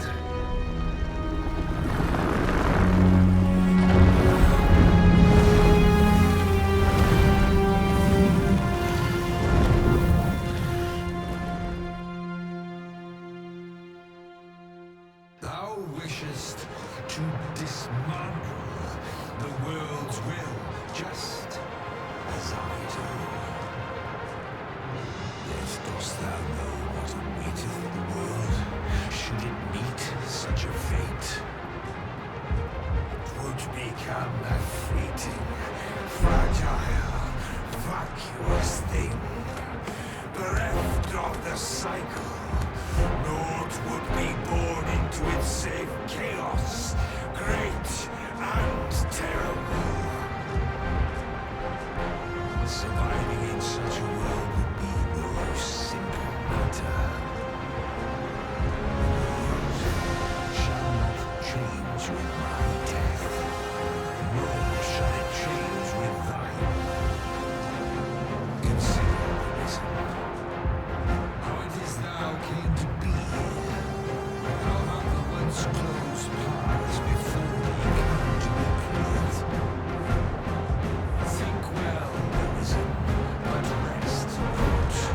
I will know thine answer through the strength of thy will. Thou shalt come to swathe through the false benevolence enshrouding this world. Arisen, pitiable soul tossed by the winds of fate.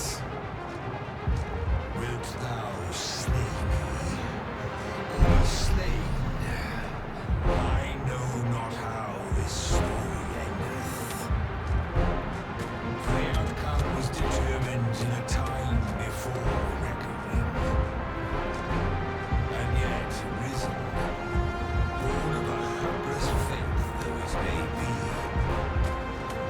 perchance 'tis thy will, and thine alone, that couldst contest the great will of this world.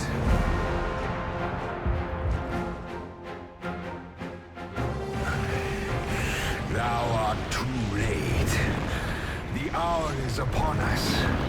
We must decide a victor, and in so doing, form a link in the chain that bindeth this wheel. Tell me, Arisen, what is thy desire? Is it to slay the dragon, thereby delivering the world from darkness? Or dost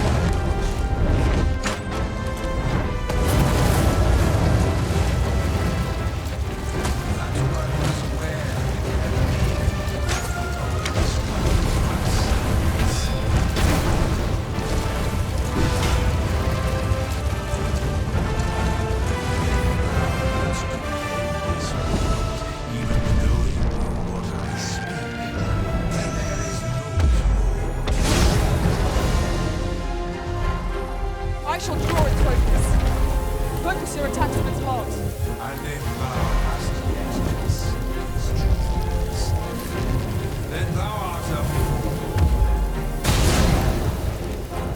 Now, while the hot... There is no turning back on the path of ruin.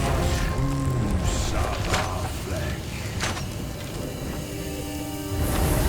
The fire must be put out ere our comrade burns. Now thou wilt witness my true strength.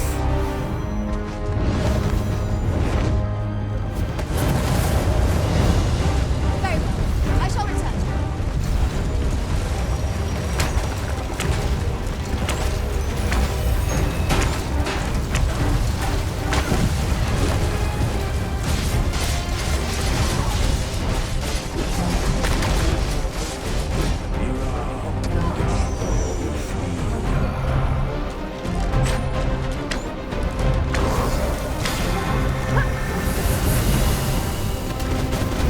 So here we are.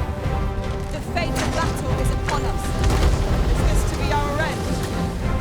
Or a new beginning? Our destiny lies with the Arisen. I shall draw its focus.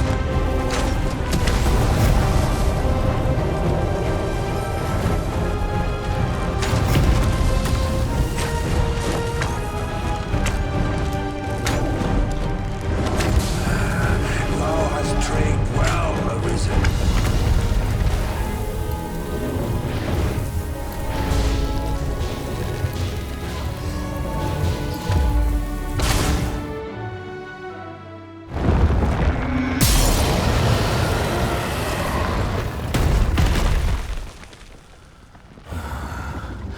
Alas, I am slain.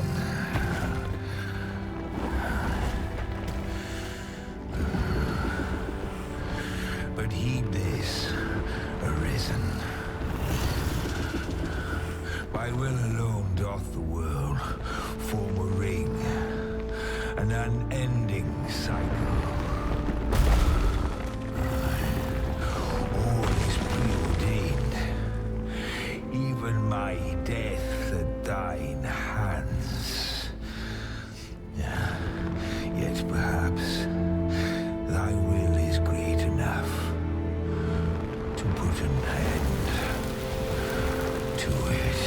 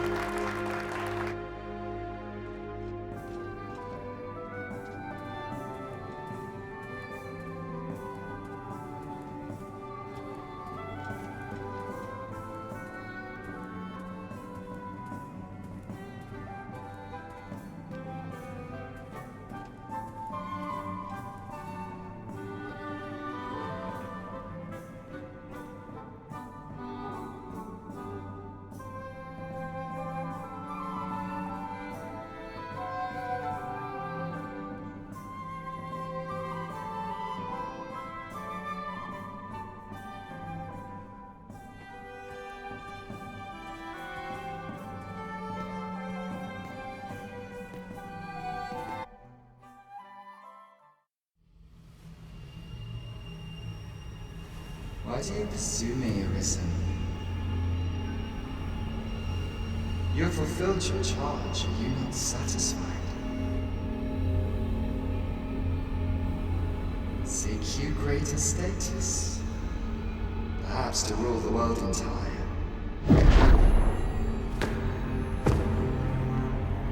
It is power you desire, you need merely spy out the path.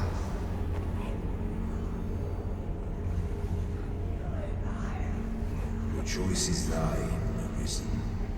By thy will alone can the course of the winners of fate be altered.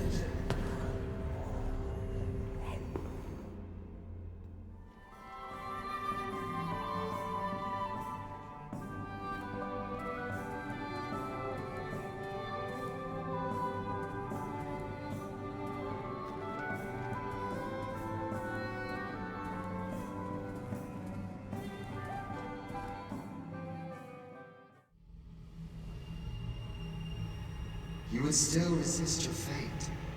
Understand you the folly of such a decision. Even the beating of your reclaimed heart was born of the great will of this world.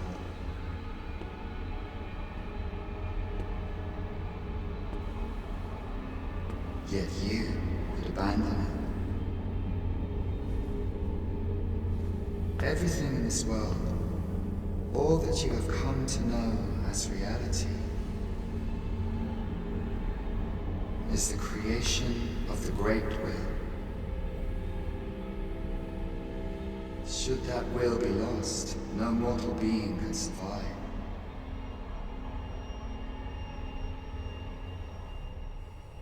However, if regret yet assails your spirit, then perhaps you should reaffirm your choice.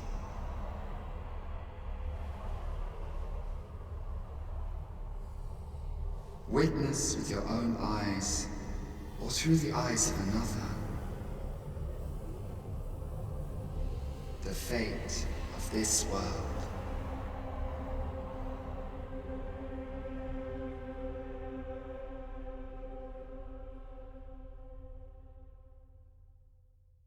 Thou wishest to dismantle the world's will, just as I do.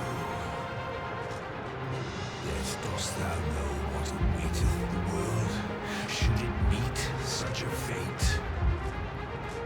'Twould become fleeting, fragile, vacuous thing, bereft of the cycle. Naught would be born into its save chaos, great and terrible. Surviving in such a world would be no simple matter.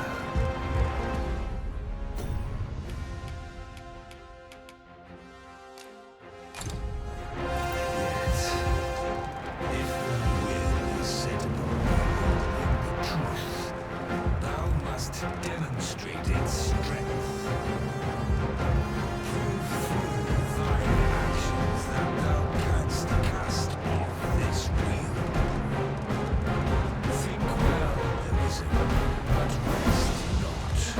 I will know thine answer through the strength of thy will.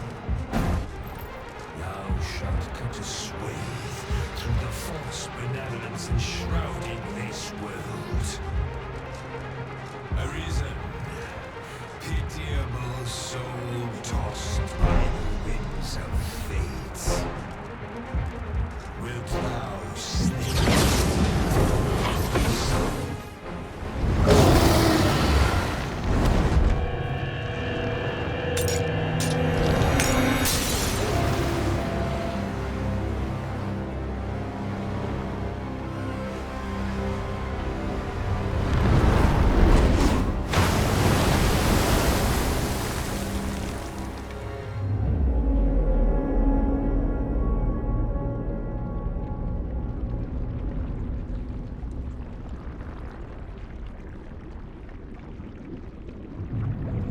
No, stay away.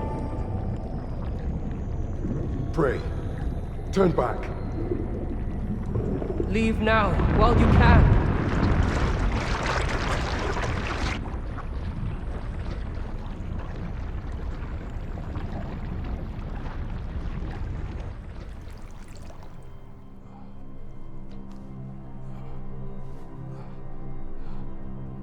You have strayed, Arisen. And for what? Lest you forget. You have a world where you belong. There, you are to fell the great evil in your path and rule the people as their sovereign. For that is who you are.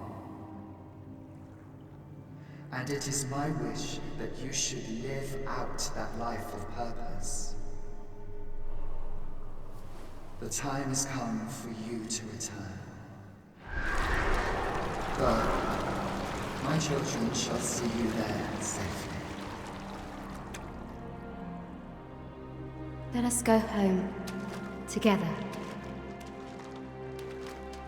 To a world under your rightful rule. To a world all your own.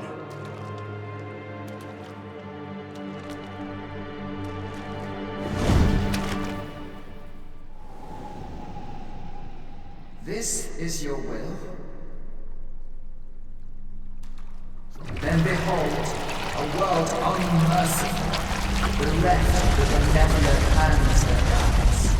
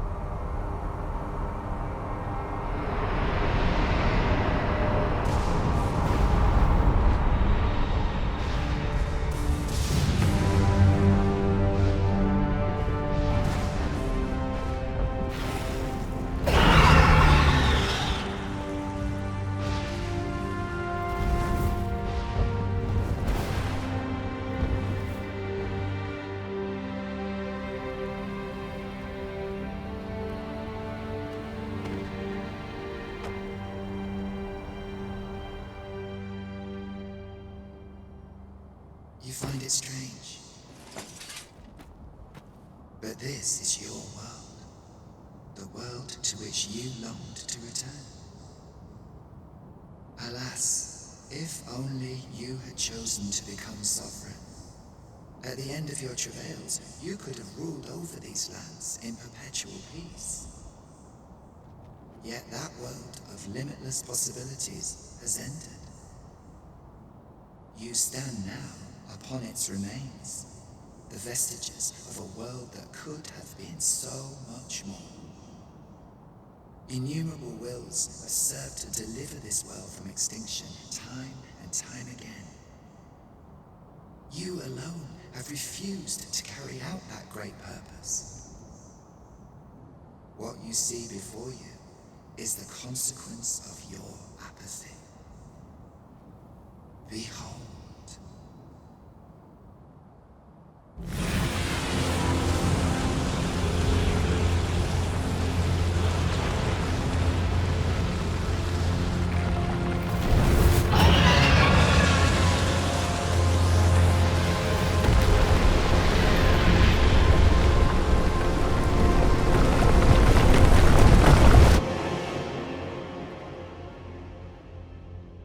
Twill all come to an end.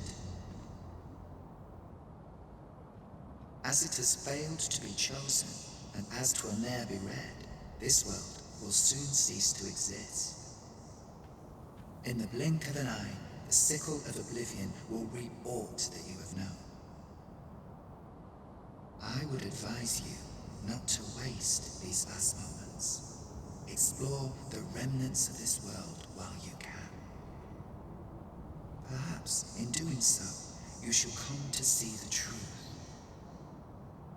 And know the wretchedness of a world unworthy of being chronicled. How shall you fare, I wonder? Will you endure in this world, abandoned and unprotected?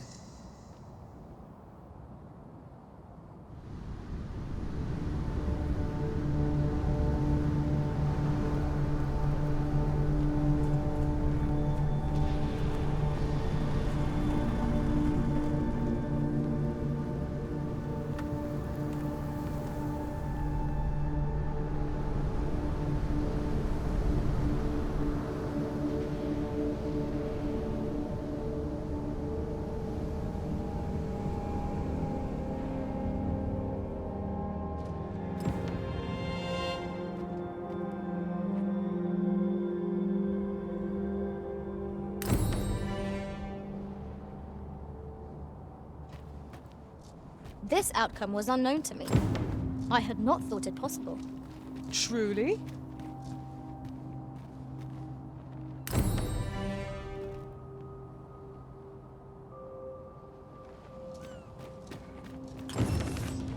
What has become of the world? Would that there was someone who could explain this madness.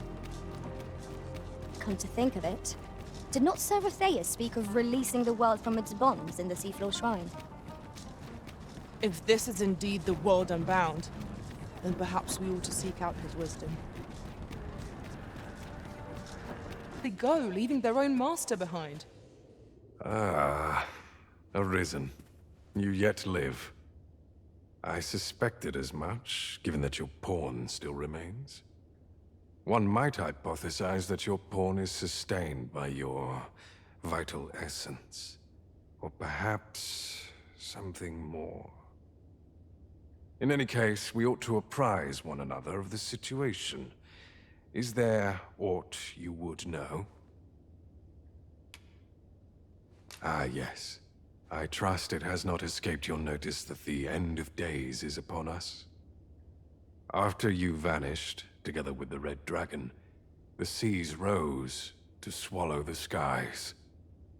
'Twas perhaps a month from that evil day when a new calamity befell us.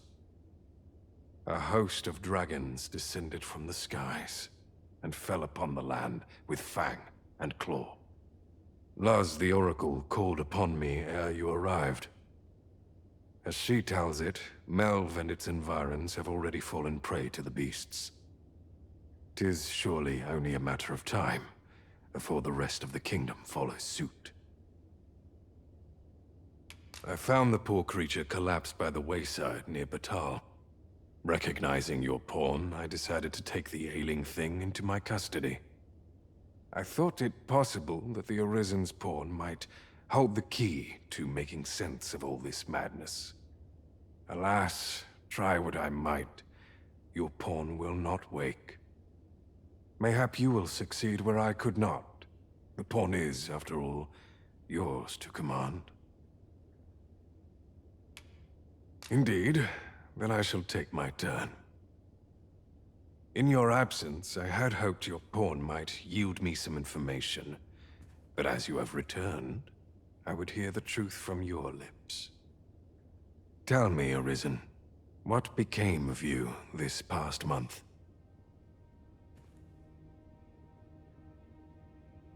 So, following your plunge into the sea on the dragon's back, some mysterious presence reached out to you. Could that have been the World Forged? Yet why would such a being linger in those fathomless depths? I can only speculate. And speculate I shall. This ought to prove a fruitful avenue of investigation. For that, I thank you. Now, if you can find a way to end this interminable slumber, your pawn is, of course, free to rejoin you.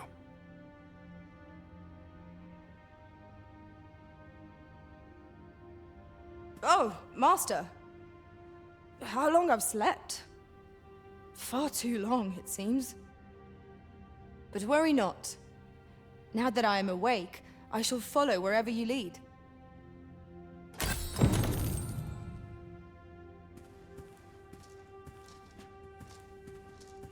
Whatever our squabbles may have been, I trust you understand that setting this world to rights takes precedence.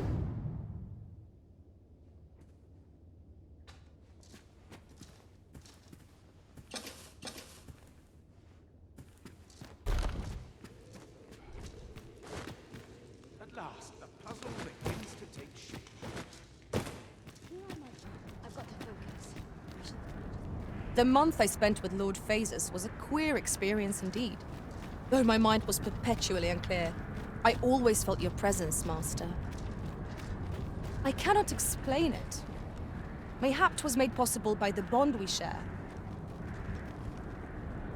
'Twas an ordeal indeed, and there is much for us to ponder. But for now, we must find a means to forge ahead.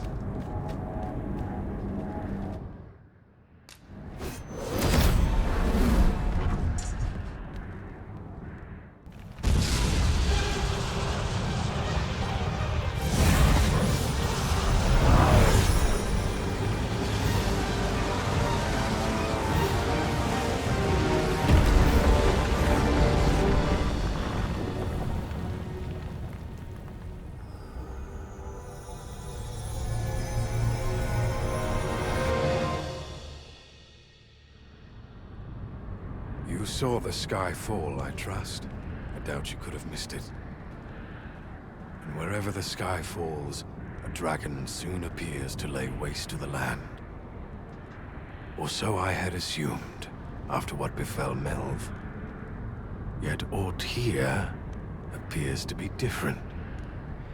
Has our ruin been forestalled, or merely postponed? I must examine that creature. It may well be the key to unraveling the origins of this cataclysm. The path through this rock has been sealed to us. There's naught for it but to search for an alternate...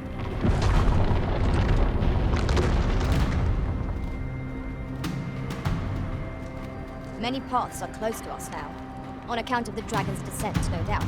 But we must find a way to reach it. Confound this obstruction.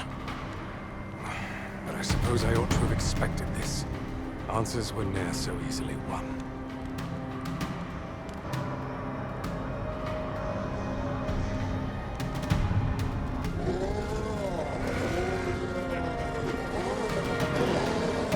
Monsters!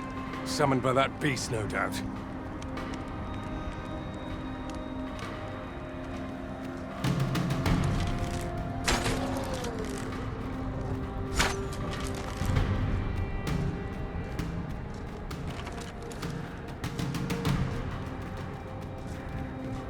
Do you suppose that was fun?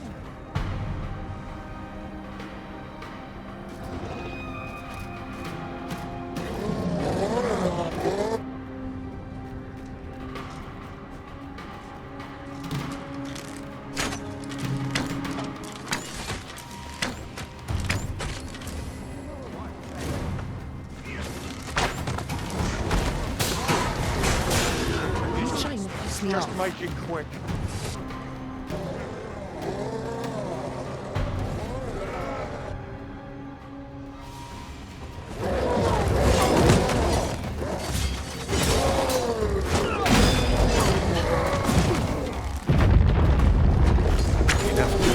Follow me.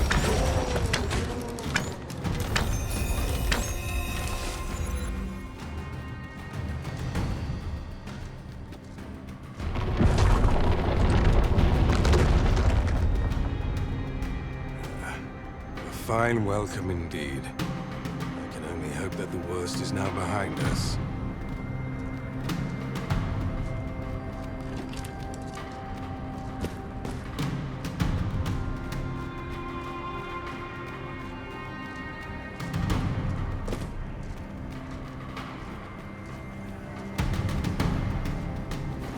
Naught can...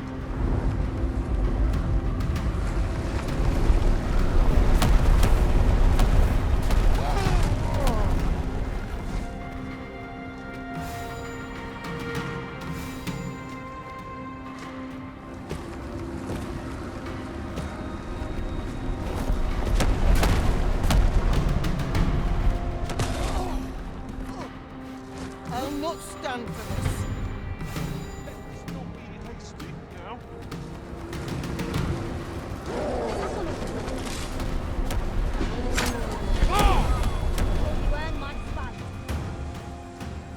Is that all you've got? No more!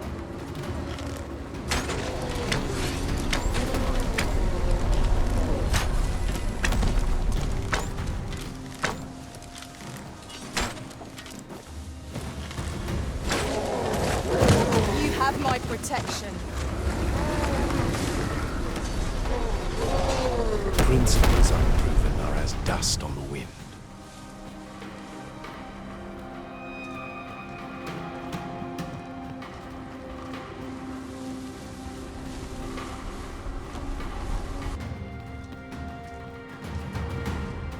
There it is! The dragon at the heart of all this destruction.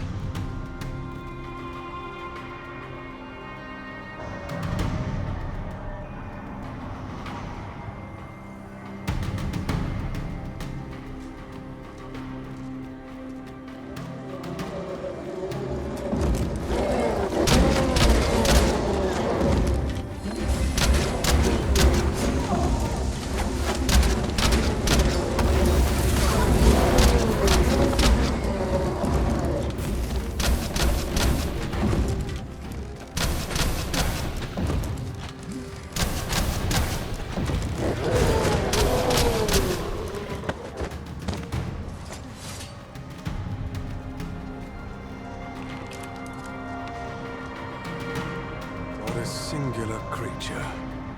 Is this what called the monsters forth? I should like to capture it and bring it back to the lab. There is much that might be learned from it.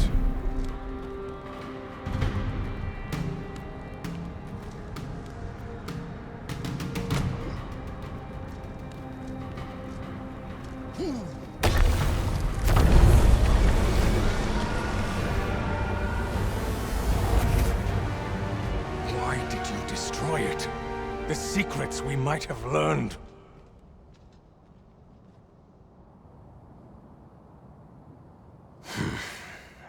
Never mind. You've your charge, 'tis true, and the fiends appear to be falling back. But I trust you won't object if I take a sample of its remains. After all, your role is to save this world, and mine is to pursue its secrets. Go, do what you must. I will remain here and continue my work. Someday soon, I will lay bare the truth of this world. And on that day, I will slip the yoke of this broken order that rules us all.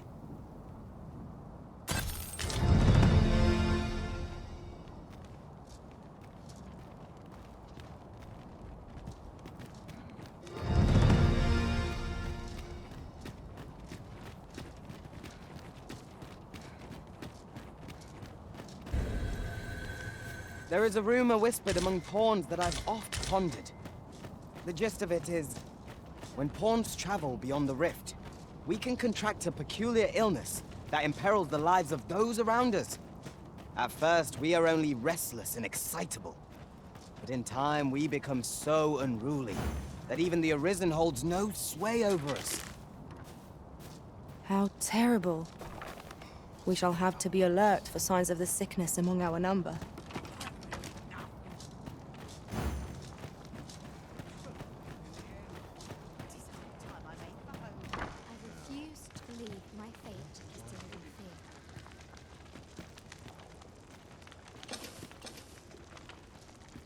Am I to protect those dearest to me, when the very world is falling apart before my eyes? Worry not for the village. I'll be here to guard it.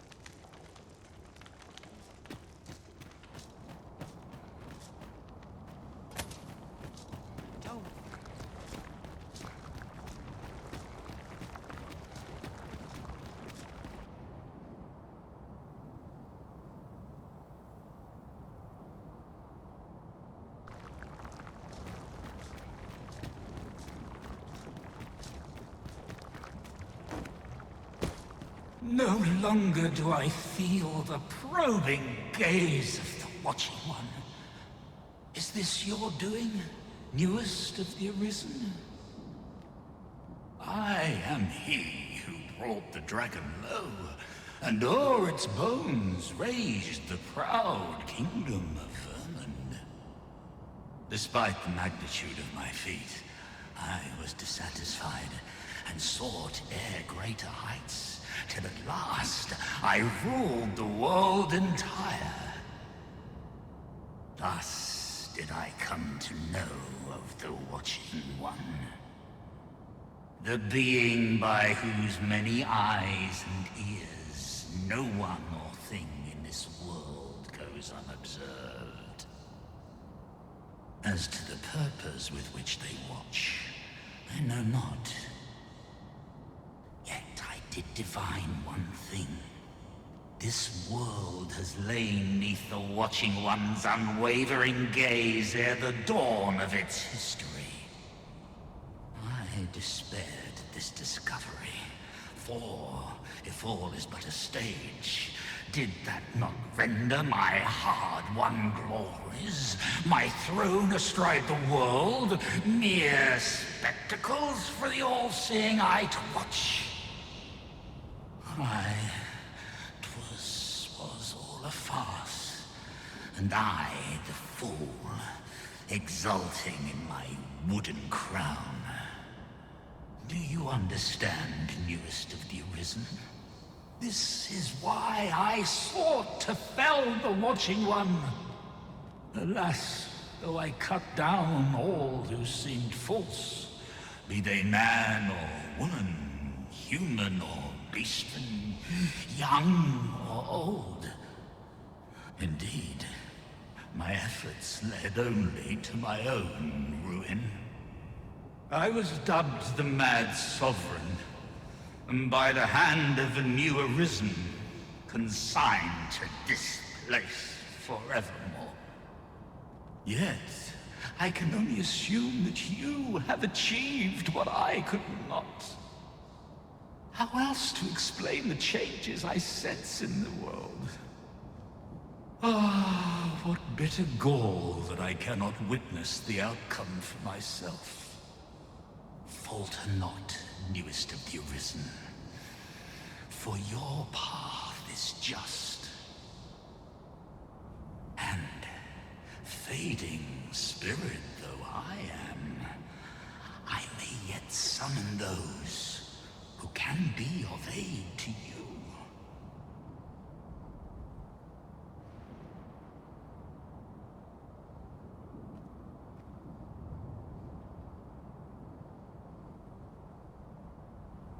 I see you have returned, Arisen One. The Mad Sovereign has called, and so we answer. If you would save the people of this world from ruin, lead them here. For this place may chance to escape the coming destruction. I imagine the people of this world will welcome the tidings that there is a place of refuge awaiting them. You have my support. Since times of eld, dragon blood has been used to refine all manner of equipment. I myself learned the art by deciphering ancient texts. Remember, draconic blood flows through the veins of lesser drakes as well. Bring me what ye reap, and I shall harness it to your benefit.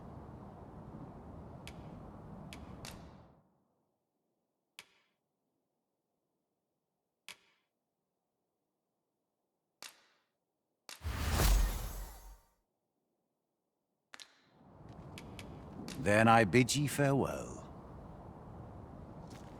The Mad Sovereign's power yet girds this place. It could prove the last bastion of hope for the people of this world. Alas, 'twill not hold forever. The coming destruction can only truly be forestalled if 'tis sundered at its heart.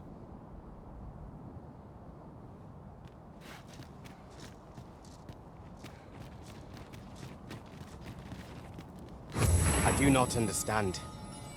What has befallen our world? It seems the world is to be brought to an end. We cannot allow this to come to pass.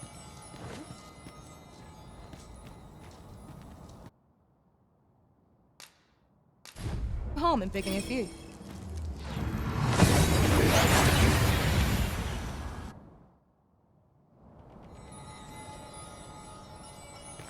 The Batali Knights use this place to train. You're not one of us, so I cannot imagine you've any business being here. Pray. Oh? You believe we ought to evacuate? Well, you've traveled far indeed to deliver these tidings. Farther, I dare say, than anyone would go for the sake of an idle jest. If we must leave, we shall have to begin preparations at once. But I think we're a bit short on hands to attend to all that must be done. In fact, there's a rather delicate matter that I could use some help with. A blacksmith and his wife dwell on the encampment outskirts. Might you escort them here, so that they can join the evacuation? The smith, Gustava, is a man of good sense, but as for his wife... well, suffice to say, Cleuna has always been a contentious sort. She'd have naught to do with us, given the choice, and isn't likely to take kindly to the arrival of any of my knights on her doorstep. I can only hope that she will be more willing to listen to you, a third party, as to her. And while you're taking care of that, I will see to it that the encampment is made ready to depart with all due haste. I remember the blacksmith and his lady wife well. I only hope we can convince them to join the evacuation. You have my support. Well now, whatever brings you here? These are perilous times to be wandering about. You'd have us evacuate with the encampment? I am touched by your kindness, friend, but we'll manage on our own. I couldn't bear to be pressed in among those crowds. Now, I'll hear none of that. I'll see you to safety, my dear, come hell or high water. Besides, I should hope this good soul has earned your trust by now. Helped me out of a tight spot on more than one occasion, if you'll recall. After all that goodwill and the long trek out here to warn us, we'd seem mighty ungrateful, turning our back on another helping hand extended only in kindness. Oh, very well, my love, if you insist. It seems we'll be accepting your offer after all, friend. Would you be so kind as to escort us to our destination? Let us see our charges to the encampment. But be mindful, the path seems much changed since last we walked it. That was certainly worthwhile.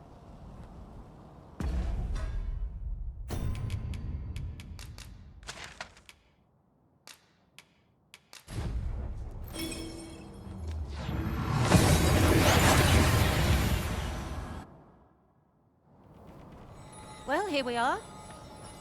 How long before the evacuation begins, I wonder? Would you find Ser Ernesto and tell him we've arrived? Let him know that we'll wait here till the time comes.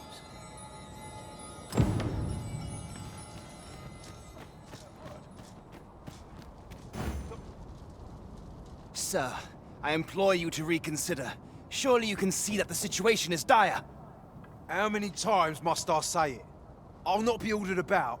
Not by ye, not by anyone. Now bugger off and leave me alone.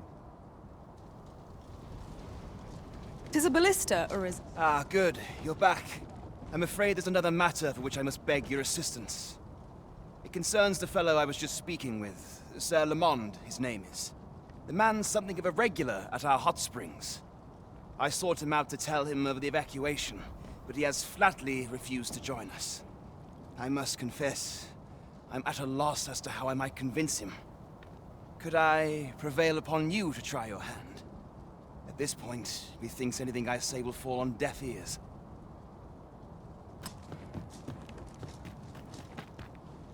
Fancy meeting ye here, cuz. Did you want something? Not this again. I'm here to live my life as I see fit. I'll not be ordered about by anyone. Not even ye. Oh, bollocks. Of course ye'd make a decent request like that. Aye, fine. I'll do it. Seeing as ye're the one asking. Can't say I'll be glad to leave this place behind, but you've my word. I'll get them to safety.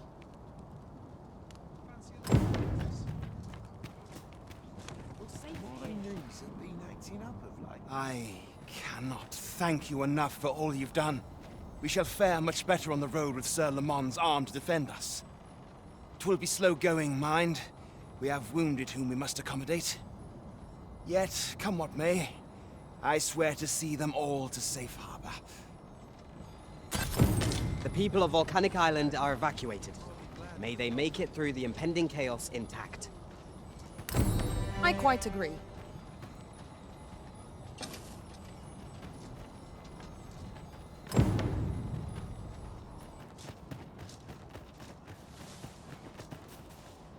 I have supplied the body with magic aplenty, yet seen nary so much as a twitch.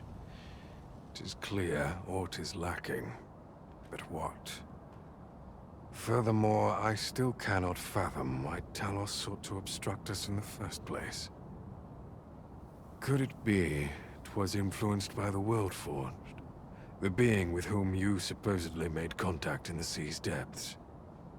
And if so... Ah, I'll take that. We might find a use for it.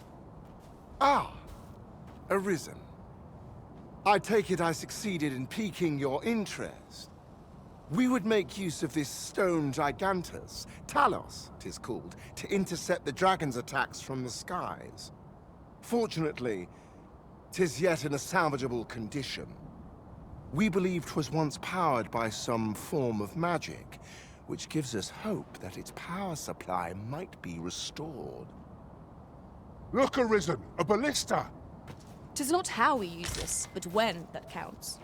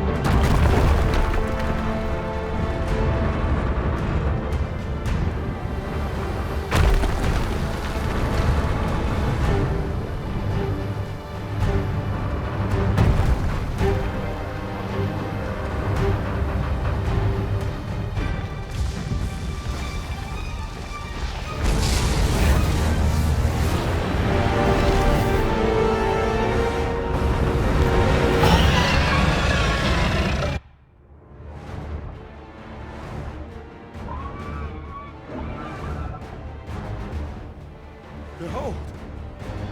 It moves! Though what impelled it, I cannot say. Go forth, Talos! May you strike down any dragon in your path! What manner of power can compel such a gigantus to movement? I sense no hostility from it. Let us see what it aims to achieve before we act against it.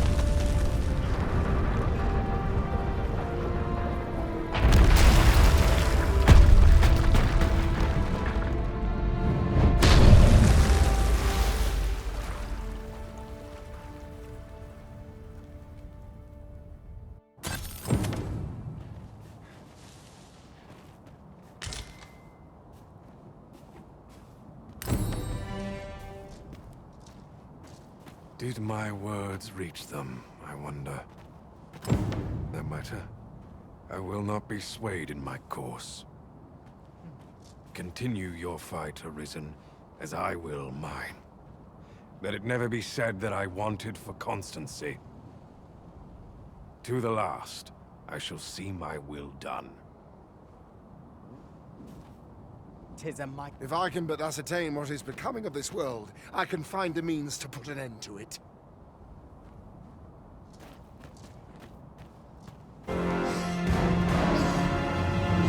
My curative...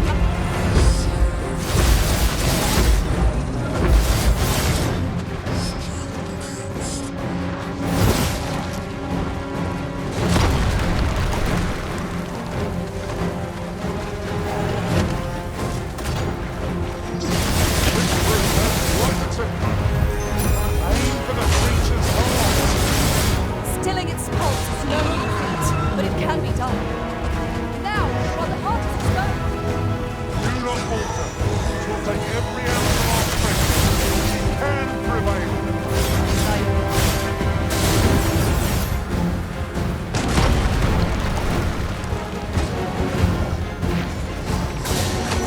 Put an end to this bone.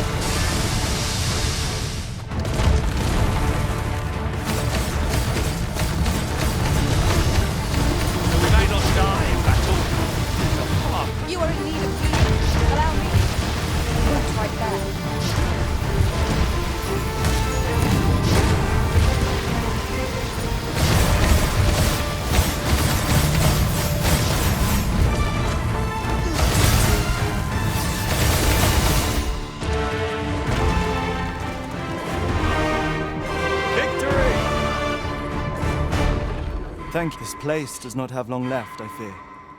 We ought to get to safety, though I have to wonder if anywhere is safe now. I'd gladly accompany you, believe me. But the others here? Well, suffice to say, they won't be able to join us. Follow me. You'll see what I mean.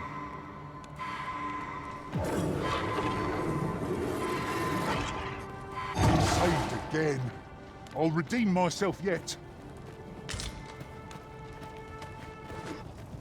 is a jail of sorts, this place. A compound where we set captured pawns to work. They were supposed to be digging up old ruins or some such. I confess, I don't know all of the ins and outs of the operation. Underlings like myself were given orders, and little else, you see.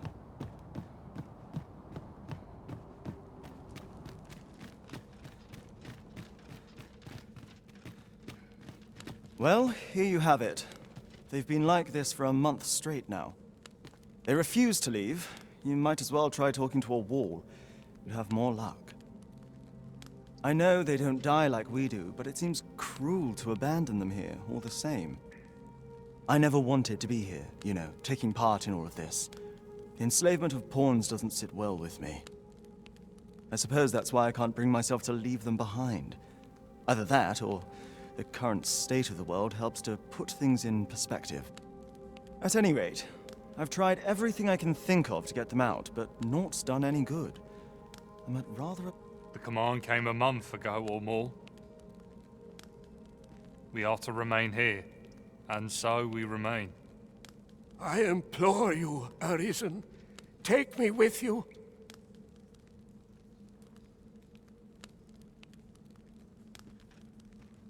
So they're staying here because they were ordered to remain. And they told you that, did they? Strange. I couldn't get a word out of them. I wonder why they saw fit to speak with you. But never mind that. More importantly, you've given me an inkling of the problem at hand. It was the Overseer's doing, methinks. When the world changed, that craven up and ran for his life. But on his way out, he used that artifact they call the God's Way to command the pawns to protect him. I expect that order of his is what the pawns were referring to. But why would they continue to obey when the man is long gone? Listen, friend, I've a thought. What say you have a look around and see what you can turn up? If the Overseer's command is indeed still in effect, it could be that he is lurking somewhere not far from here. Use that key to have a look around. It should open any doors you come across. Best keep your eyes peeled for the Overseer as well. I have a feeling he's still lurking about here somewhere.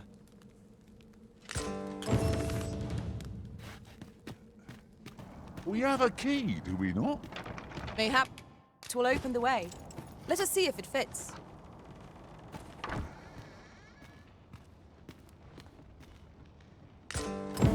So, the pawns were being held here by the power of this God's Way.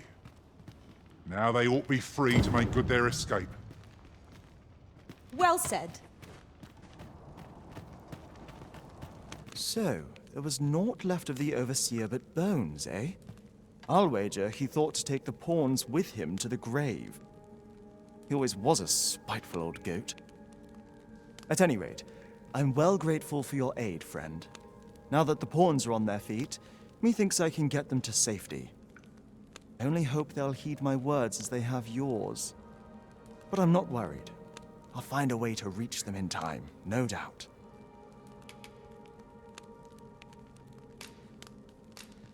My word! Isn't this the God's Way? With this, I'll be able to guide the pawns to the refuge without delay. Now there's no chance of any of them being left behind. Seems I've no end of things to thank you for, my friend. I appreciate all you've done here. I'll get the pawns to safety, don't you worry. This, their evacuation is all but assured. God's Ways are loathsome artifacts, but I suppose they have their uses. That was certainly worthwhile.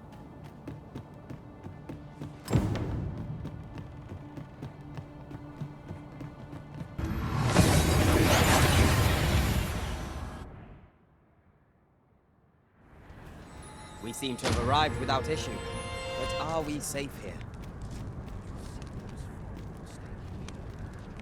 The very world is under threat.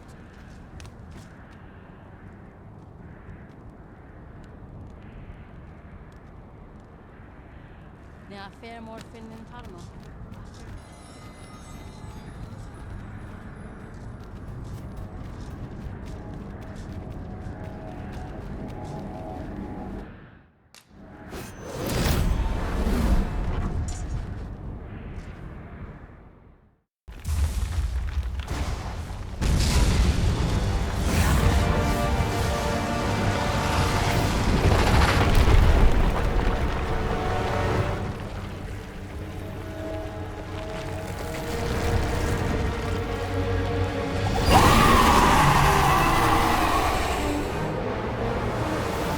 dragon was no ordinary beast.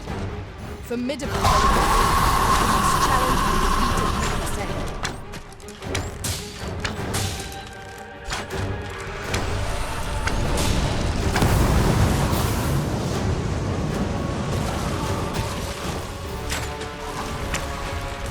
Well done.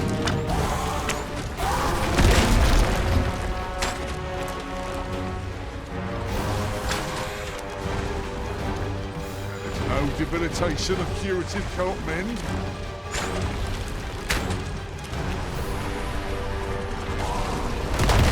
I did it, Arisen! Got the hold of the creature! Well said. Leave an opening. No harm shall come to you.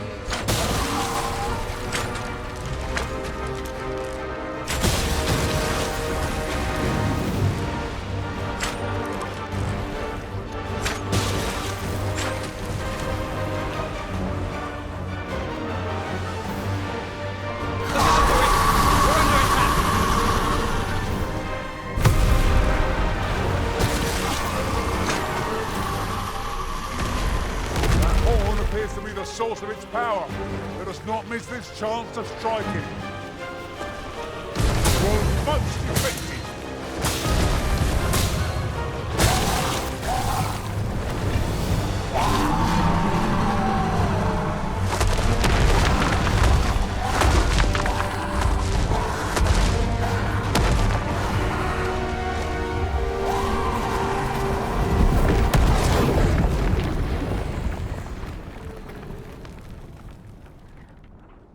Tis heartening to think that the peril has passed by our efforts, if only for a time.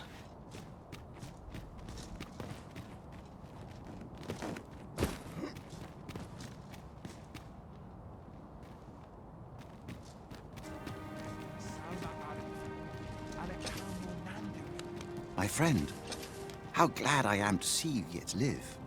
When word reached me of your uncanny disappearance, I admit I feared the worst. What has become of this world? Our people fear for the future. We cannot be sure we will be safe here. Yet this place is all we know. All... You think we need to evacuate? I see. And you know of a place where we might find refuge? I should gladly follow you, but I fear my father will not be so easily persuaded. Nonetheless, we can but try. Come.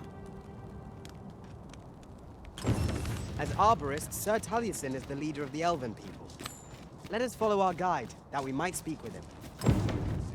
I quite agree.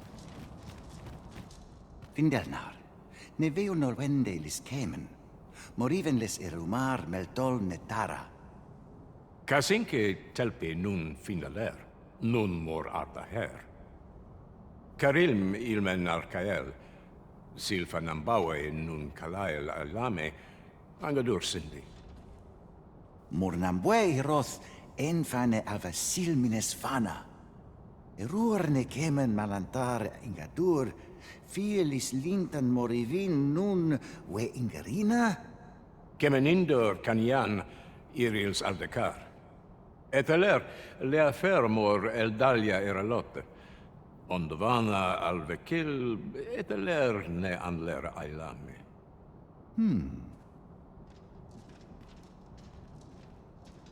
I am afraid my father has closed his heart so tightly that even my words cannot reach him.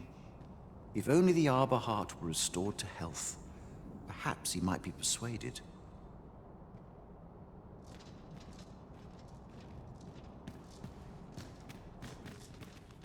My duty is to care for this, our sacred tree.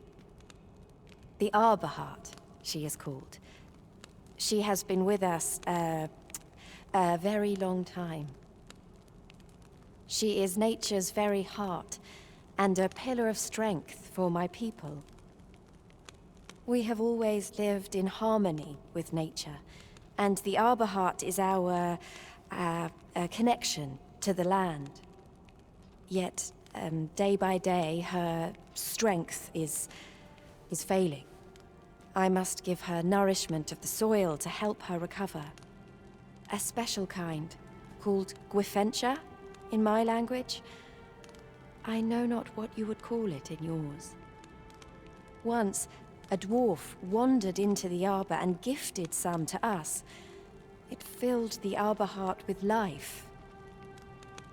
Now, little remains. Too little for the arbor heart to recover her strength in full. Do you know of this substance? It must be found outside the arbor somewhere. If you find any, will you tell me where it lies? You can always depend upon me to translate for you, Master. Gwefencha is the Elvish word for scale cinder. In your tongue, it is called scale cinder? Where can it be found, I wonder? Now, scale cinder is a byproduct of the Batali smithing style. A Batali blacksmith ought be able to tell us more. If you see him on your journey, will you let me know?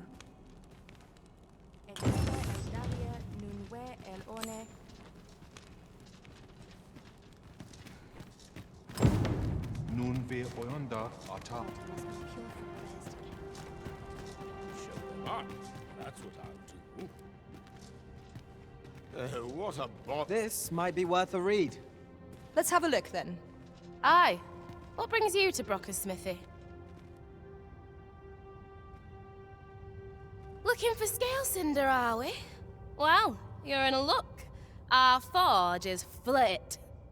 Oh, 'tis at an elf's behest, you say. I'm afraid that changes things a wee bit. Elves and dwarves don't get along, see? Brocker won't want to help you. Unless you were to offer him aught he couldn't resist. Listen, I happen to know there's one bit of elven culture no dwarf can turn their nose up at. All elven fare's bland as grass. All of it. That is, save the singularly flavoursome dish, Nutriab.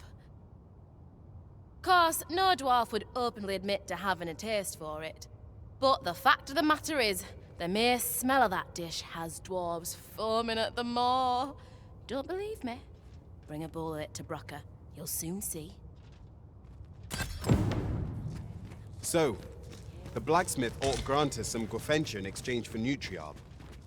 Shall we inform Miss Derrin of this, Master? I believe I can guide you to the person in question. We're in your hands, sir. Much obliged. Have you found Gwefencha? A dwarven blacksmith has some? Truly? But elves and dwarves do not see, eye to eye? I fear the smith will not heed my plea. You believe he will if I prepare an elven dish? Which one? Nutriab. Dwarves have a liking for it, they say? Are you certain? Nutriab is not very tasty. Few elves enjoy it. It is a pungent stew of, old fish and apples, boiled till it forms a thick paste. But I shall prepare it, if it has any chance of bringing me Gwefencha. The Arbor Heart depends upon it. Would you be willing to gather the ingredients for me? You won't have to go far to find them. I thank you. I need only the two main ingredients, rotten apples and rotten fish. Bring them to me, and I will prepare Nutriab. Rotten fish and apples? My stomach lurches at the very thought. But I suppose we ought to procure them all the same. Do you have the ingredients?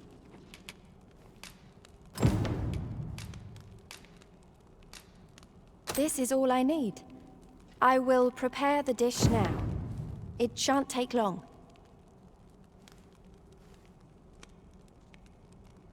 My people dwell in the mountains, so we are rarely able to dine on fish from the sea. This dish was first made by an elf with a craving for fish, when no fresh fish was to hand. These fish already stink of the sea. Left to rot, they turn even more, pungent. Nutriarb is oft served at celebratory events, but I have never seen anyone eat it. Everyone turns their noses from the smell. It is ready, but it is so vile. I cannot understand how anyone could stomach it, let alone enjoy it. I fear the dwarven blacksmith will be angry if I present him with this. But I will trust in you. Come, let us away to Batal. I thank you. Here, my brother gave this to me. Might we not use it now? The sooner we arrive, the better.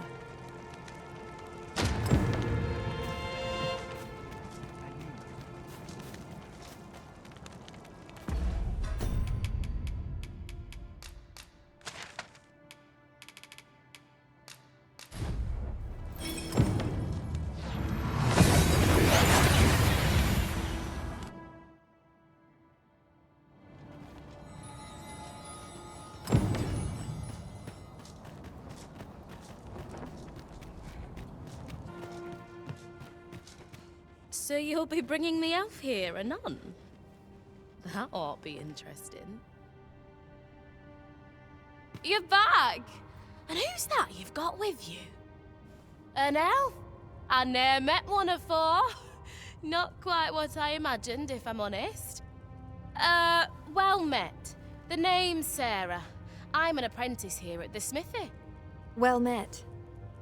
She's the one who's after the scale cinder, I expect.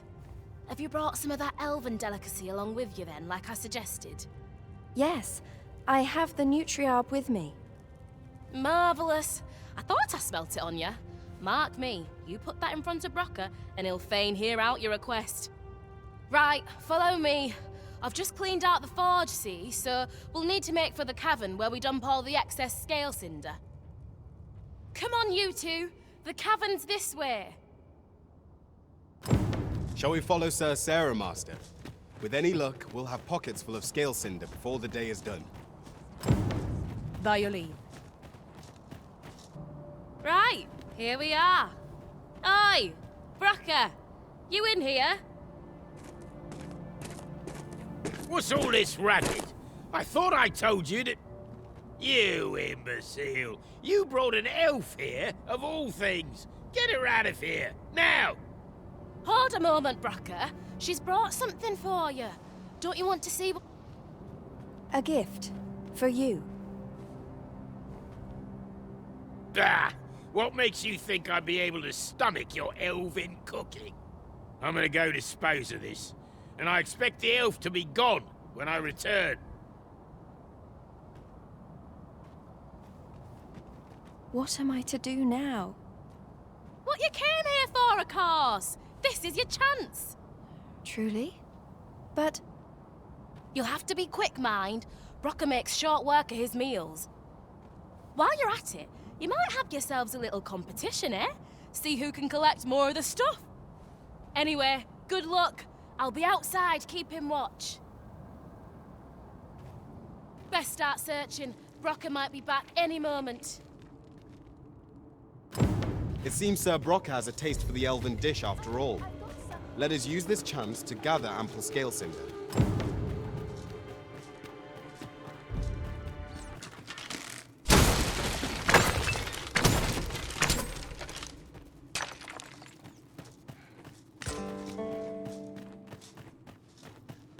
Oh!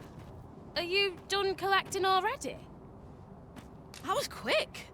Suppose we'll wait till Darren's done as well, then head back, eh? My heart is racing. I thought the dwarf would catch us. How much scale cinder did you get? Oh, you got much more than me. I suppose you win. For now, I must return and tend to the Arbor Heart. I hope you will come visit us again. I should like you to see the Arbor Heart, restored. And I must thank you as well, Sarah. You and the blacksmith, Brocker. Not at all. 'Twas my pleasure. I'm sure Brock'd say the same if he weren't so stubborn.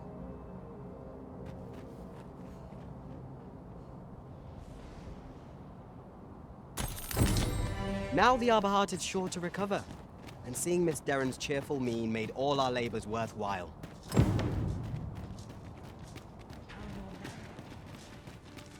At long last, life buds anew from the Arborheart.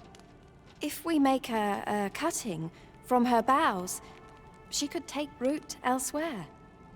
We can make our home in any land, so long as she is with us. And though we may leave the arbor behind, we will carry with us something far more, precious. I wish to speak with Father. Would you come with me?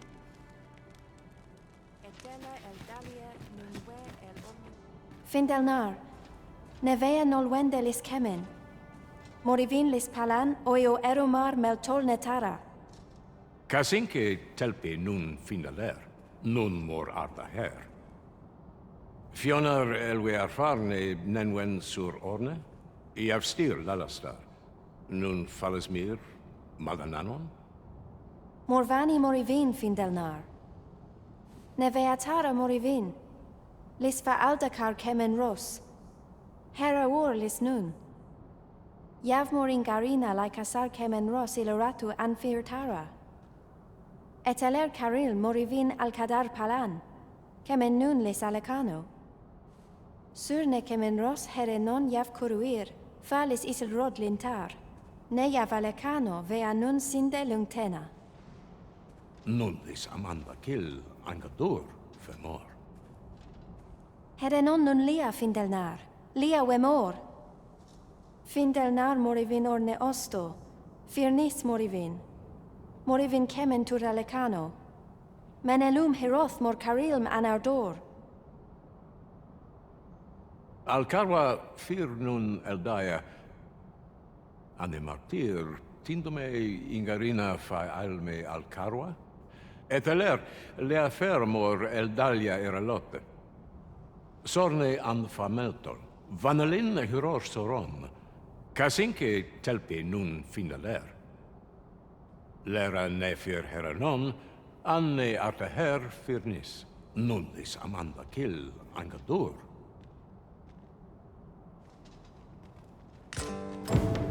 Only time will tell whether the cutting shall take root. For now, let us make for the seafloor shrine. Of course.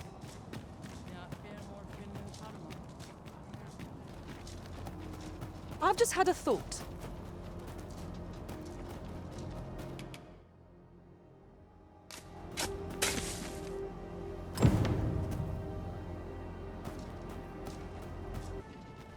Kasinke telpe nun finaler.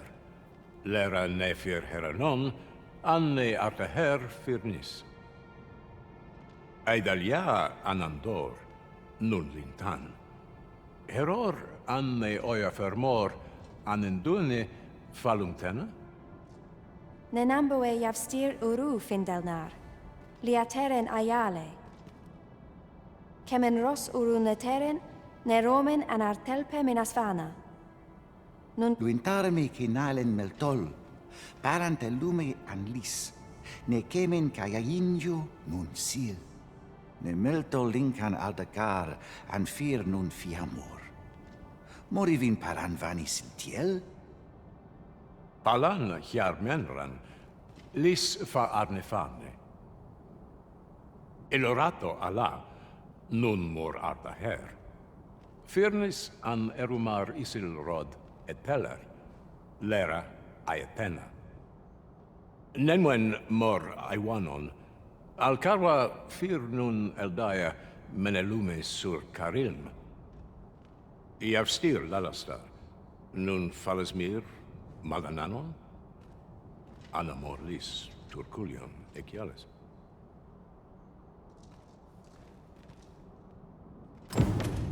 I thank you, friend. It would be no exaggeration to say that you have saved my people. Your fight continues, does it not? Be well, and come back safe.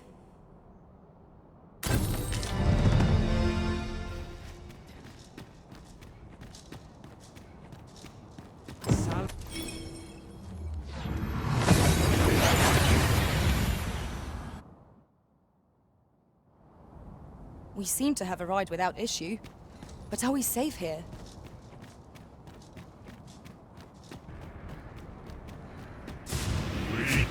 Come to think of it, you always pursued your current vocation in your service to the original.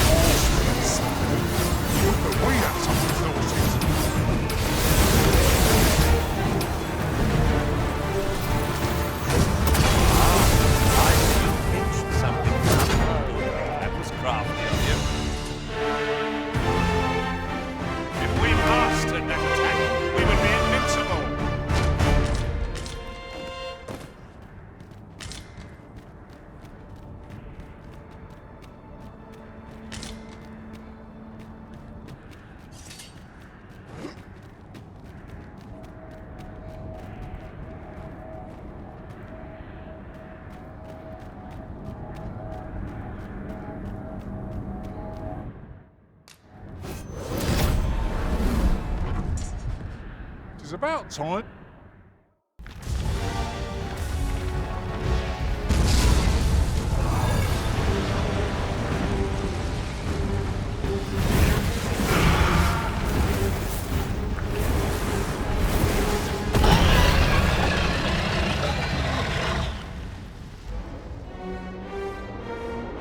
Not even Burnworth is safe from the pool of destruction. Now we face a foe no less ruthless than the dragon. True, but take heart. For even if all the world should battle before its might, rhythm shall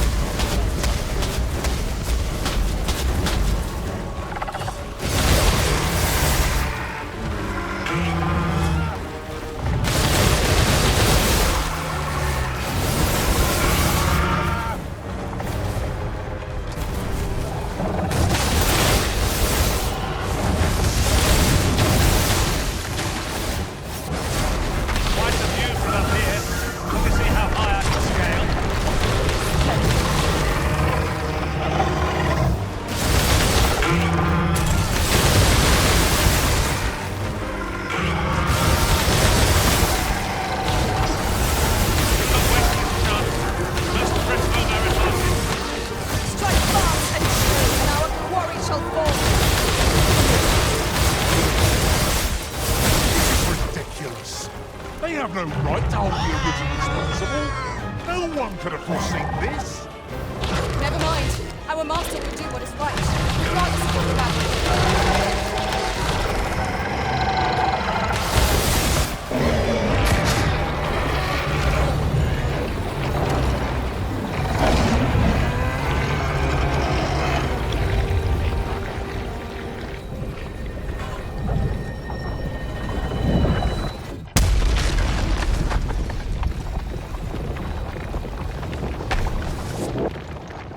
What a feat! The creature is vanquished, and it appears the Red Cloud's advance has been stalled as well.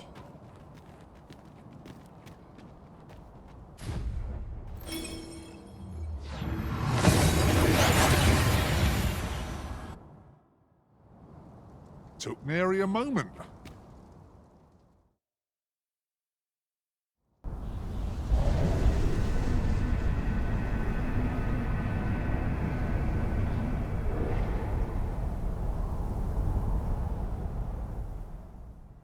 I see you do not relent.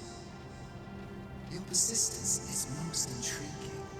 What is it that impels you, I wonder? Alas, would that the world had not come to this. For I am certain your tale would have been a glorious one. Yet, 'twas not to be. You need only cast your gaze upward to glimpse the futility of your defiance. This ladder can take us to new heights. We ought to put it to good use.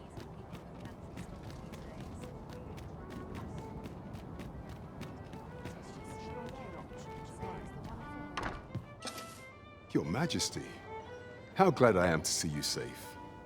Where have you been this past month?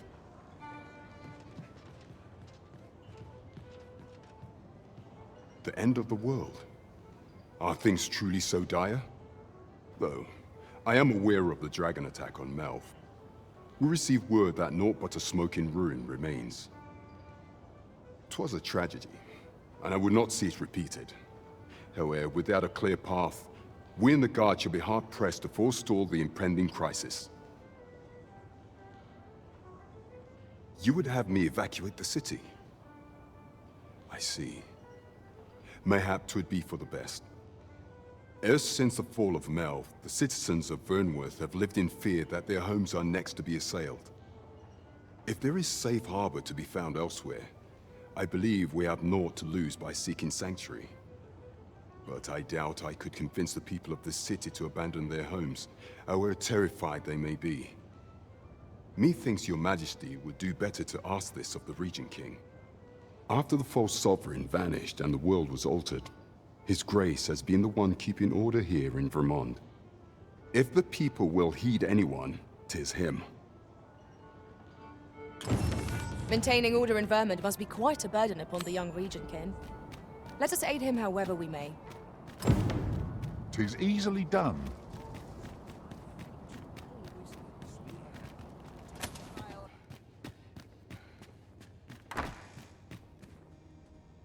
So you've come. I'm glad to see you. Captain Brandt has already apprised me of your proposal, a full-scale evacuation of the citizenry. Truth be told, I had reached the same conclusion. So long as we cower within these walls, we must live in fear of going the way of Melv. My ministers have approved the plans, and I have petitioned the encampment survivors and the Thieves' Guild for aid. The only remaining obstacle is my mother. She has set herself stubbornly against any such flight. I have tried to make her see reason, but of late she has taken to shutting herself in her chambers. However, I fear that my position permits me to entertain her fancy no longer. I must put the needs of the common folk before her selfish whims. Now, there are a few matters I must attend to before we can evacuate, and I would fain welcome your assistance. We will require several ox carts to carry the sick and aged out of the city. Might I prevail upon you to petition the merchant at the ox cart station in the west of the city for their use? You may assure him that the Royal Treasury will foot any and all expenses. Ah, 'tis you.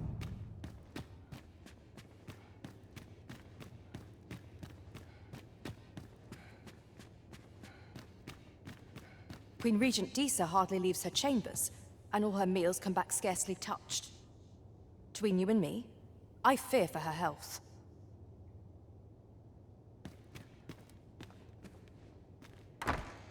There is naught. Have you come to claim my life, Arisen? Well, far be it from me to deny you. But I shall go to the grave with a smile on my lips, for I have no regrets. All I did for my darling son. So do as you will. I have no intention of begging for mercy.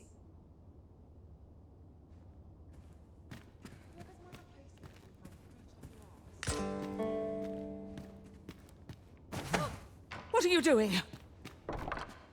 Unhand me at once! Guards! Help me! You have brought Mother to me, I see. My thanks, friend. Sven. You may leave us. Now that we can speak without a door twixt us, I am confident that I can persuade her. This was in Mother's room. I did wonder where it had gotten off to. But why would she...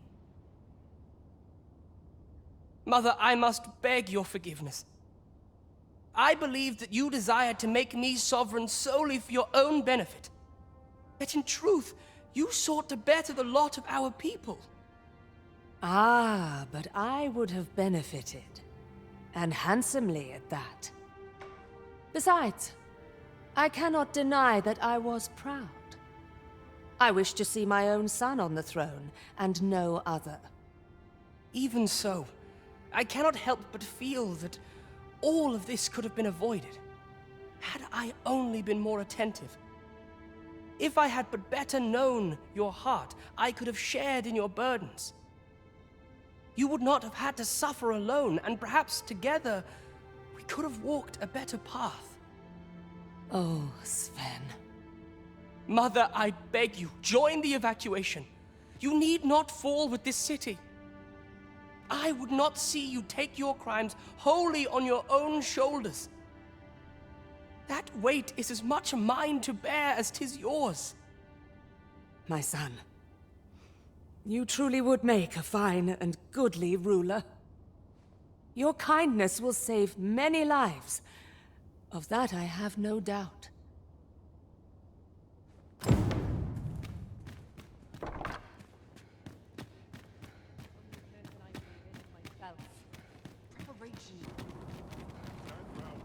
Be gone with you, ruffian. These carts are mine. I paid good gold for them. And if you think I'll surrender a single one, you'd best think again. I require the use of all of them to transport my wealth to safety. Uh-huh. There's something written. Fine. What are you doing? Put that away. No, spare me. I pray you. I fear for my life. Well, reckon he won't be coming back here in a hurry. As a matter of fact, I'd like to thank you for that. It didn't sit right, see? Having my wares claimed by some puffed-up minister trying to save his own skin. Anyhow, as long as I've got my gold, who takes the carts is no concern of mine. And if that craven comes crawling back, I'll tell him bandits took them. Minister Allard has fled, and good riddance. I doubt there ever was a more cravenly character in all Vermund. I quite agree. Ah, you've returned. How fares your procurement of those carts? You do? My thanks. That puts paid to the last of our preparations. I will inform the citizenry forthwith.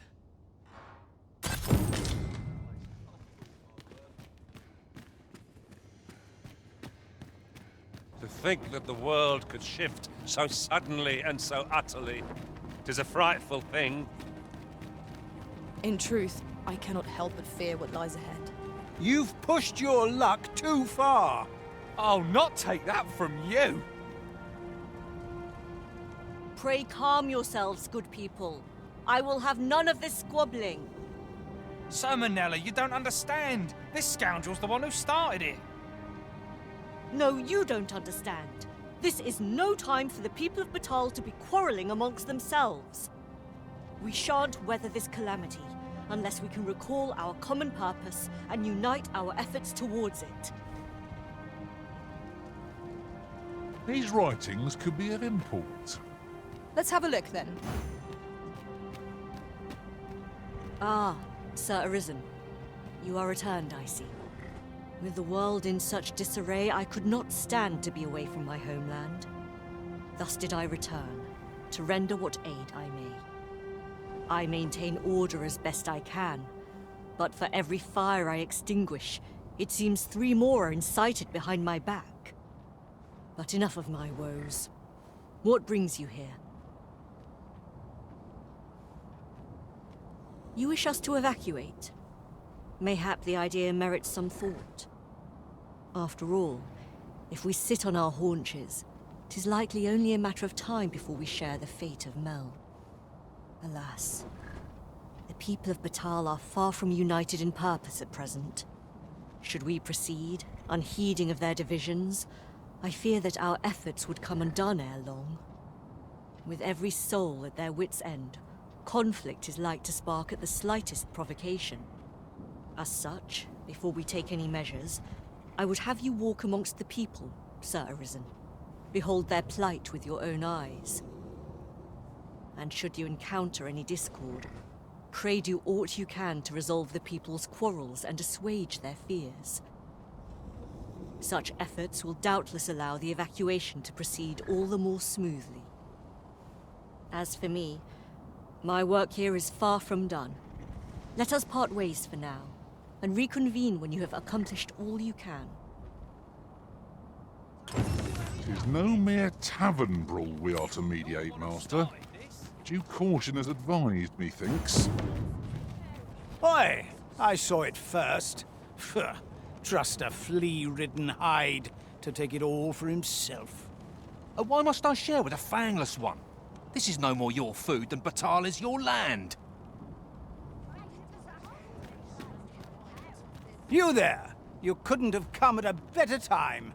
Put this upstart in his place for me, won't you? Go on, lay into him.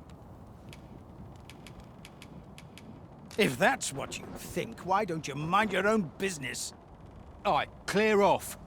Pretty words shan't fill our bellies.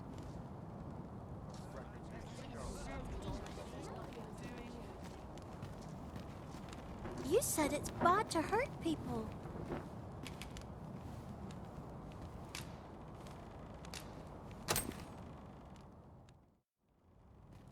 Wow! Thanks, sir. Say, Rakim, would you like some? I can't eat all this myself. Really? Thanks. That's mighty kind of you. If only our fathers could do the same. Oi, leave my kid alone. You're not some child snatcher, are you? Wait. You shared your food with them. Thank you, sir. As for you, Nomos, it would seem we were both but looking out for our children, hey? Aye. Mayhap we're not so different after all. And we both had children fed. We've no reason to quarrel. The desire to protect one's kin transcends race and culture. It just goes to show, we are none of us so different. Huzzah! You've done it!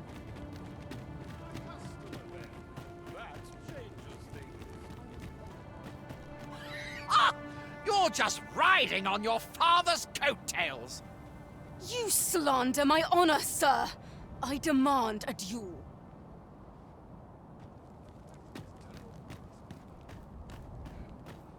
Isn't it about... This is no business of yours. Be gone! Now, Nabra, let's not be too hasty. If we are to duel, we ought to have a witness. Otherwise, who's to say the victor fought with honor? Aye, true enough. Without a witness, either of us could simply kill the other, then disavow the use of any underhandedness. Well, sir, what say you?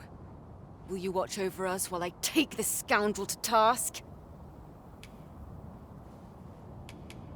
This knave dared to slight my honor. He said my swordsmanship was hardly fit to wound a training dummy. The bloody nerve of him. And I'd say it again. 'Twas your dear father's patronage that made you a sentinel, not your own skill. You have my gratitude, sir. Let us delay no further. Come, Scario. Prepare yourself. Have at you!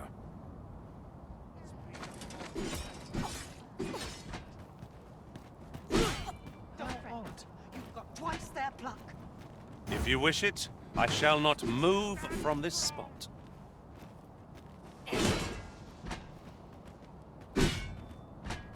This can't be happening.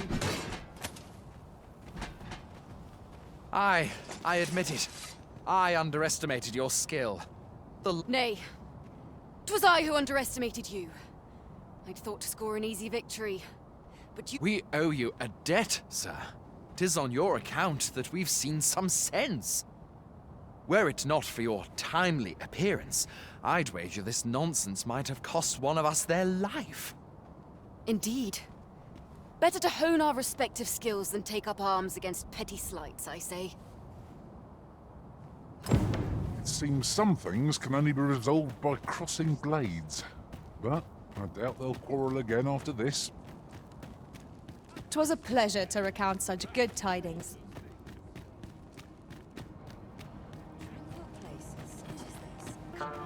I've had well enough of your nitpicking. I reckon the world would be better off without you.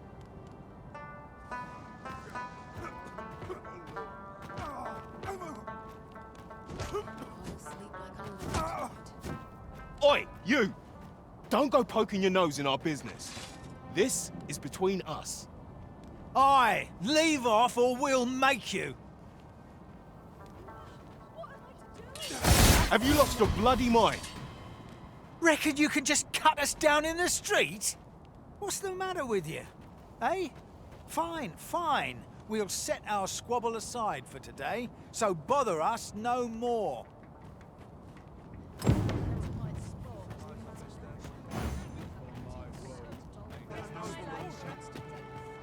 Ah, Sir Arisen.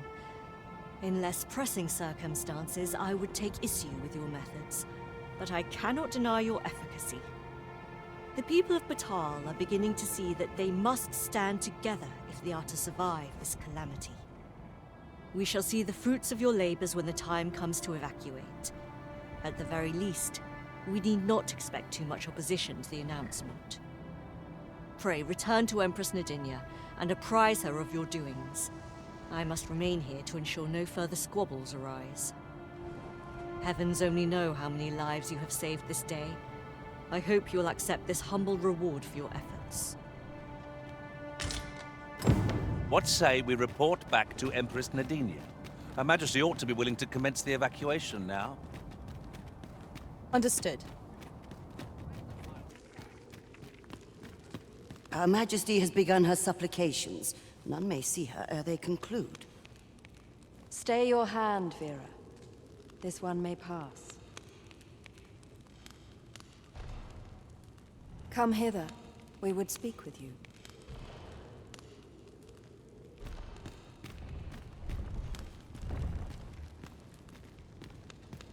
One of our ministers informs us that you have been espied in the city, resolving the people's troubles. You have our gratitude for your efforts, which have doubtless bettered the fate of this nation and its citizenry. Your journey continues, does it not? We wish you good fortune on your travels, wheresoe'er they may take you. Pray excuse the interruption, Your Majesty, but I fear time is upon us. I would see you prepared for the road ahead. Indeed. Forgive us, but we must take our leave. Farewell. Backbatal and the rest town are now safely evacuated. I am certain we can rely upon Sir Manella to keep the peace. That was certainly worthwhile.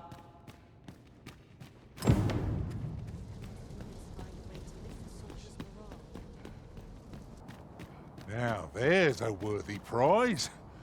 If only 'tweren't so far away.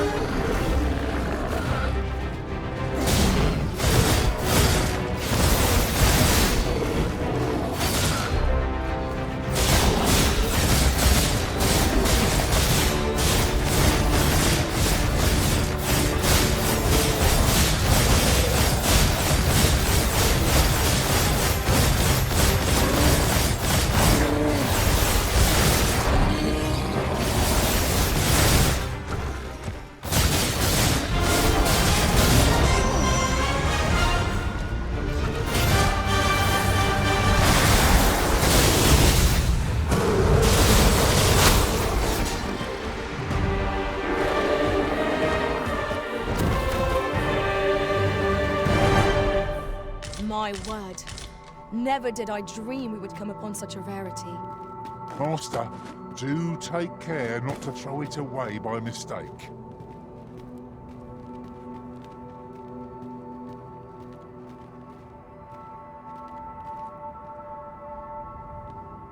Venture continues.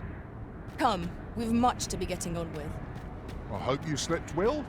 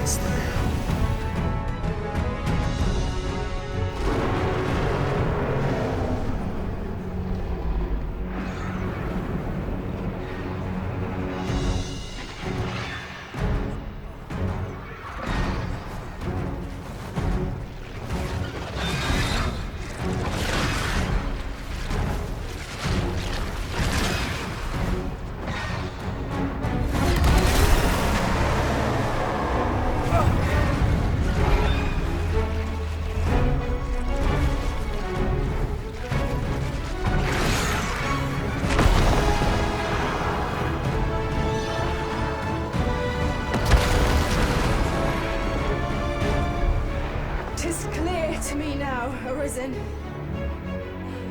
I am no longer a mere vessel. Your great will has imbued me with the lesser will of my own. Will is power. 'Tis the means to shape the world as one desires.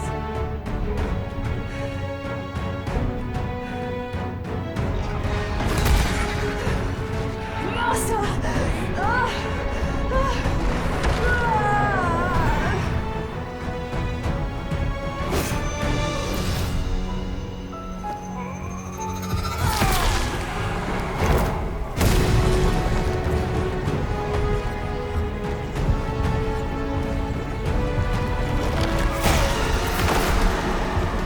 Oblivion fades. This tale's end has been unwritten. My heart, it aches.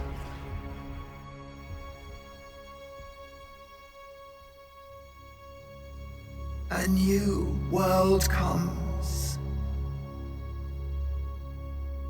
A new tale is set to unfold.